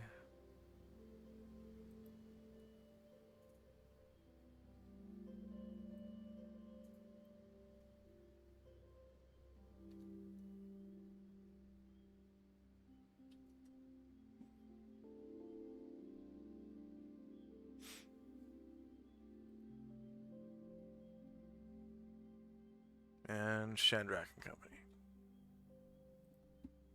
Same. Get off our horses and begin leading them down to the bowels of the ship. Right. Venmar. I'll just hang out and wait for everybody.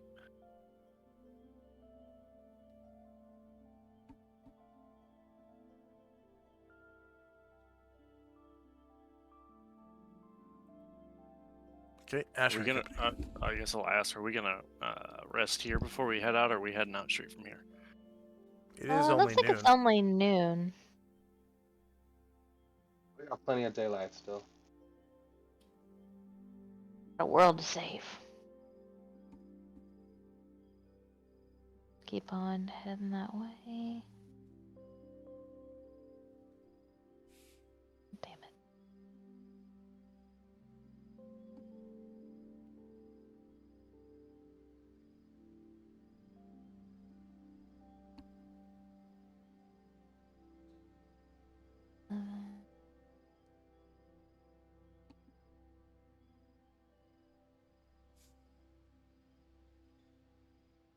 Yep, they'll get there and they'll start boarding the ship and horses below deck. And Dante.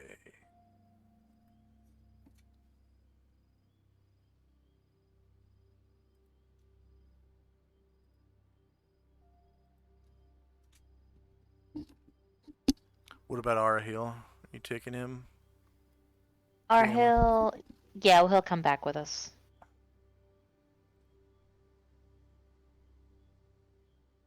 He's got gear.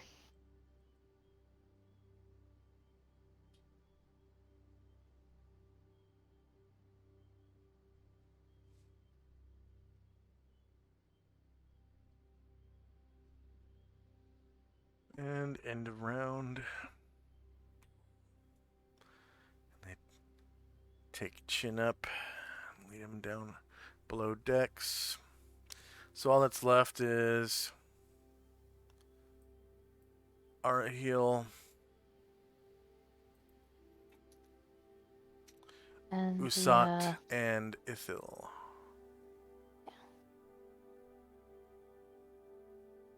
I don't know if Marston wants his donkey or not. He does, right?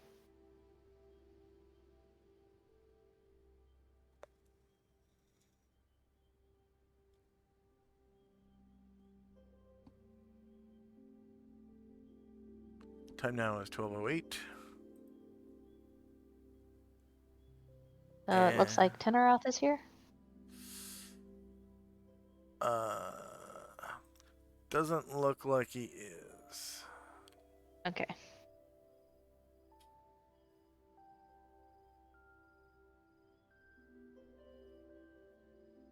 Or he didn't get kidnapped by prostitutes or something. Astro will let you know that he has 3 cure diseases per day.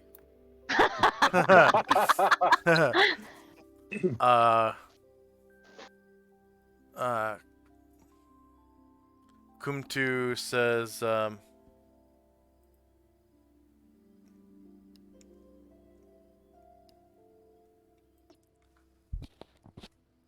Hello, Captain. The first mate is in his room. In your room. Good. Thank you. I believe he is cleaning it. I didn't see him last time, so I'm glad to hear he's good. Thanks for the heads up. Yes, of course. Dangerous place here. What did you say, Captain? It can be a dangerous place here for the unwary. Yes, only for the unwary. Very true. While we're here, I'll tell you my turn.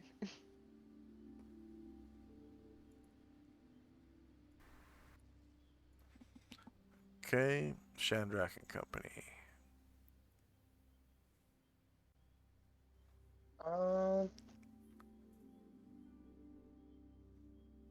Yeah, I think we're just, yeah, I'm just taking a minute to relax in the sea air. All right, Fenmar and Company.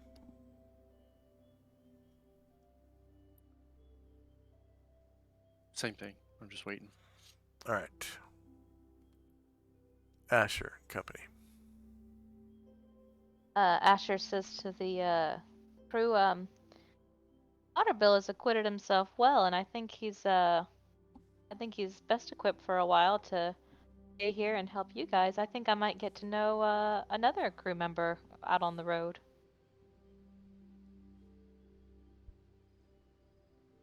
I don't have access to Edelman's sheet. Can you tell me a little bit about him?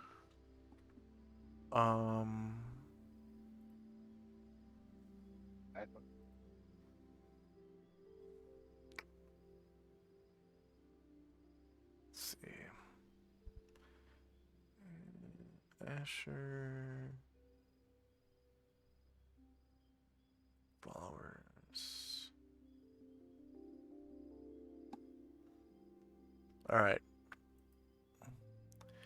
Edelman Robiton.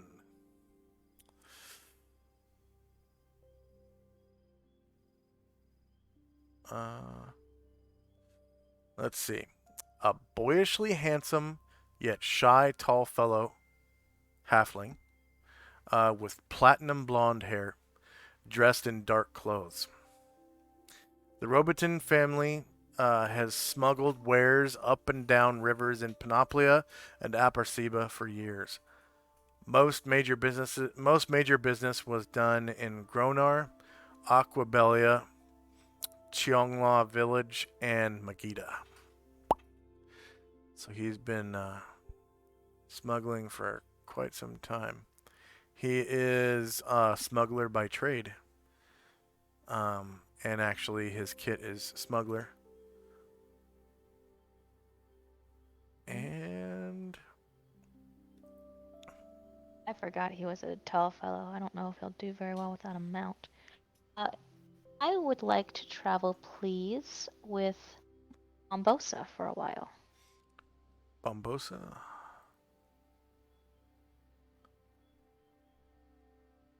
Bombosa.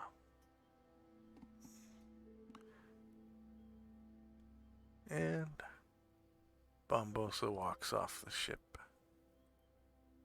and joins you at your request. And he says,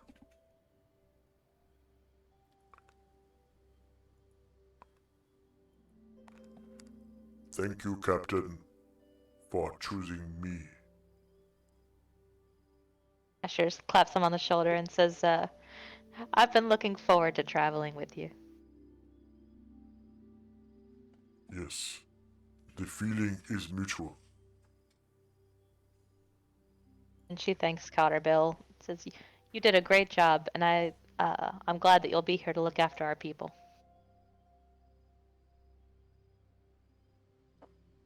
And Bombosa gets a blue aura. When your voice changer's still on.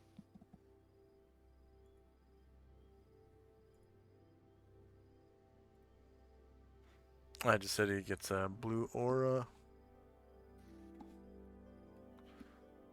I still can't see auras.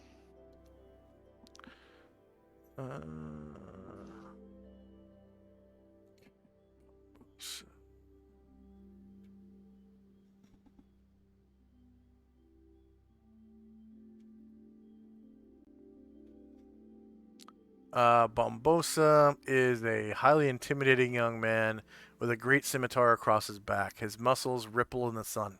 His overall demeanor is extremely intimidating. He bears the scent of a man who has long been at sea. So probably in need of a bath.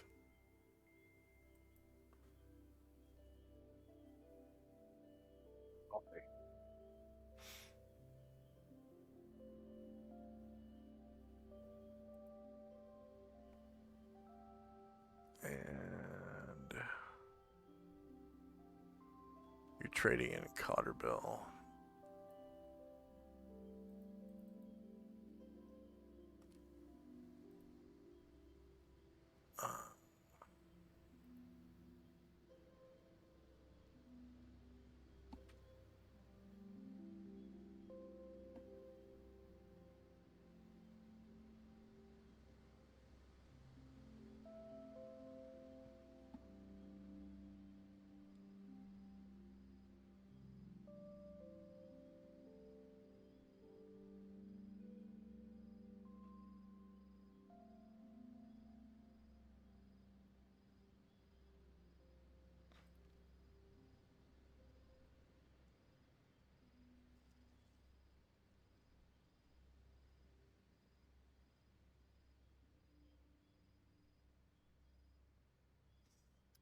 All right, so Bombosa's wearing like black vest, black turban, some like loose black pants. It looks like all of his clothes are made from the same type of cloth. He's From also wearing a cloak, too. yeah, Look at that. yeah, that's over his vest. And he has it's actually a magical cloak. It's a cloak of protection +3. And he has a potion of extra healing on his belt. He is carrying a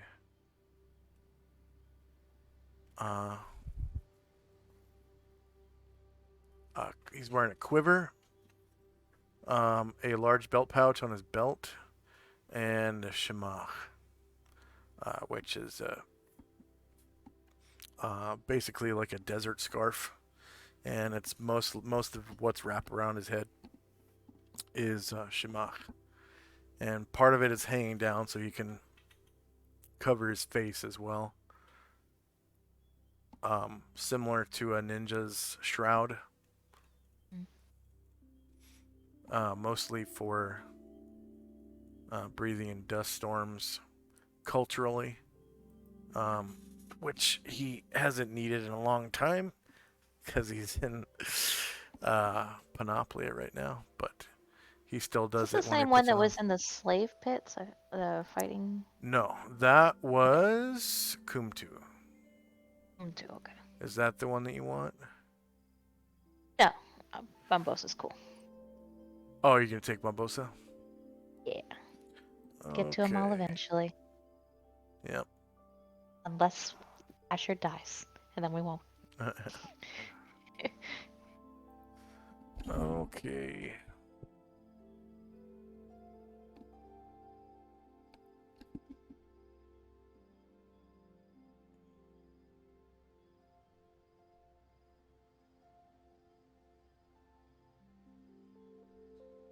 All right. A great scimitar backstabber joins the party. All right, Dante. So you can see Cotterbill, the little halfling, walk up onto the deck of the ship. And then Bombosa comes down.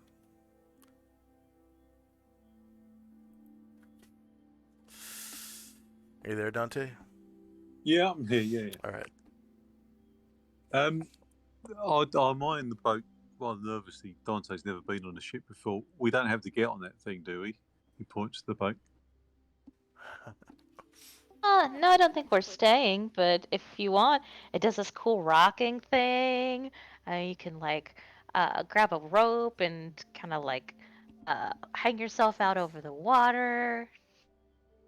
Yeah, Dante's going a bit green, but he smiles and says, "It's not really for me." I think he's just going to wait and see what happens. Okay.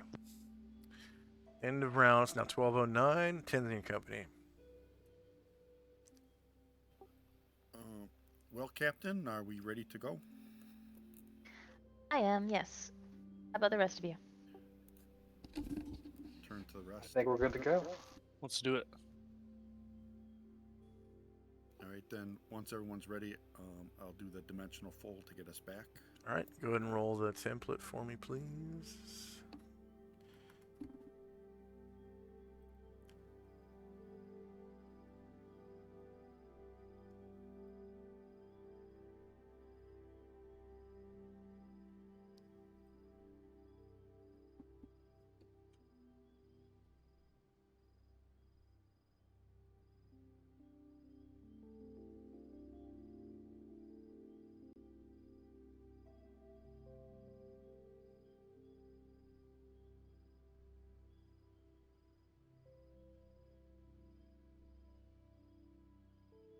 Okay.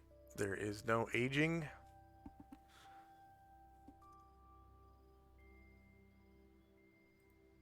As everyone steps through, or is anyone staying behind? I'm not going. I'm not doing it. I'm done with this. Oh, weird. Shandrak, Fenmar, and Asher did not delete off the turn order tracker. When Yeah, I oh, can because still you're see on our the tokens. ship. Oh, okay. Yeah. I didn't realize you were on the ship. Okay, go ahead and Oh, walk. whoops. Yeah. Yeah, get off the ship and get on the Could you put your tokens on the boardwalk? And Ryer and okay, that's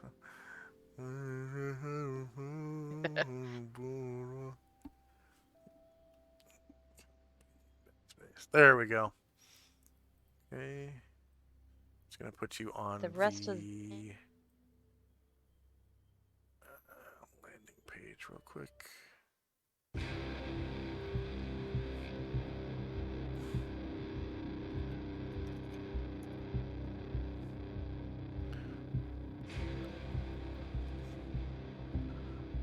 Okay, so if you could, please get all your ducks in a row. I think you're traveling west, so I'll turn you guys west real quick. PCs in the front, and then henchmen, and then followers. Well, any order really, as long as the PCs are in the front.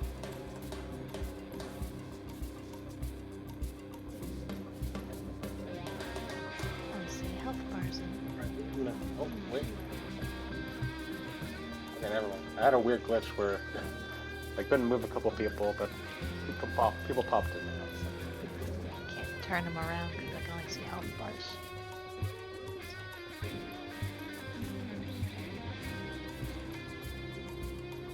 They might be cutthroats. Lo says Bombosa is a slave. They might be cutthroats. Josh is so organized.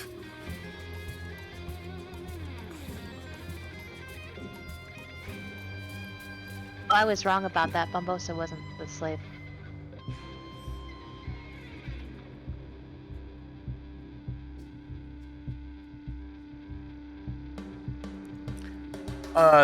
They are thugs. Their kit is thug. So they can for one, they get one proficiency slot for free where they can choose any weapon at level 1. Not just thief weapons. Sorry, Josh. I literally cannot do what you asked. I can't see tokens or which way they're facing. I can only Oh, see okay. nameplate. Okay.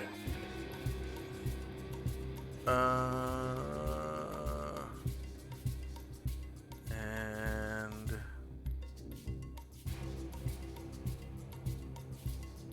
we got 10Z right here.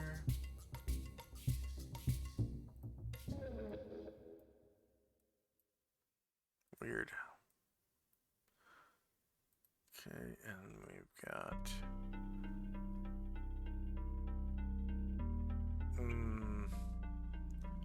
Chandrak.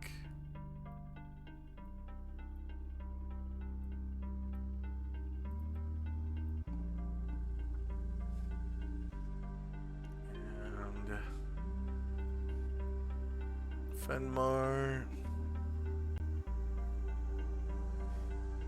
And Dante.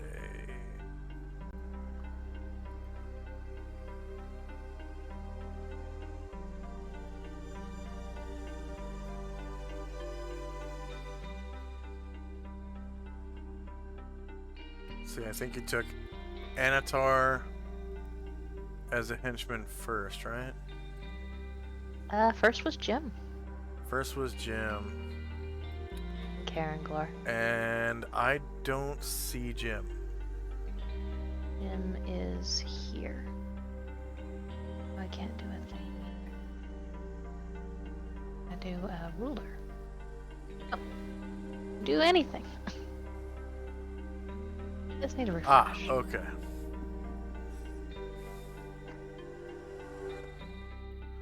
Jim. And then Karen Glor, right? And then Anatar. And then Baron. Baron, and then Brine Druid.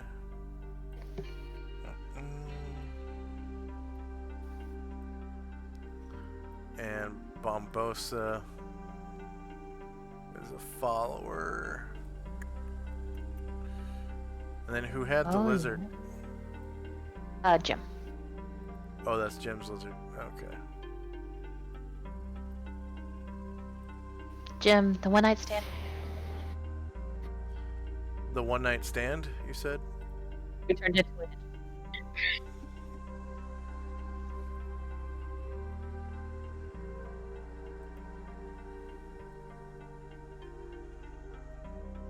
There we go.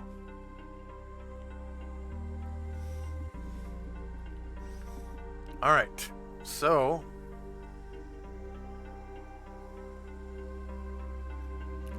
now who's the slowest? We have 2 humanoids who don't have unfailing endurance, so I guess 12. 12. Okay. Fix that in the morning. So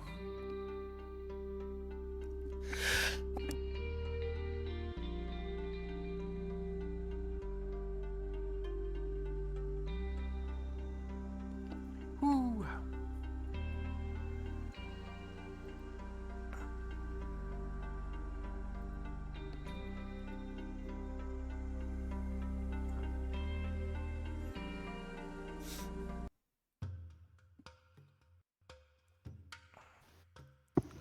Moving at 12 for half a day. Let's see. Moving rate is 12, but this is only for half a day, so we're putting it down to 6. How many miles till the party leaves the current terrain? Oh, and a crash. Great.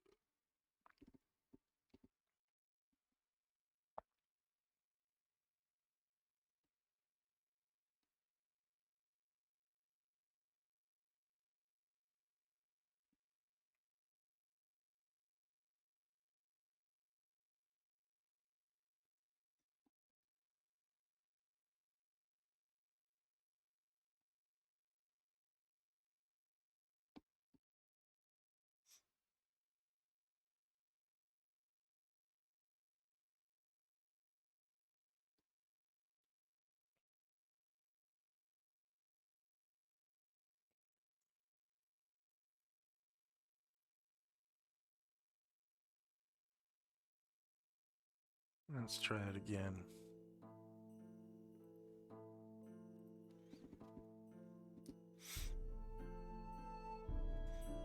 $12 miles.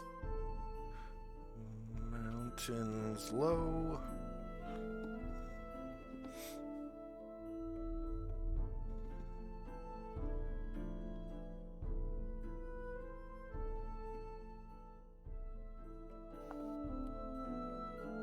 Ah, okay. So now that you're on foot, for the rest of the day, which is until 6 p.m., so that's another 5.5-ish hours, you make it 3 miles into the mountains here, and you can almost taste, like you can see it off in the distance. It looks like from here, it looks like a ruined temple. But now everyone is just so fucking tired. I don't see anything. 1 second. Let's see.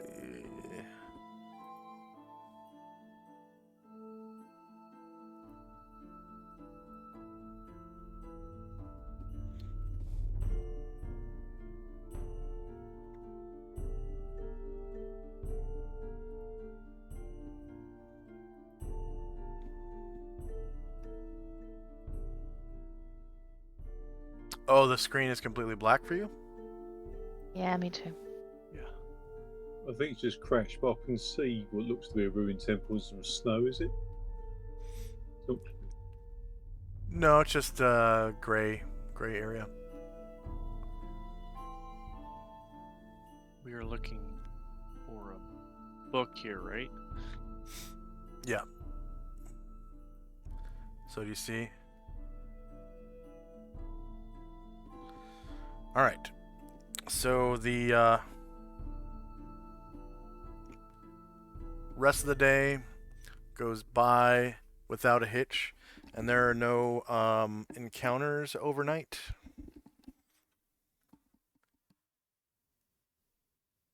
And the next day is July the 30th. Before we head out on the next day, before we do our naps, I wanted to have a couple little conversations real quick. Yeah, I've got some stuff to do too. Yeah, so Fenmar, so you were telling me that you wanted me to proof your armor? Yes, please, if you would not mind doing so again. I would, but you know, I was thinking about it, and this is, you know, a really strong, permanent spell that I'm giving on your armor. So I feel like, you know, like fair compensation, maybe like, you know, like 2,000 gold coins.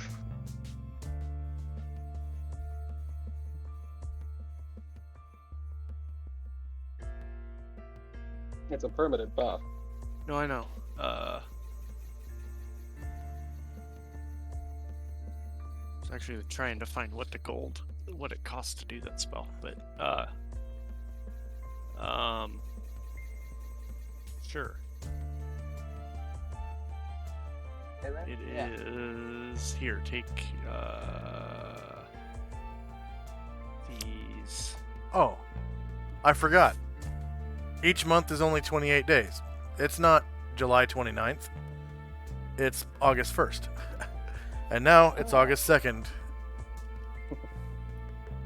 Take with these garnets, these 4 garnets do.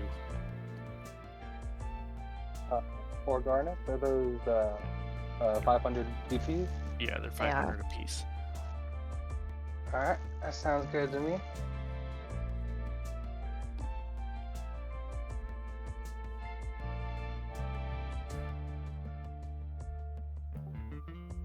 Also, so I was thinking, Anatar, that one spell you got, that from Willwith, the secure shelter spell, would that be able to house all of us? We are going to someplace pretty dangerous, and we don't have another fortification like we did in Tentabula. So, if not, I was thinking maybe you'd like to trade one of my level 5 spells, and then we could both have that if one caster isn't enough for all of us. What's the name of the spell again? Roofing versus combustion. No, he's talking about the shelter one. I don't remember the name of it though. Leoman's secure shelter. Hidden Lodge. Oh.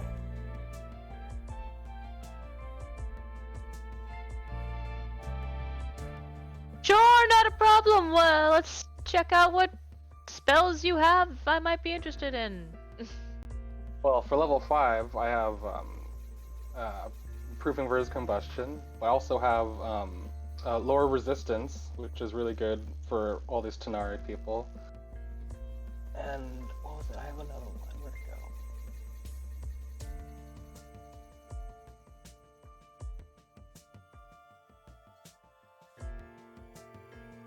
Cold for level 5. What was the last one you said? Cone of Cold. Yeah, he'd be interested in that lower resistance spell. Alright, awesome. And also, while we're talking spells and stuff, Anatar or Karanglor, would either of you be interested in my cat's grace?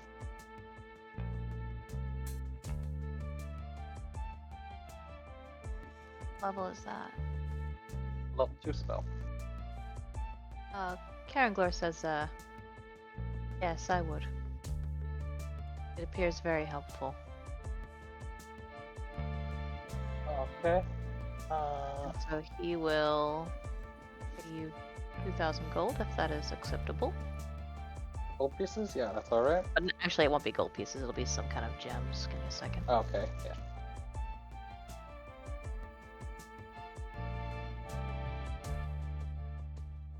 Proofing is +3, right? +2. It's I think it's +3 to the item save, but +2 to you, your save.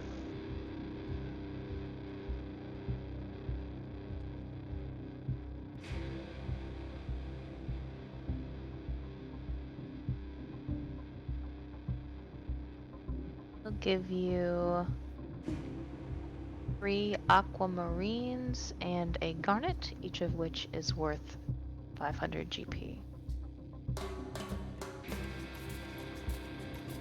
Awesome. And then, so that was 3 aquamarines and a garnet, you said? Yeah. Yeah.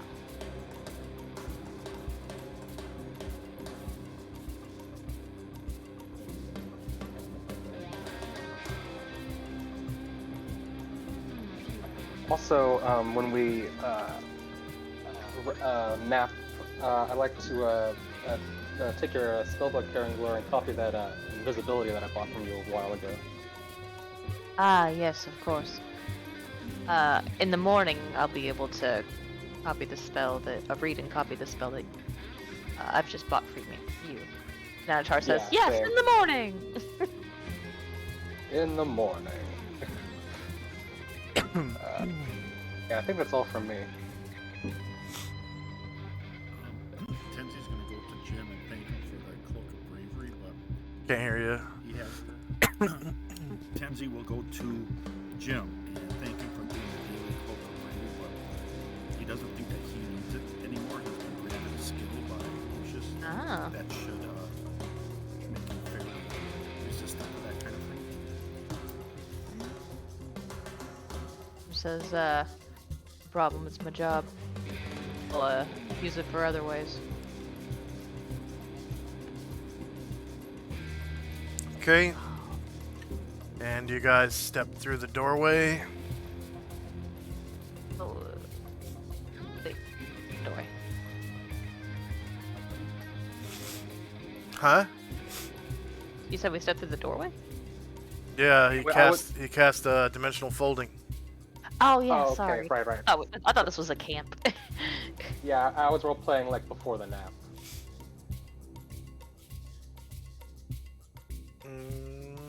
Okay. Oh, right. Yeah. Okay. All right. So, yeah, after you camp and everything, it's bright and early. Real quick, August. before we camp, Jim will heal Brine Druid for the damage that he took in the fight. Oh yeah. Not in And- trouble.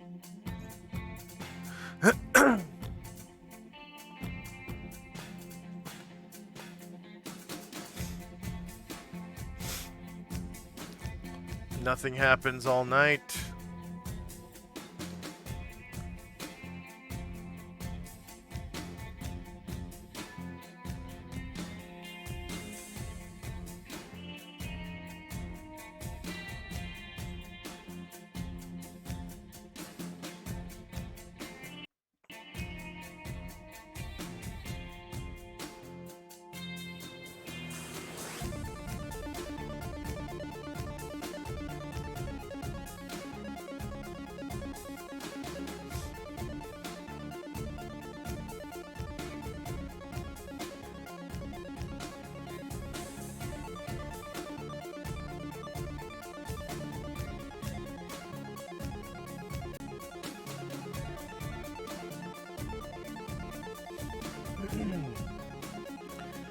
And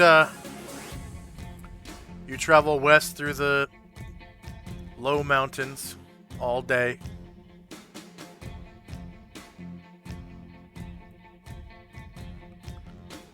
And it takes you all day just to travel 3 miles. Were we able to read and copy our spells?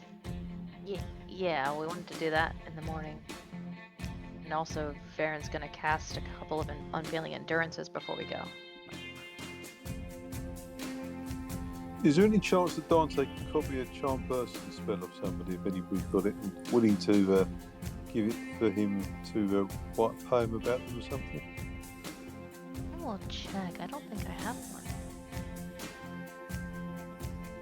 Shandrak rolls up and says, "Yeah, if you'd like charm person, I can get that for you." Well, that'd be fantastic. Thank you.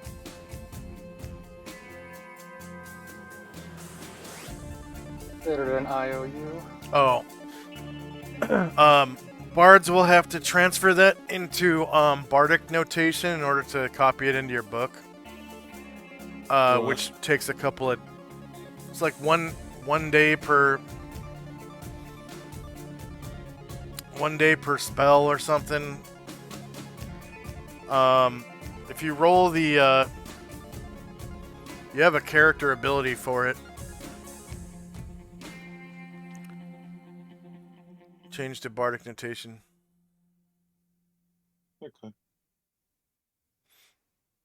Spell translation, is it? Yeah. Cool. And it'll tell you how many days it takes.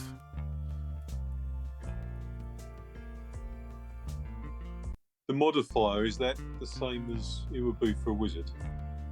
Actually, no, because it's not a... there's no modifier with that. Does it say just miscellaneous modifier plus 0? Yeah. Yeah, then there's no modifier.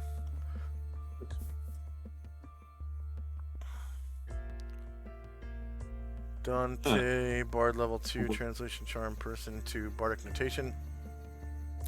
1 successive translating spell from wizard notation to bardic notation requires 1 week and 100 GP in materials. So you have He's to... got neither of those. Huh? He's got neither of those at the moment. Yeah. Okay.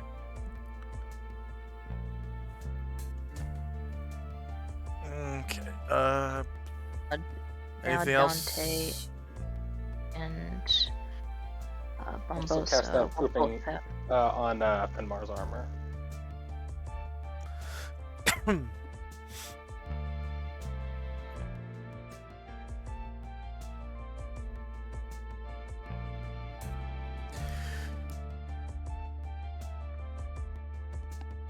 Finmar, you got that bonus now. Thank you.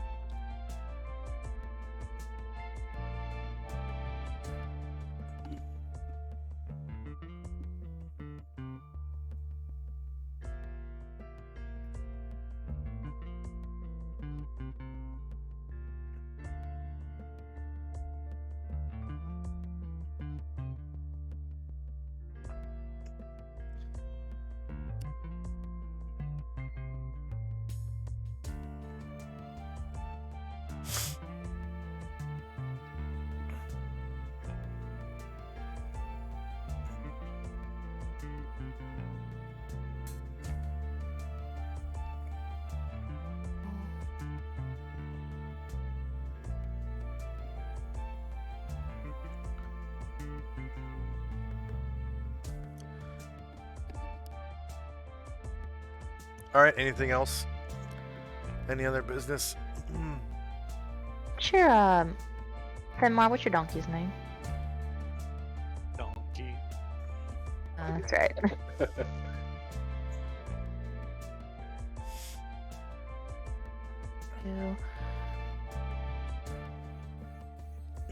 Yes, I do need clarification on something, please. So Jim has minor access to the combat sphere, and recitation is in the combat sphere. How high a level of spells can he memorize in a sphere he has minor access to? 3rd. Oh, so he won't be able to do that. All right, I will act accordingly.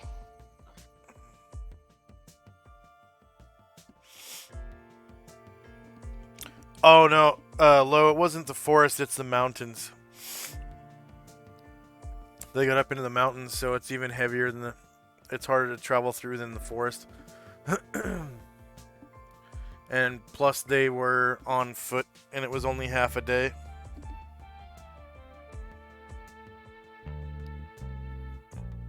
Alright, oh, we have to try and copy and read those Right. spells, Must roll right? for those copies, right?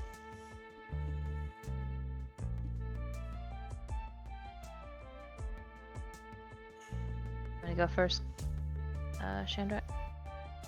If he wants us to.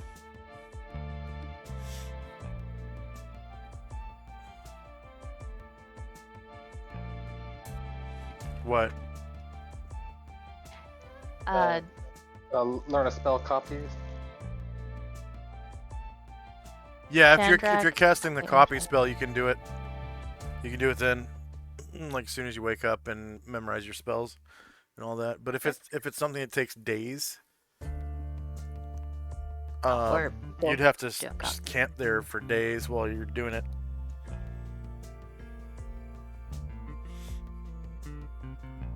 Alright, I got the secure lodge.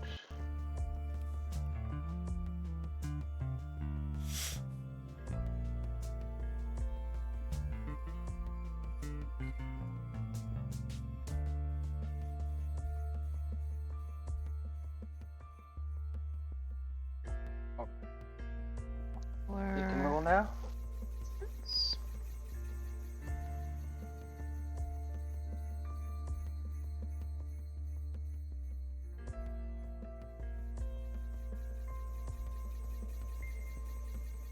Success. How many pages was that, Karen Glor? Pages for what? Lower resistance? Oh, right. That is... I said Karen Glor, I meant Chandrak. I'm about to roll Karen Glor. Where'd it go? 7 pages.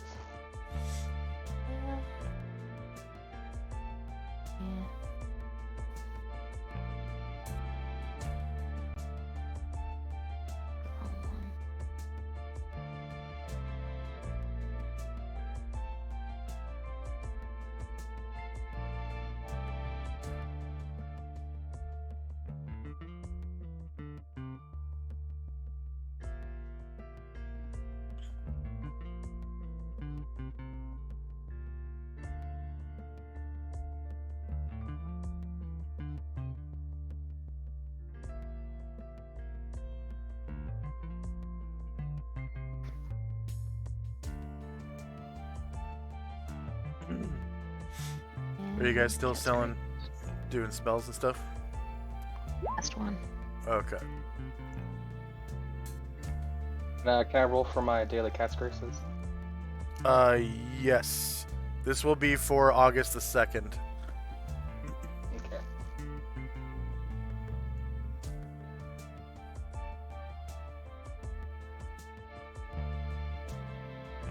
And when you're done, Chandrak, I would like to know, please, how many pages that Cat's Grace is.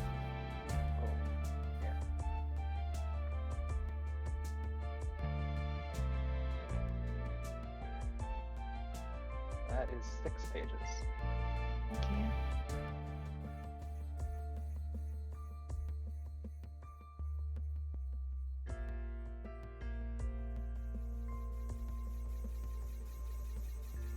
Oh, and sorry, you only get 1 dex point this time from cat's grace. I'll just have to be extra careful. Thank you for that.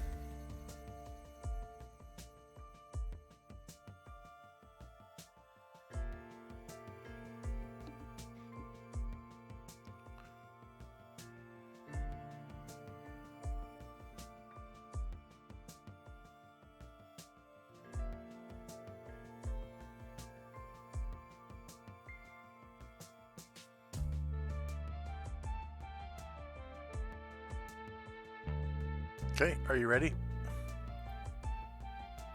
Yeah. Okay. So, you guys wake up, August 2nd, and you cast all these spells and buy spells and whatnot. And then, And the entire party now has unfailing endurance. yeah. Oh, okay. That will make it even earlier. That will be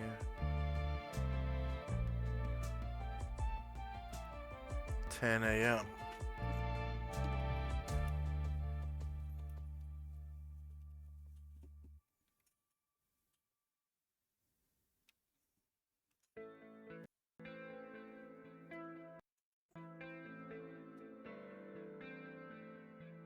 All right. So at 10 a.m., there are no encounters as you're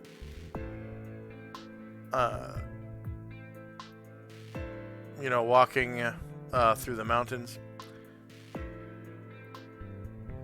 And at 10 a.m., you arrive at your destination, the Huentang Archaeological Complex.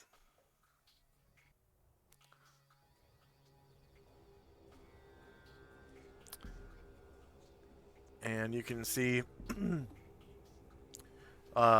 basically a ruined building. There's a graveyard out in front. This here is, it appears where a stained glass window used to be. So there's a ledge to get up through the window. All the glass has been broken out except for like a little bit, so you can tell it was a stained glass window. And there are other entrances around, as you can see. There are dilapidated statues here and here. The headstones are pretty dilapidated, worn out. And this statue has actually fallen over and crumbled. The temperature is kind of cool because you're up in the mountains. It's probably about 69, 70 degrees. And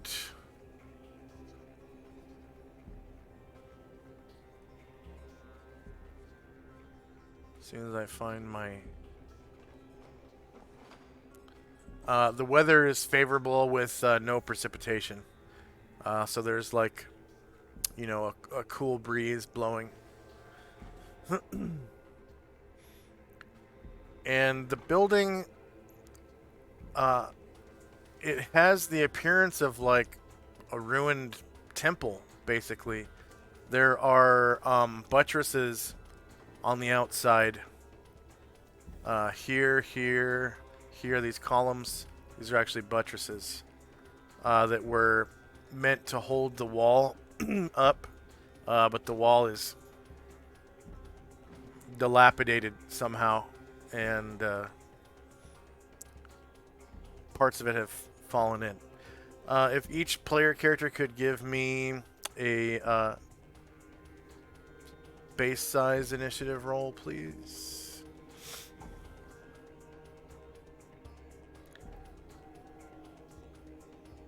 I guess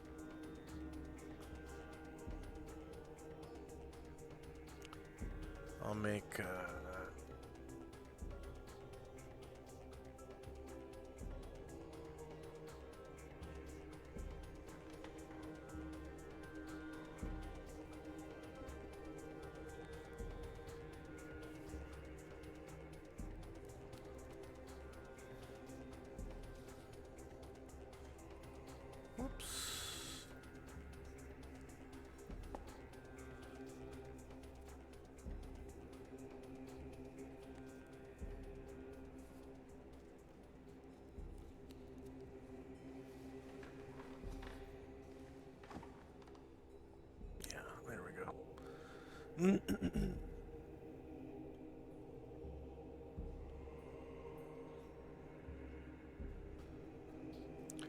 okay, 1, 2, 3, 4, 5.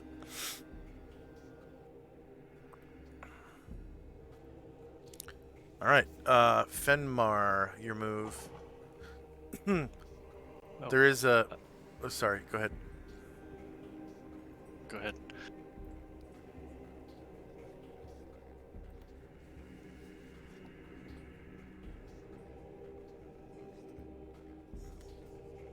Go ahead.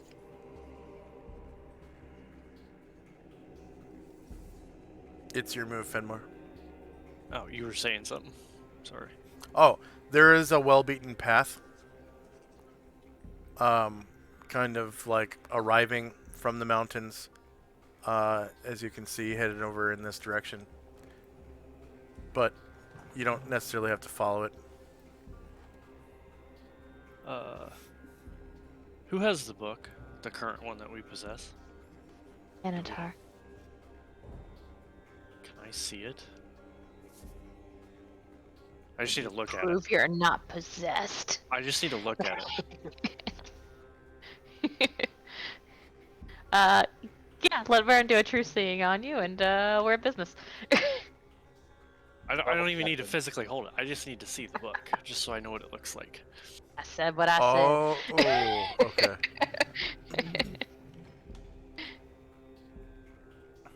Alright, and I get a mental picture of that, and I'm going to cast Locate Object and try to find the other copy of this book here. Oh yeah, and I never made a spell template for that. Let's see.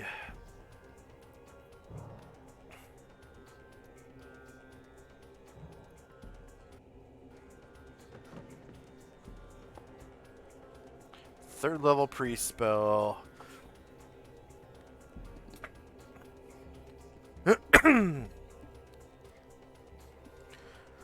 It's going to take a while to cast if you guys don't mind waiting, but I think this place is Oh, small enough. I can yeah, find one it. turn. So it's 60 yards plus 10 yards per level, and you're level 30 yards. 5, 6, 7? 7. 130. 130 yards.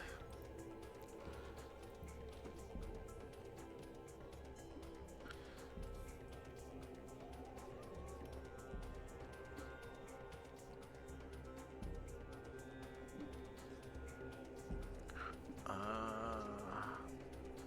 390 feet. Okay.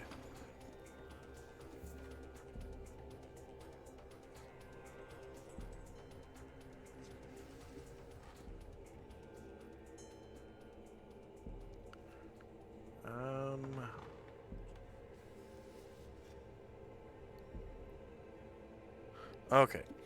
This spell helps locate a known or familiar object. The priest casts the spell, slowly turns, and will sense when he is facing in the direction of the object to be located, provided the object is within range. For example, 90 yards for third level priest. Yada yada yada. Spell locates such objects as apparel, jewelry, furniture, tools, weapons, or even a ladder or stairway. Once the caster has fixed in his mind the item sought, the spell locates only that item.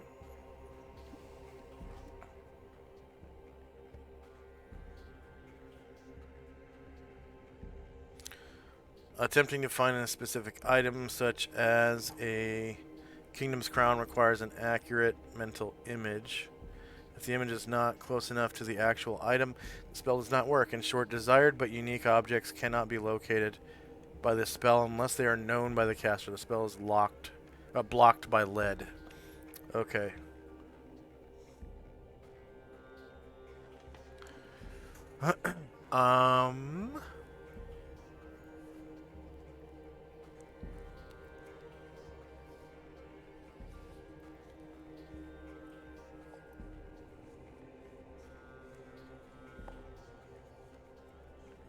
Okay, so casting time 1 turn, duration 8 hours. So time now is 10 a.m. August 2nd. So it will expire 6 p.m. August 2nd. So Fenmar's locate object 6 expires 6 p.m. August 2. How long does that take to cast? One turn, One full turn. 10 minutes, yeah. So it's going to start at 10:10, or did he already do it? Sure, it'll be 6:10 p.m.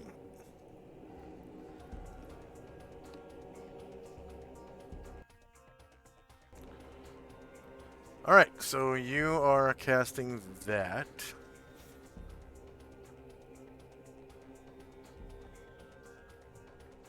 Tenzi and Company.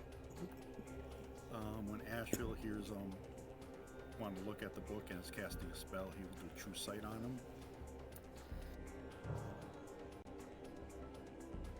Oh, yeah, his aura is jagged and gray. I think you already sensed that.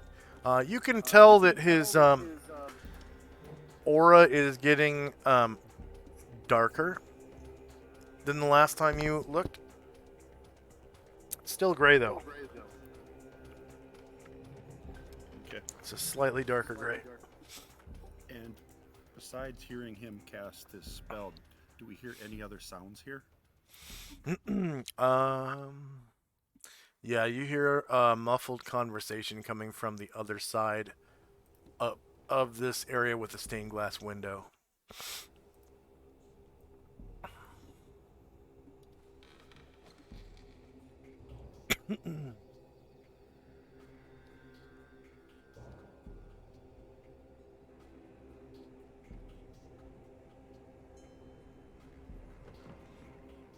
Sounds like Adrian's speech.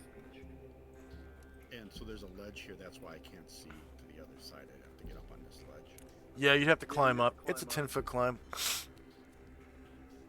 Or you could go around. Yeah, I'll just. I'm gonna.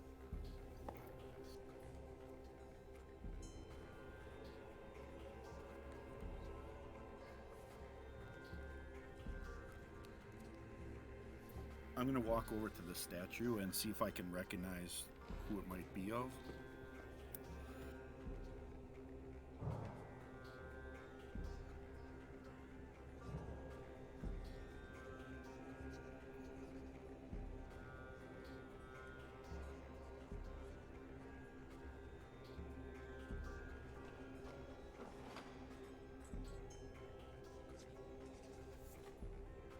There we go.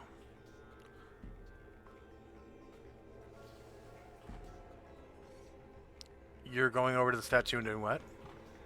Seeing if I can recognize who it might be made of. Oh, it is like this one right here is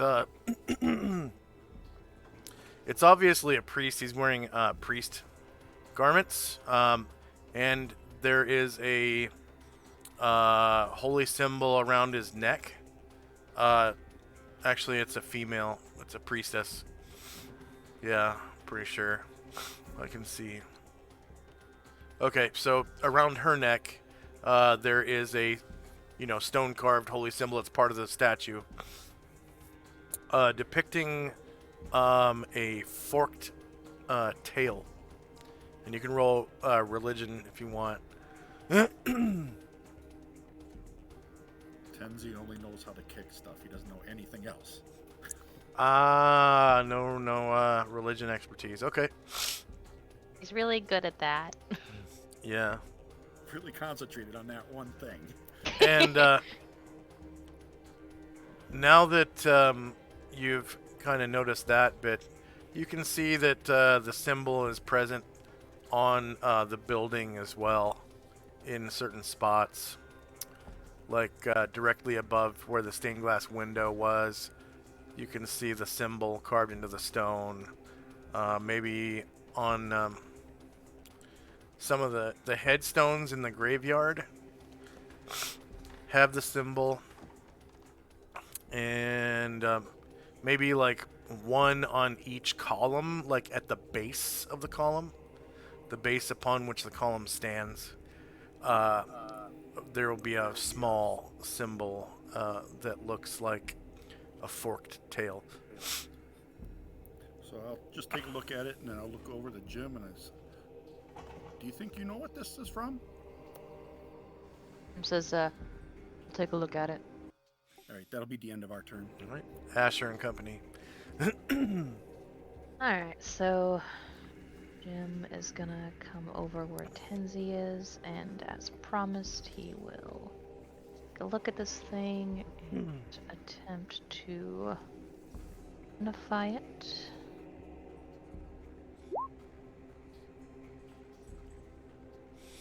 Okay.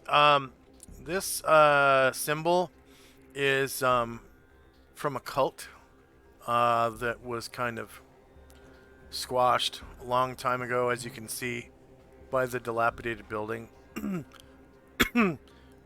These barbarians in Adria built this in honor of, actually it's a demon. And it's a demon lord. And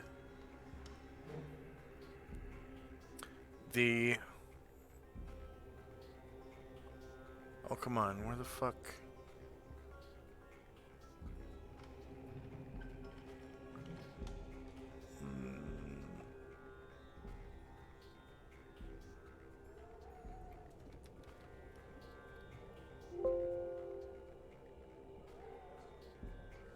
What?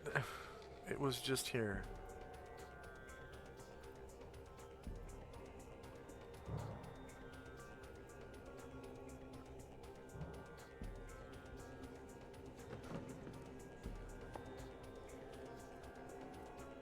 Oh, okay, there we go.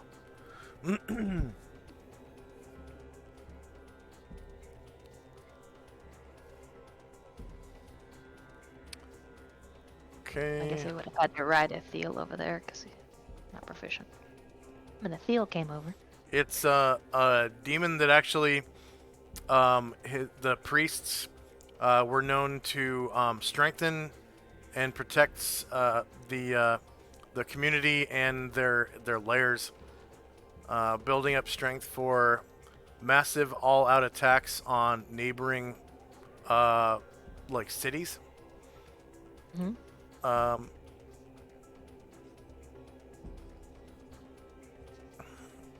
And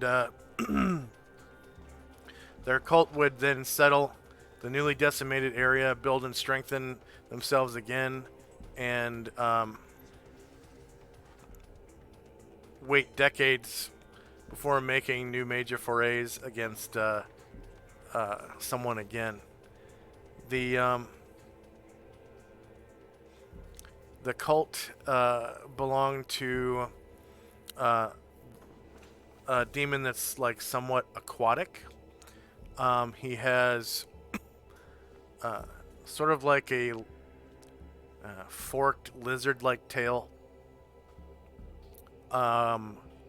Two arms that are basically scaled tentacles, and almost like chicken feet that are covered in scales, chicken legs almost that are covered in scales, and then a somewhat ape-like torso, and then two ape-like heads that look like it's a huge double-headed reptilian with two baboon-like heads, scaly blue-green skin, and powerful lizard-like legs, like almost like a chicken, or maybe like what's that, cockatrice? And a thick forked tail, and Says, the demon. bad news, guys. He The tells them all this. demon was known as Demogorgon, Fuck me. and this is his temple. Jim says, bad news, guys. It's all bad news, and he tells them that. I had a dream And- about fighting him once. No? How'd it go? Actually pretty well. Good, good. Narhill is gonna perch on top of the statue. He's gonna perch there, and he's gonna poop on it. Yeah. And Aaron Glor is like, well, as long as we're here for a while, he's gonna psychically ask Tanar to cast strength on him. Which also takes a return.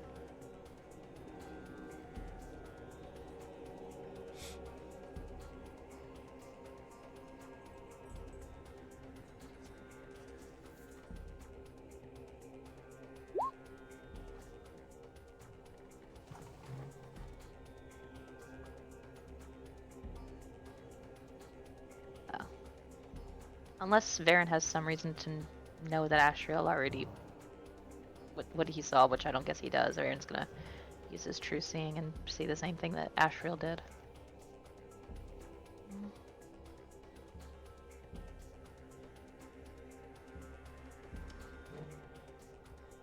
Yeah, you just see the same thing. Well, yeah. It's a And, dark gray aura that's jagged, like a crown of thorns. And Varen says, probably all right. Be careful. Nanatar's gonna walk over in front of Fenmar. Which way are you facing, Fenmar? I'm staring at the building. So he's gonna walk over in front of Fenmar, and he's going to in his backpack and pull out the book and put it where Fenmar can see it. And so Asher can hear the voices up there too, right? Yep, and it sounds like they are Adrian accented voices. Right, so she'll use her ring. Hey, I'm gonna check that out. And So, Asher, when you put your ring on, Shandrak actually grabs your shoulder, who is standing right next to you. It says, I think I'll join you actually. As long as you're not hiding, I can actually see you right now. I'm gonna hide too, but yeah, and she kind of, since you can see her, she kind of points in this direction. Says, I'm gonna hide behind a veil, and then I'm gonna walk up that here. And that is what she does. So she's gonna walk behind Athel, who is a large creature, attempt to hide behind him. Is this an entrance or is this the entrance? I think that's a stained glass window, right? That's a 10-foot climb up to where a stained glass window used to be. Yeah, so Asher is attempting to hide in shadows behind the giant lizard. And that will be my turn. Okay, And I do need to end soonish. okay. Shandrak, you should be able to see her blue aura now. Can you see it? Nope. Right here? Then no, I can't don't see my an aura. auras. I do not. Weird. 1 second.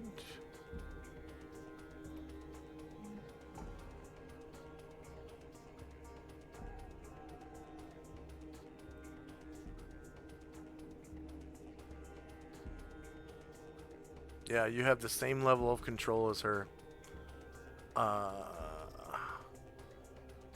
That's strange. Even I can't see my own aura. Oh, okay. That's what I've been bitching about.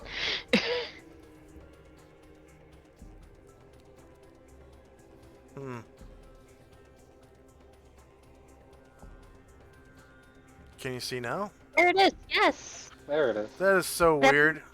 If you have Whatever you did, control, ooh, I'll- if you have control over the token, you're supposed to be able to see your auras. Whatever you It's did, not- will you also do it for Anatar, please? I can see it. Are we supposed to or no? No, that's the thing that sucks about it. This is everyone can see it when I do that.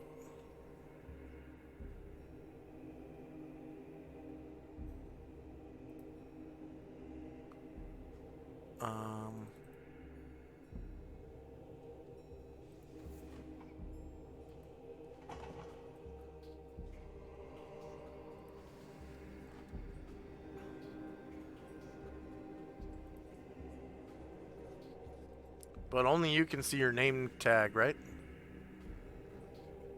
I mean, I can. I don't know if they can. I don't see it. I just see the blue circle. Okay. You do see your name tag.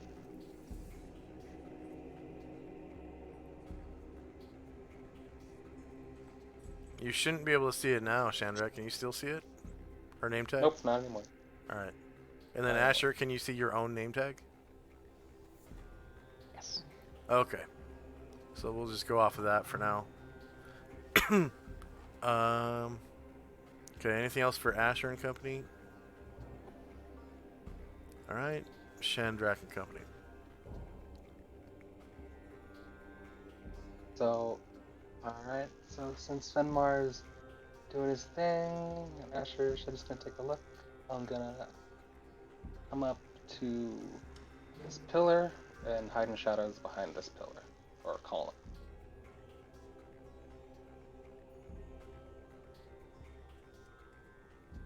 Okay.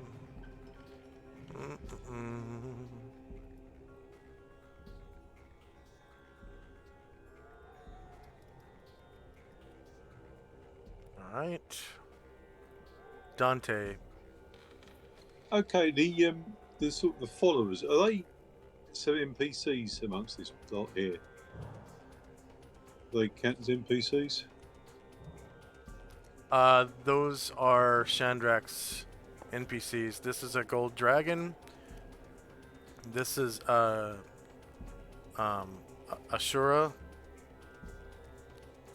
This is a man. Okay, he's gonna do. He's gonna channel his best Henry V and influence their reactions by way of a rousing speech. Oh. Okay.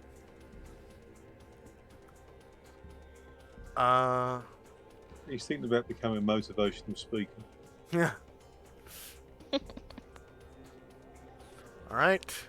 They're already friendly with everyone, so I'm not gonna bother rolling the saving throws. So time now is 10:01. Fenmar and Company. Am I done yet, or are we still? Am I still waiting? Oh, that's right. Yeah. So you have 9 rounds to go.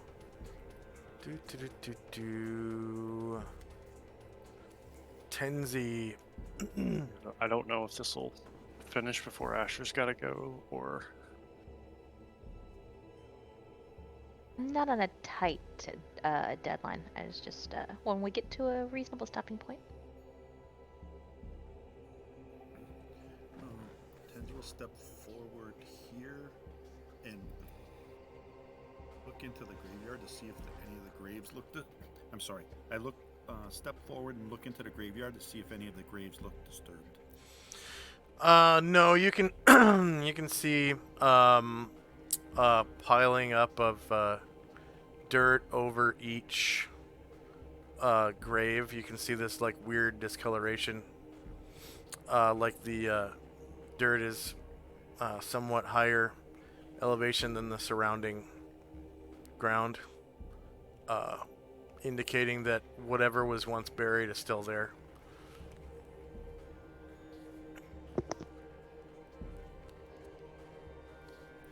Alright, I'm going to have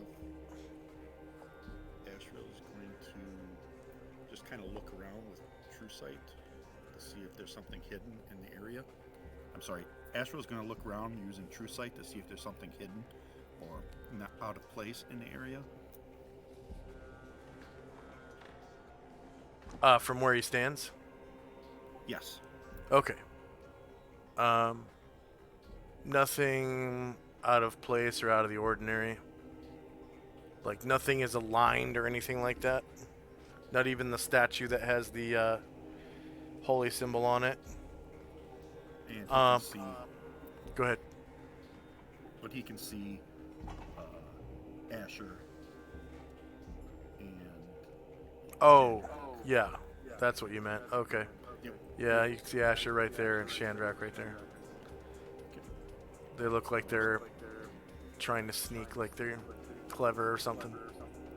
So he's going to try to keep an eye on those two. And that'll be the end of our turn. Alright. What's the duration on that spell for him? I'll have to roll it. He can do it at will, so he can just do it again if he had to. Aaron says 8 if you're putting those on the tracker.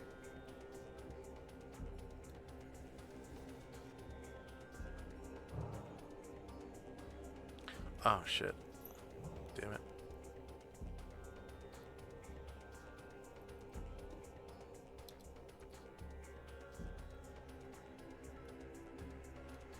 Spell is 1 round a level. It'll be 8 for him then.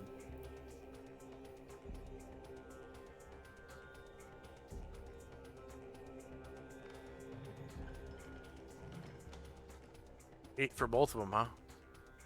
Yeah.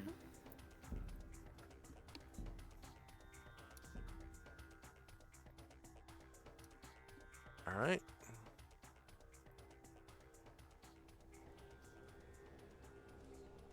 Asher and Company. Asher is going to attempt to move silently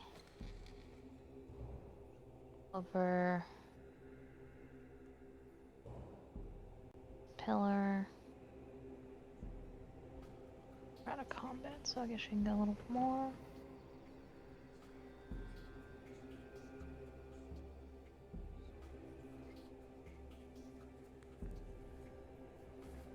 And up to the base of this. And Okay. she will attempt to, she'll attempt to see if she can hear anything. Okay.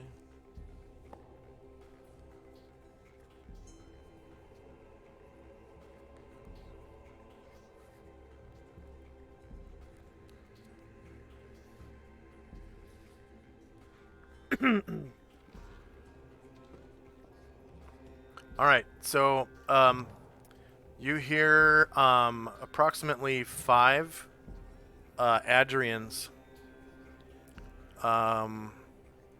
saying, like, okay, we're gonna switch to hand signals now. 2 of these Adrians are women, and 3 are men. And, they sound pretty young. And you can hear like the stretching of their clothing as they give hand signals to each other. And also you can hear the footfalls of one of the women going downstairs. And the stairs are leading down towards you. So the sound is getting somewhat louder as she descends these stairs. Okay. So the staircase goes underneath the ground upon which you stand. There is a tunnel beneath you. Okay.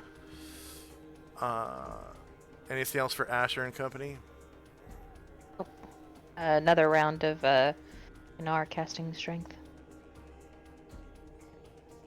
Okay. Shandrak and Company.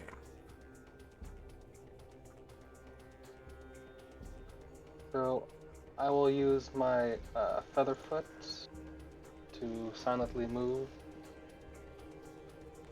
Oh. Look at that. Wait. What's Featherfoot? Oh yeah, that's one of those high level ones, right? Yeah, which actually, that's weird.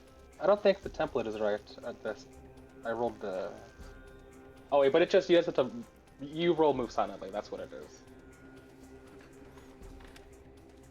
Let's see, high level characters, skills for high level characters.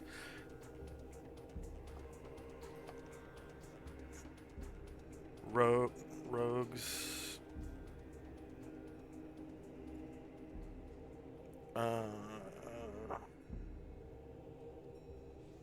Demons beyond 20th? No. Where's the list of List of Under skills for high level rogues.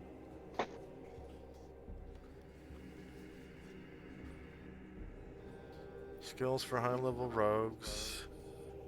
And it was Featherfoot? Featherfoot.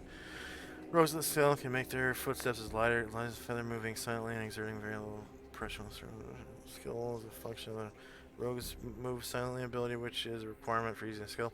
Rogue makes a successful move silently roll, can move a short distance over a surface fairly quickly without exerting any appreciable weight on it, according to the table below.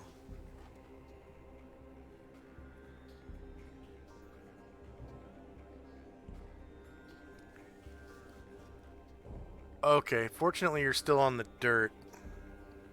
So it's gonna be not, I wouldn't say very soft like sand, but it's gonna be soft. Rogue level 11 to 13.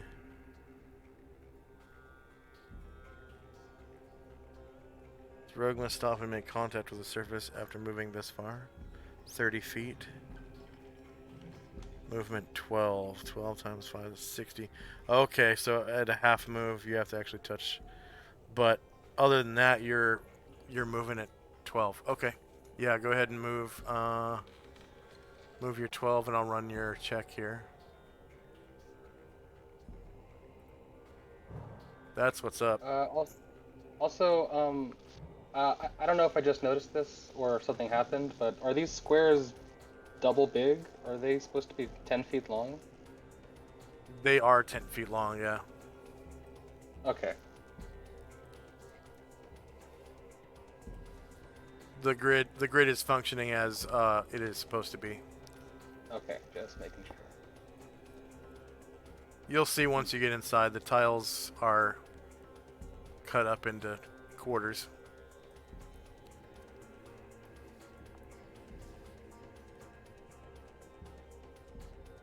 Yeah, I'll try to move that far. And there's benches inside that are this scale. Plus the headstones are this scale too. I mean, if you look at them.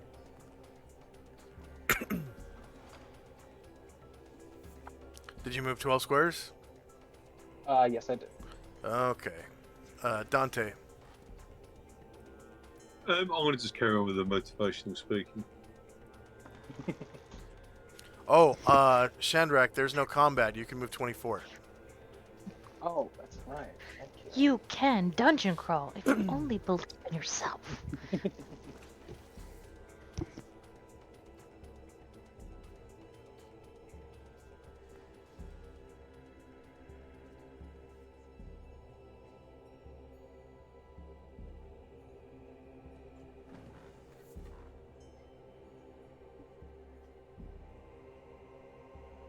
Okay. So you kind of get around this corner here. There is a staircase. That goes, let's see, 1, 2, 3, 4, 5, 6, 7, 8. Wow, that should be over your head. I don't know. Oh, right. Yeah, they didn't have barriers when they made this. Okay. That's why.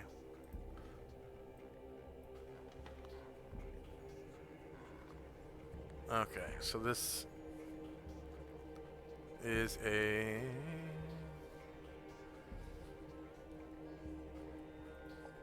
wall from here, here, here, and here. There we go. Okay. Let's see. I think I have one more square, so one there. All right, so you come in to the temple, and now you can see how the tiles are cut into quarters there.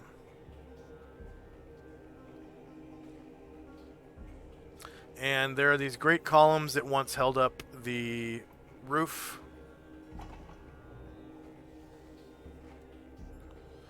And actually, for the most part, the roof is still there. So It's just some of the walls have been dilapidated or destroyed somehow. As though by siege. You can tell now, looking back, you can see this trail of debris leading from the broken fence, right?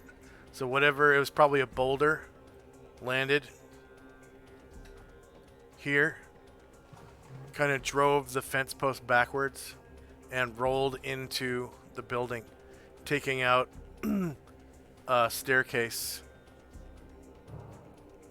and grinding up the floor as it went, and has itself has broken down, perhaps on contact, and that's what all this rubble is, like the stone shattered or something.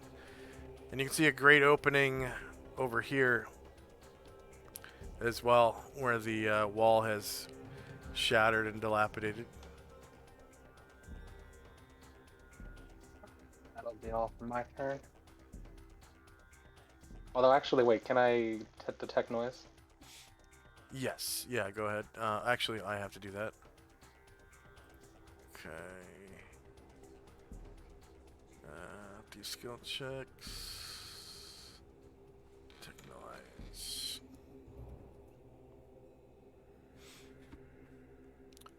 All right. You can hear the footfalls of one person going down a staircase that sounds like it's about that far away on the other side of this stone staircase.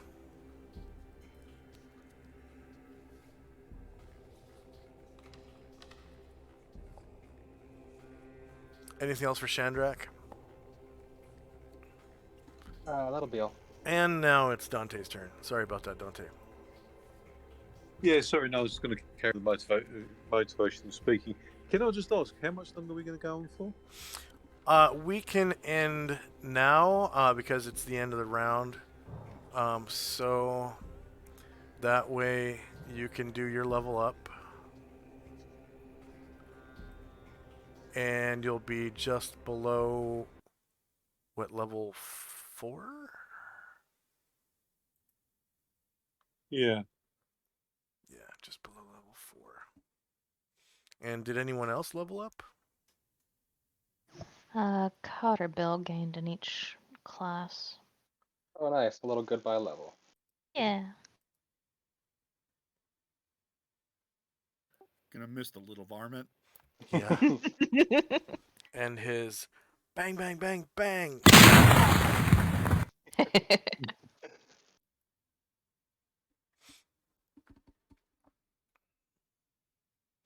So bards don't gain levels they don't gain spells as they gain levels like wizards do. They actually have to collect their spells as they go. Yeah, I read that earlier, yeah. Not ideal. Fortunately, Sorry, go on. At level 10, they can use any magic item that's written. Cool. So books, scrolls, all of it. Just got to stay alive long enough to get there.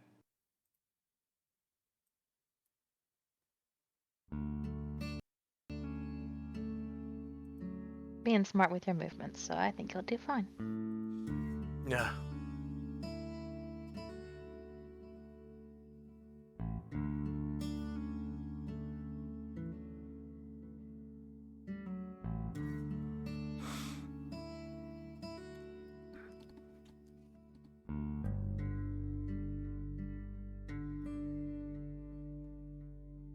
Okay. Shandrak, you're... Oh, sorry. Go ahead. Oh, I thought Shandrak, you're gonna miss next week.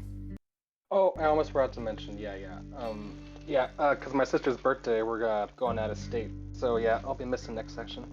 Okay. Now I'm overdue for a visit to family, so I think I'm going to coordinate that and also miss next week. Okay, so we'll do a one shot next week. And I think I already know what we're gonna do. Yay! Dante, did you do your level up? I'm just about to. Sorry, it's crashed and just loading. Oh, okay. Man, it's been throwing a fit today.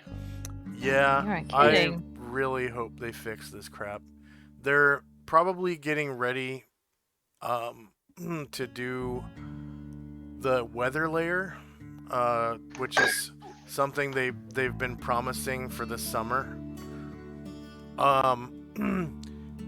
And they're in such a hurry that they're not putting the other updates on the pro server like they used to. Every single update they would put it on the pro server first, rather than on live.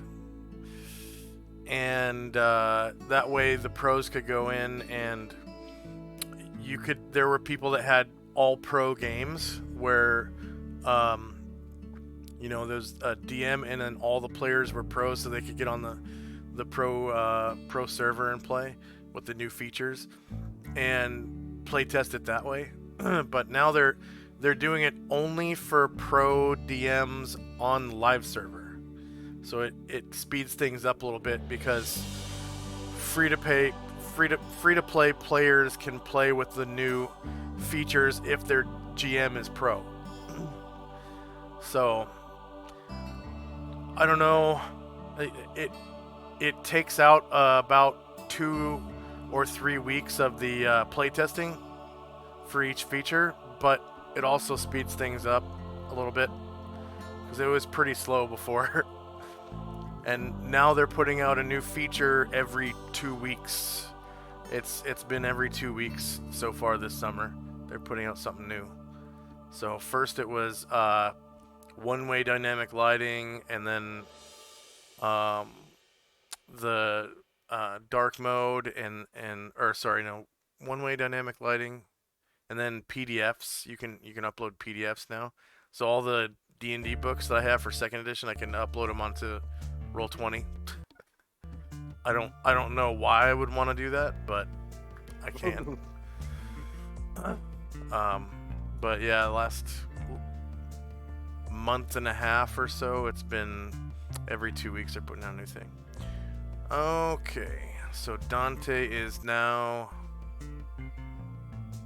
1 experience below level 4.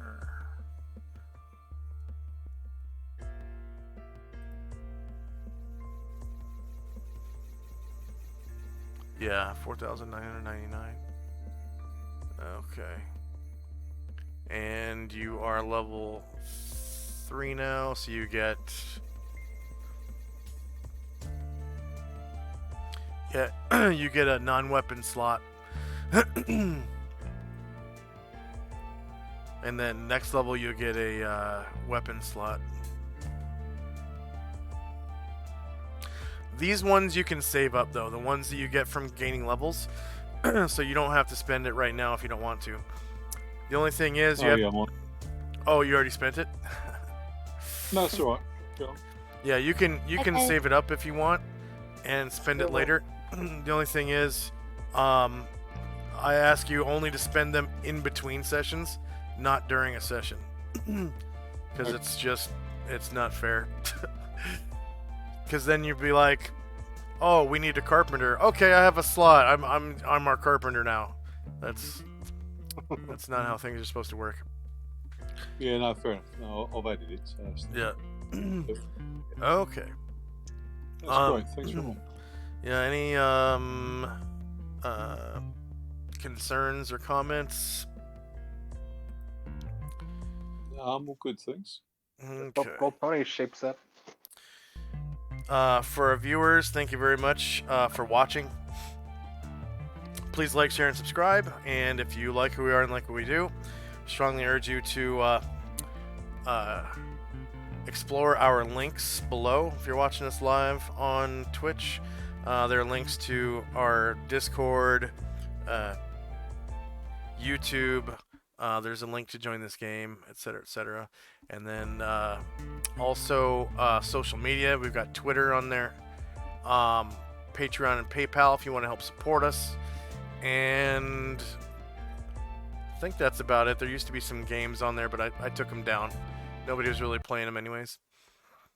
And I hope to see you all next week. I'm probably going to play First Edition this Friday. I'm supposed to play it every Friday, but for some reason the GM has been taking days off, but I'm pretty sure we're supposed to play this Friday. I want to give a shout out to our loyal viewers. Watch Your Pants, Thaco Tuesday. We got Low 505 in chat. And I think it's Anna Banana is the other viewer. And then a whole bunch of people are hosting us. Please stick around. I want to I want to raid Lord Gosumba if we can, if he's streaming. Hopefully he is. And it looks like yes, he is. Okay, so he is streaming. We can raid right into his channel, and we'll see you guys next time. Thank you very much for watching, and hope you oh, it looks like he's got Ed Greenwood on there today. Wow. The cool. author of Forgotten Realms. So Ed Greenwood joins his streams a lot, actually, probably like once a month or so. So Forgotten Realms. He created Elminster and yeah, all that. Yeah. Yep.